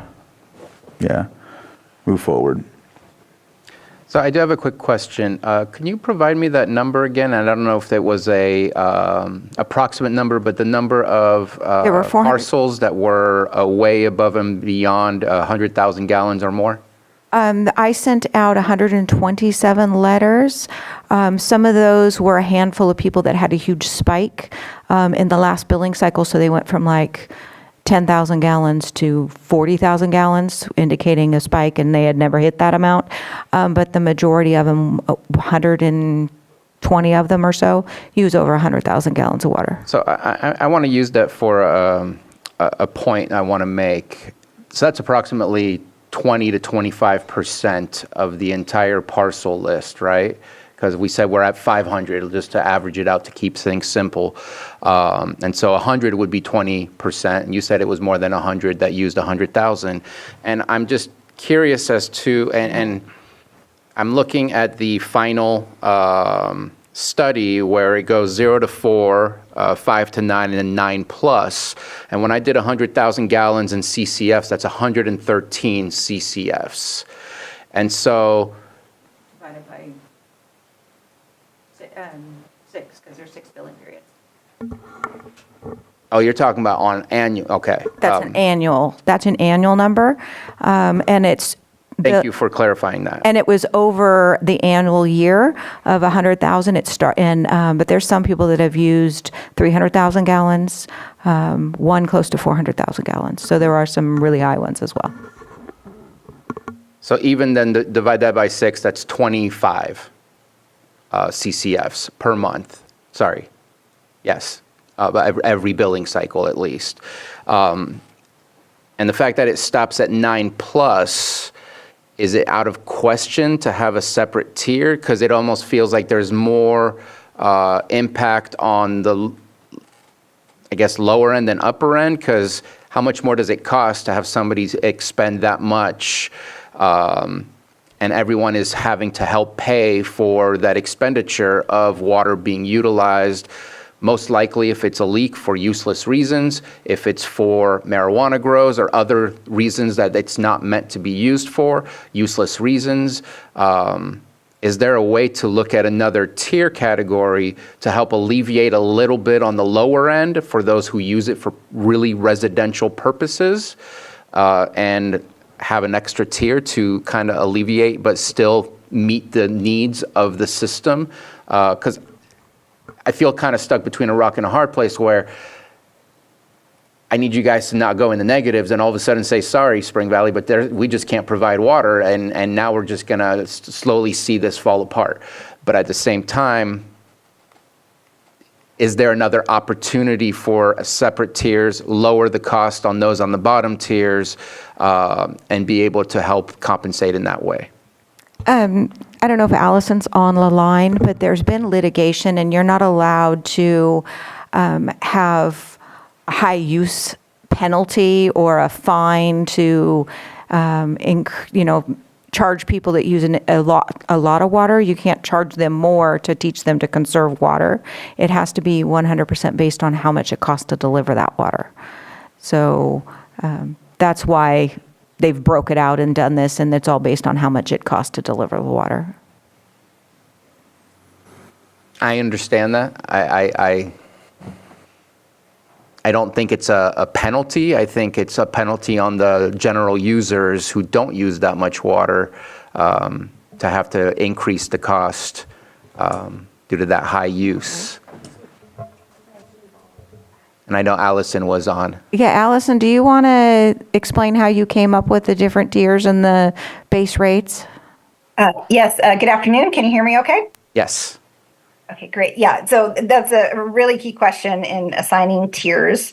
There has been a lot of litigation around the cost basis and assignment of costs to higher users at higher, tiers and the tier breakpoints. And so what we did was we looked at a base level of water use throughout the year, and then identifying costs associated with peak usage, particularly during the summer, and what costs can we recover from that higher tier. And this was the methodology that was litigated. So peak usage has higher electricity, moving the water at a high intense rate to those high usage customers, and then wear and tear on the water system. So all your infrastructure has to work extra hard to supply use at high capacity at peak times. So that was the difference between tier 1, the lower cost tier, and tier 2, the higher cost tier. So then we talk about, well, could we even do a tier on top of that? And I would say, I think it would be a real struggle to determine specific costs above that second tier that would fall into the third tier. What costs on top of peak usage would be some kind of super peak usage? What identifiable costs could we put in that tier that aren't already in tier 2? And I don't think that we could identify specific costs for a higher tier that would meet legal standards. And the only reason I ask is because 20 to 25% is pretty significant, and I don't know that a tier would be seen as identifying a small number of people versus a large amount of users that are increasing the overall cost of the system. That's why I bring it up.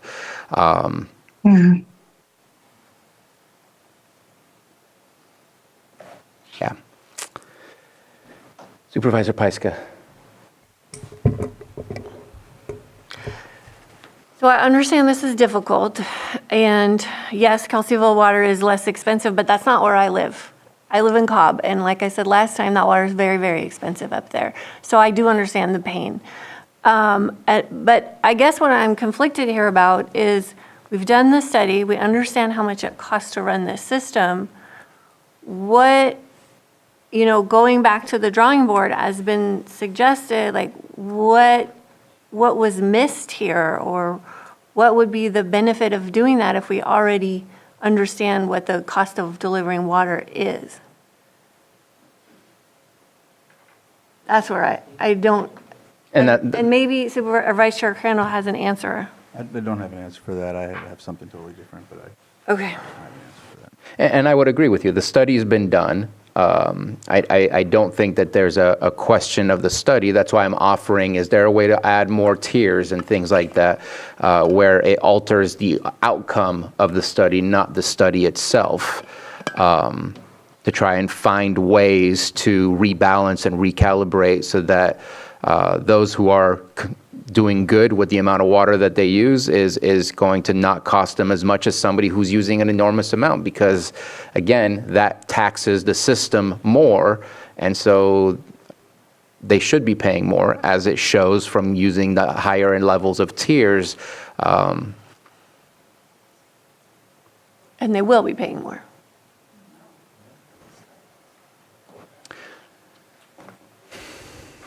So I do have Vice Chair Crandall. have a question, because looking back, we're going by the Prop 218. That's the deal. And in it, I'm reading it just from the California state where it says Prop 218. And it says must notify ratepayers. It says also if more than half of the property is served. So those are two words I want to focus on: ratepayers and served. We're talking about people that have the hookups or whatever you're talking, the 90 people that have those, they're not being served right now. They're not ratepayers right now.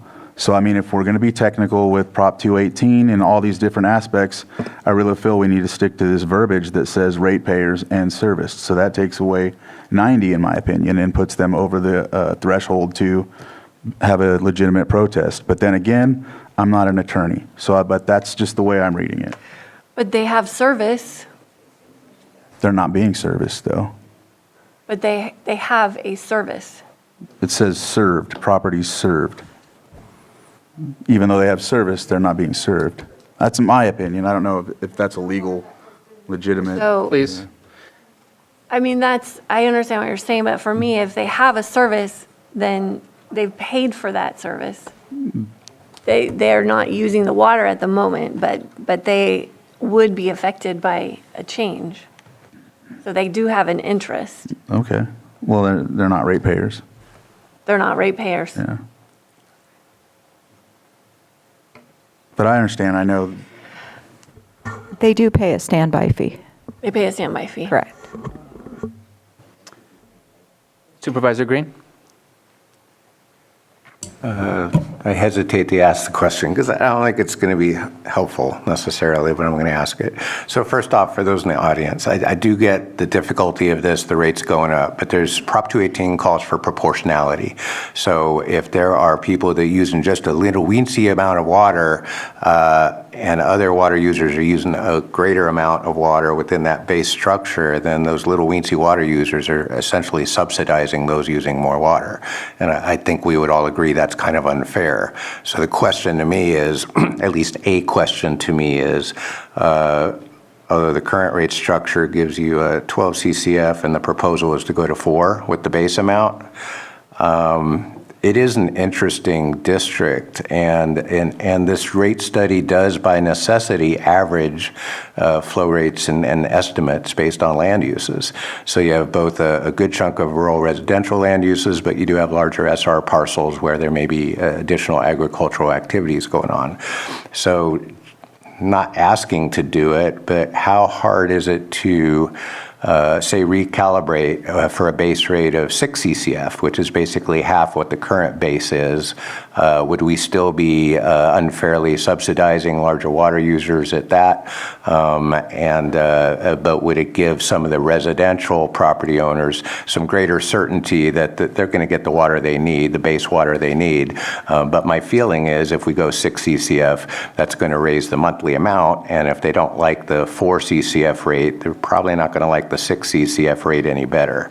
So if I just focus on that base rate and how many CCF I can successfully deliver at the proposed rate structure, is there any value to kicking some of those CCF numbers around in the base rate? Allison, I don't know if you can share your screen and show the different calculations that you did for the different CCF to be included in the base rate or prepaid in the base rate. But that was discussed at the advisory board as well. And they came back and recommended that we move forward with the 4. I do believe they said 4. Oh, hi, yeah, Allison here. So the way it works is if we bump from 4 up to 6, the cost of those 2 additional units of water then are added to the base fee. So it's 2 additional units of water times the cost per unit. So it's 2 times $3.23 added to the base rate. So it's the base rate of $77.30 plus an additional $6.46. So it's about $83 or so would be the base rate. But then would there be a analogous reduction in the tiered rates in excess of the base rate? So for example, if we did 6, tier 1 would probably go 6 to 10 and tier 2 could be 10 plus. Would it substantially change those rates on the above and beyond the base rate? No, so tier 1 would then be units of use, 7, 8, 9 would be tier 1, and then 9 plus would still be tier 2. Because the tiers were determined, the 4 units and then the 9 unit breakpoints were determined based on average statistics of the service area. So the overall statistics of how much water everyone's using in a whole year is not adjusted. It's just where we want to recover 4 units of water or 6 units of water, the base fee or in tier 1. Thank you.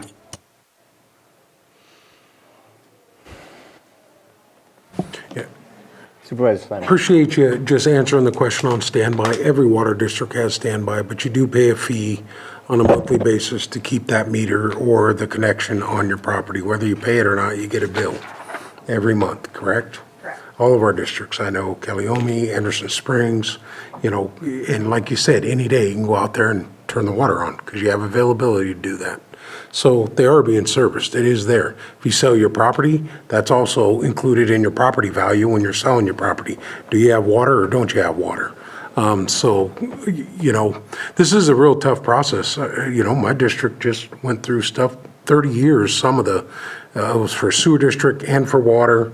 As you move forward in and out, we have the 218 process. It's gone through. Yeah, I commend the community too. Almost got real close to getting to the 250 mark. That's really hard to do. It is hard to pay for everything. We're all doing that. Energy, water, everything is going up. It is a challenge, but we ran the process here, and I can't see a change in the income. I don't know about the sick from 4 to 6. I don't know what that means or if we could change that today, but went through the same process when we were talking about the rates, at least in my district. Some of the sewer rates that we did was 100%. Water, goes up every once in a while. So it's just a challenge as we move forward. Ran a process. We got didn't meet the threshold. So, for me, I'm prepared to move forward today in support of this. So.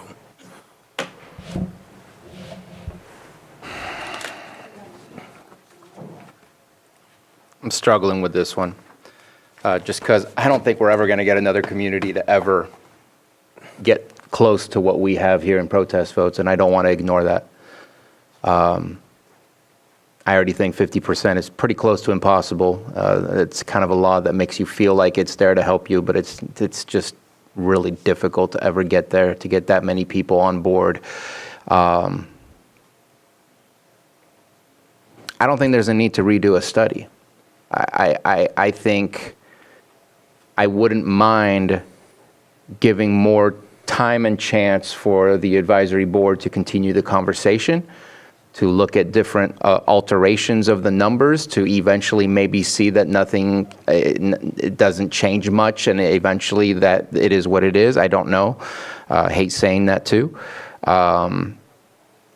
But I don't think there's a need to re-spend more money and redo another study. I think we have the information in front of us, and giving the chance for the community, both in Spanish and English, to really understand what's about to happen, or maybe look at small alterations that could benefit the community in a different way, but still allow for the district to continue to stay in the black.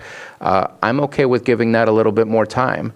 And just because, goodness gracious, we're at like 45%, and to say pack up and go home, I feel like that's ignoring a pretty large elephant in the room. And I want to give them a chance to continue to be engaged, and then come back and say, you know what, we couldn't find anything. This is what's being offered, or here's the changes, the slight changes that we made, where the majority of the families are going to be able to benefit. I don't know. It's hard. And I'll bring it up again. Part of these fees, correct me if I'm wrong, is for road work. No, these are water fees only for water. Where does your road money come from? There is property tax that can pay for water, roads, or streetlights. And so a lot of that property tax money has been being used to keep the water afloat. Hence the road situation. Okay. I think Mike wanted to go up for me. Well, to your point, if we kick the can down the road and they come back with an adjustment, would that trigger a new 218 hearing? And if that's the case, I don't want to go there. I am prepared to move forward today. Yeah, so. Mr. Guantavano? Well, what's before your board today is the first reading of the proposed ordinance, right? So if your board determines not to proceed with that, then the first reading would not move forward. As far as the option to, I'll just characterize it as revisiting the issue or re-reviewing the issue with the current Prop 218 study in place, your board can certainly provide direction to that as an alternative option if the first reading of the ordinance will not move forward as a procedural matter. The only suggestion here would be whatever that direction would come in the form of, that it needs to comply with the Prop 218 requirements. In particular, it's Article 13D, Section 6B of the California Constitution, which is initially what this current study that we have in place was conducted in compliance with. So depending on if your board is considering this alternative option with direction to staff, that whatever the result of that may be, whether it's revisions, minor or major revisions to the Prop 218 study as part of this re-review or revisiting process. At the end of it all, it would have to comply with that particular code section, which deals with, as Special Districts Administrator Bore already alluded to, all these requirements that is supposed to correspond under these specific terms, and there's 5 of them, all 5 requirements, that it be a property-related, service-related, and corresponding to the property in which the fees, the increase would be imposed on.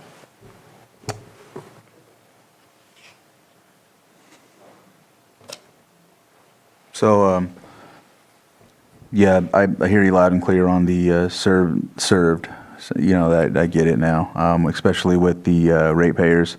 I still see fair and equitable rates. I know that's perspective.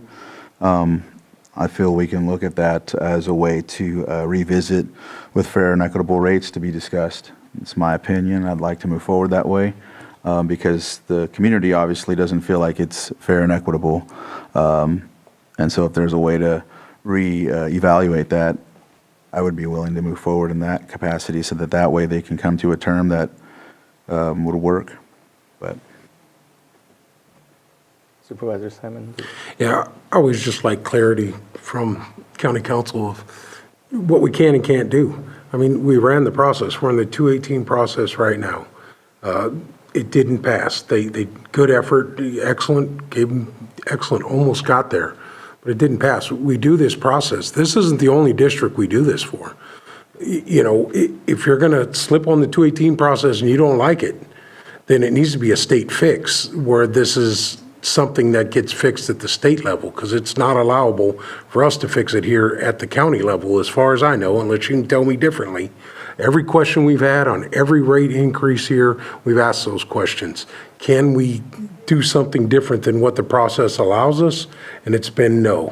I guess you cannot do something which isn't good for the county and the district, and eventually in long term, not good for the community overall. It's not an easy decision. Setting up here isn't easy, but there's processes we're given, and you know, I just need a clear answer from you, the direction we're going here. I mean, you just read by state law, this is the process to follow. Didn't pass, so we should move forward with it, but you know, I know it's not easy to give straight answers, but pretty simple, because if 3 of us vote no, you know, 2 of us, you know, say, you know, we want to move forward, we're going in as a board on this thing. So anyway, every district will come back and challenge every decision that's been made. It'll be a long fight for you guys as you guys move forward as a board. I'm going to be leaving in January, so I won't be there. But setting precedent, that's always a conversation to be had. And the precedent's being set is we follow the 218 process. Every board before us has. So that's where I'm at. I don't know if you can answer that one way or the other, but. Yeah, so and I'll focus much on, for the most part, on the Prop 218 study, because it is possible that even under this proposed alternative option of giving direction staff to revisit the issue, that upon revisiting it, that what may end up being presented to your board would be the same study. Because initially, when this study was initially conducted, that was for purposes of being in compliance with Article 13D of the Constitution, Section 6 sub B. There are specific requirements that a study would need to satisfy in order to present itself with the recommendations that's before your board. So again, what's before your board today is the ordinance presented for first reading. So that's the approval item for your board in order to whether or not to proceed with the first reading. If your board decides not to proceed with the first reading, that is to Supervisor Simon's point, that then leads us to this valid issue of what happens next. There's been some discussion of giving direction to staff, but I believe it was already raised by your board in the course of these discussions that this study that was conducted under Prop 218 was conducted specifically for purposes of being in compliance with what's needed to be presented for your board's consideration under the procedures. And just a brief clarification, my understanding of the law is if there's 50 plus 1% protest votes, we're not allowed to move forward. There's nothing that forces us to say yes if it's 0% or 40%, right? Like we're only mandated in one direction once the 50% threshold has been reached. And I understand that even if we sat here and created a new tier, that's not the Prop 218 process that was followed, so it'd have to be resubmitted for everyone to be able to review those new tiers and be able to come back and do another protest and whatnot.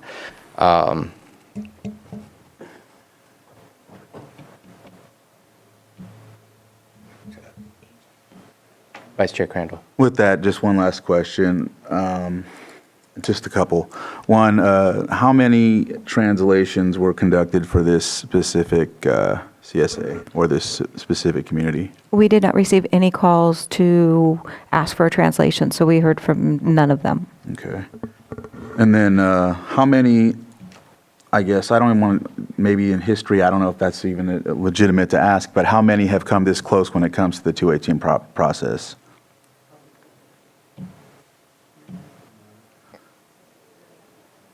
No. That we just passed the last three on September 10th, and that's my history here. Mm-hmm. I have seen communities actually achieve that at a much higher rate than when we're dealing with 500. Okay. And so I have seen communities be able to do that. Okay, thank you.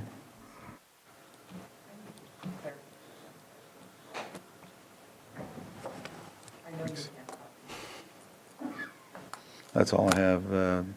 I still have, I don't think there was a lot of calls because they probably didn't read it. So, like, I have an issue with the 218 process at hand. That's where I'm at. Because I can't argue the other things because it's state law. Supervisor Green? Again, I don't think rebooting is going to be helpful in any way, and I don't think not acting today is going to be helpful. But just for the sake of argument, we do a reboot, commission a new study. How much did this study cost? How long did it take to let it and get completed? What's an average 218 study cost, and what are the timelines to do the math? I think this one cost about $10,000, and then we've been doing this for over a year and a half now. Their lengthy processes, the Middletown one also took that long. Okay, thank you. Did it come from their budget and CSA or from the counties? It came from theirs? Okay. No, they actually received a grant to do theirs. Okay. Middletown did, but not the last three that we did. The last three came from the district. It came from the districts themselves. We did reach out for that same grant funding, however, it wasn't available at that point.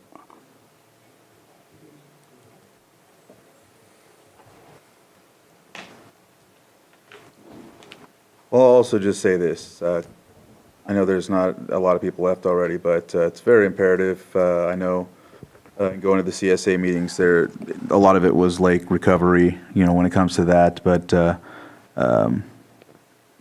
lot of folks didn't come until after the rates went out. And I think it's just imperative that when we move forward with any of these Prop 218s, let's just get everything out. Because for me, there's a lot of variables that put me in a position to question, that's all. And I know the community feels the same way.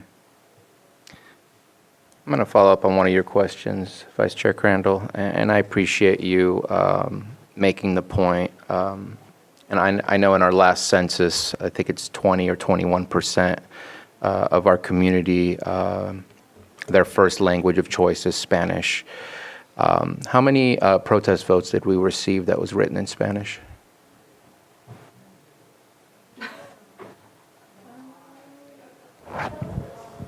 I haven't counted. I could count right now. But you received some? I received a few, yeah, but I could count them now. I'm happy to hear that. I'm actually happy that there's some that were received. I I do want to, and obviously I think that's a different item that we need to bring back, but at what point in our percentage of our population do we have to forcefully do a better job of doing outreach to make sure that there's equity in how we're reaching out? And I think that this is a learning moment on how we can do better for next time.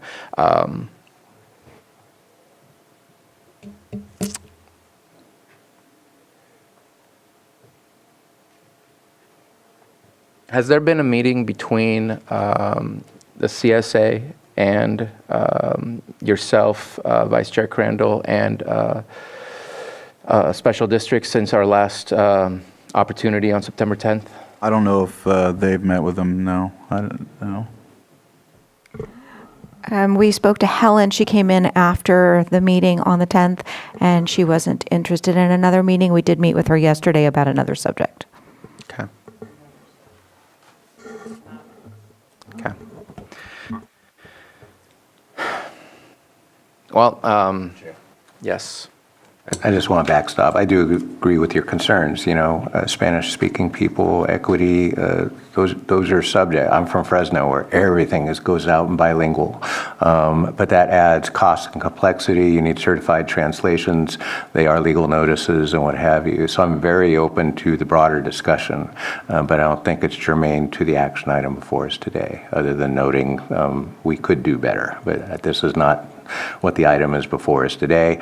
If you want to give direction to staff, should this pass today, that any noticing regarding these rate increases go out with a certified translation, I'd certainly support that as an add-on if staff doesn't want to do it all by themselves. But we have the item before us today. It was legally noticed.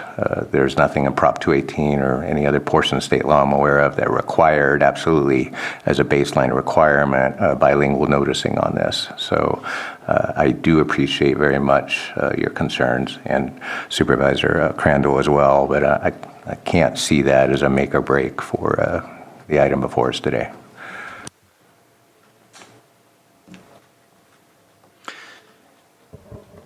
It's not much of a compromise, but it sounds to me like there's some waste within the water use by telling us that there's such high-end users, like you were saying, leaks. Maybe people are using it for ag reasons when that's not what your system is meant to be used for.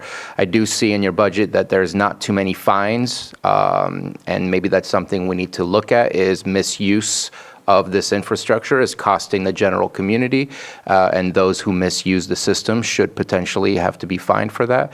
But I'd like to see a reduction in those types of activities or leaks or anything, and I'd like to see a proactive approach to it.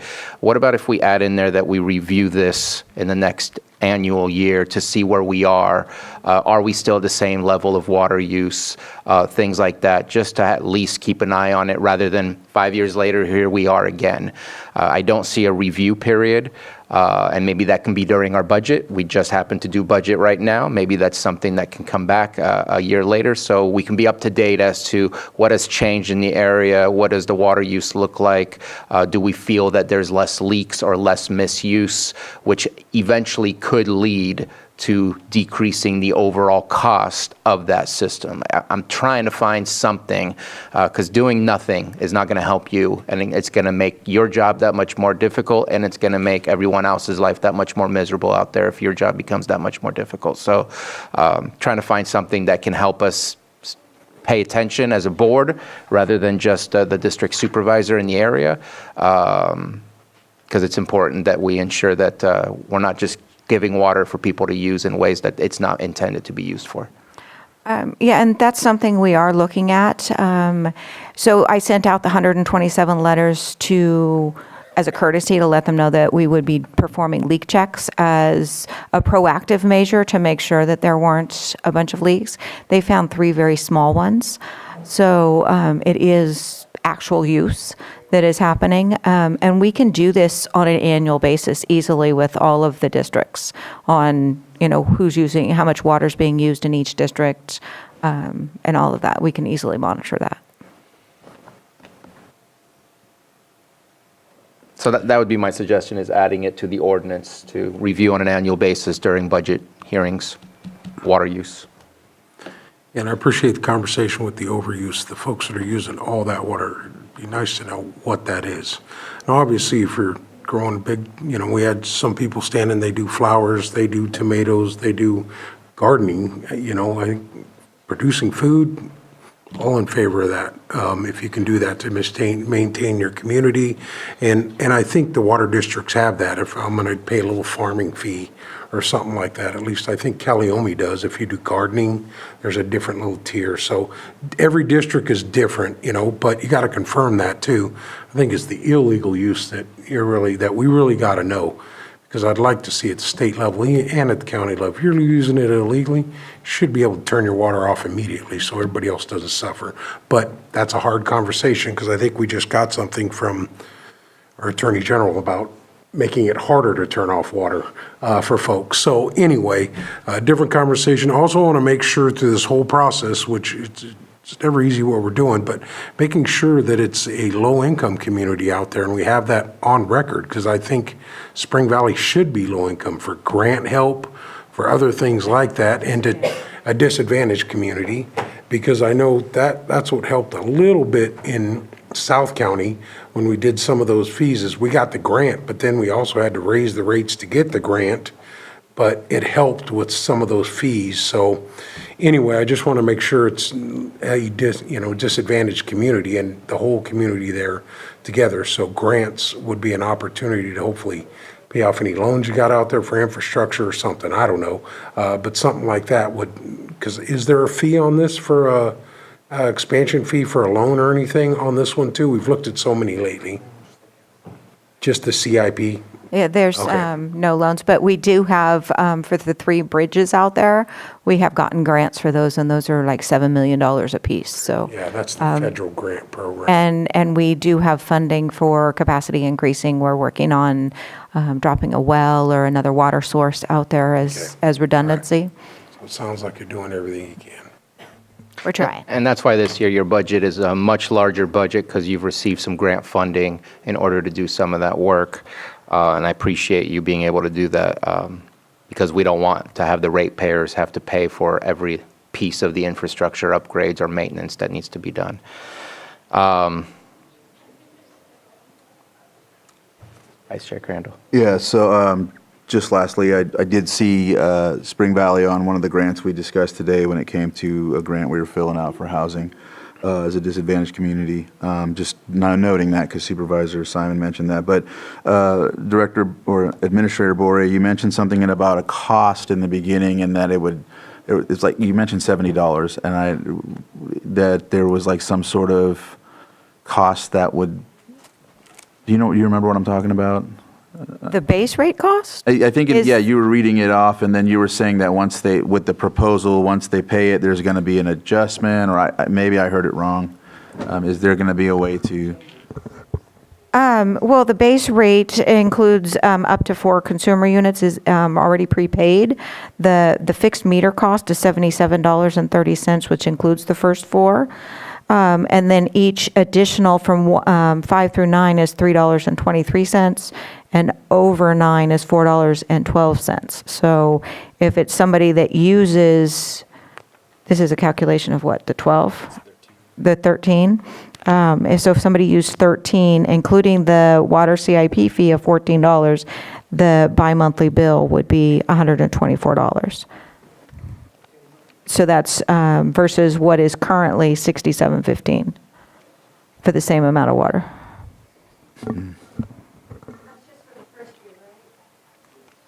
Correct. We're talking about 24, 25. Not right now.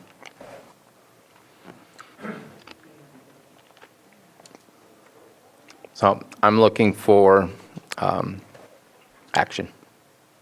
I don't want to belabor it, because I'm just going to motion against it, so someone else can motion it, because I'm not for it at all. No.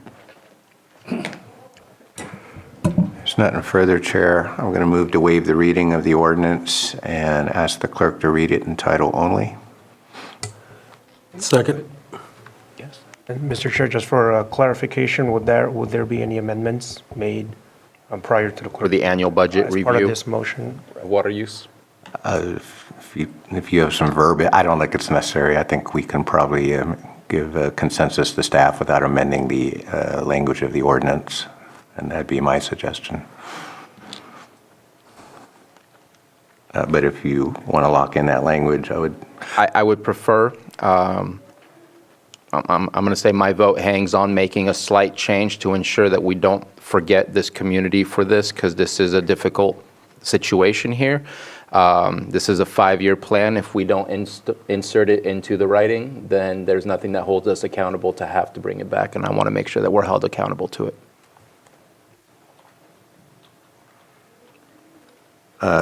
So where would that go in the ordinance? I would add it as an extra section.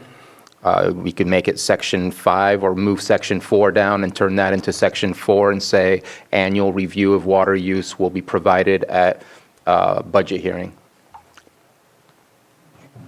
June budget hearing, which is the better time to have a little bit more specific information. Is that appropriate to make that Yes, so type of change where section 4 becomes annual review of water use will be provided at the June budget hearing, and then move section 4 to be section 5? Well, it's actually under section 1. You're looking at bullet item 4 under section 1, I think. So there is, on the main substance of the ordinance is under section 1 on the document that's presented to your board, and there are sub-numbers below that, 1 through 4, with 4 being under the title of capital improvement fee. So for your board's consideration, you may add a sub-5 to that, so that it would still be part of that main section 1. And for your board's consideration, that sub-5 may state that the board shall review charges under this section 1.1.a, because that's in the heading, annually during County of Lake budget hearings. That would work for me. I still second it with the amendment. And I will amend my motion to allow that second. All right. So the motion is to waive the reading of the ordinance as amended and direct the clerk to read it in title only. And you seconded that. Second. All right. We have a motion and a second. All in favor? Aye. Any opposed? No. Motion carries. And if we can read the title, please.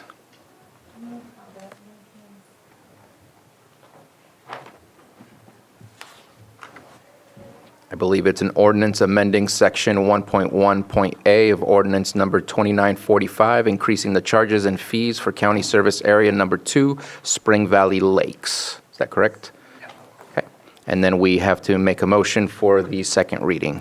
Yeah, if we have a next available agenda date, my motion will be to advance the ordinance to the next available agenda for second reading and possible adoption. And that would be as amended. As amended. Second. We have a motion and a second. All in favor? Aye. Any opposed? No. Motion carries. Do we need to spell out the date? It was at the next possible meeting, which was October 1st. For the convenience, October 1st? Okay. Okay. You want to put a set time on it? Okay.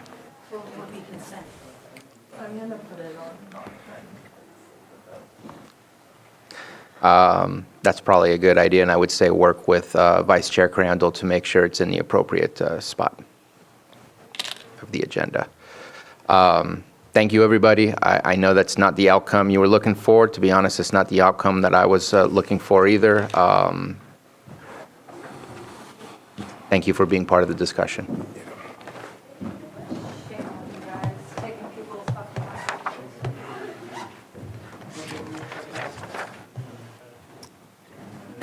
And we will move forward to item 611 or 2:30 PM. Consideration of MOU between the County of Lake and Lake County Community Foundation to streamline the process of receiving and administering disaster funds. So due to the Boyles Fire, I was connected through Supervisor Pyska to the community foundations to reach out and get an MOU going so that they can go ahead and collect and administer funds to those in need. As you can see by looking through the MOU, it really tries to separate what is funds that would be provided to the county. If we approve them having those funds, we would go further and create another contract or agreement or MOU.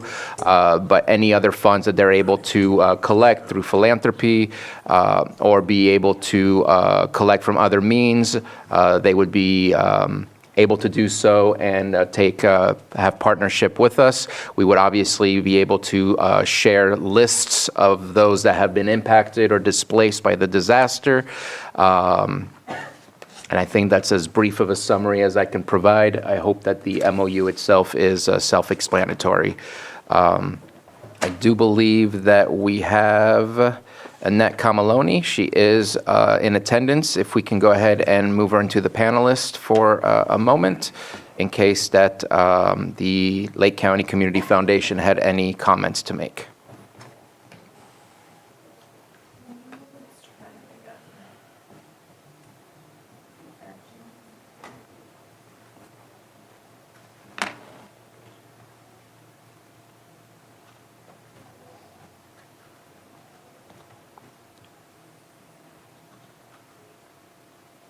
And Ms. Camaloni, did you want to make any comments regarding this MOU?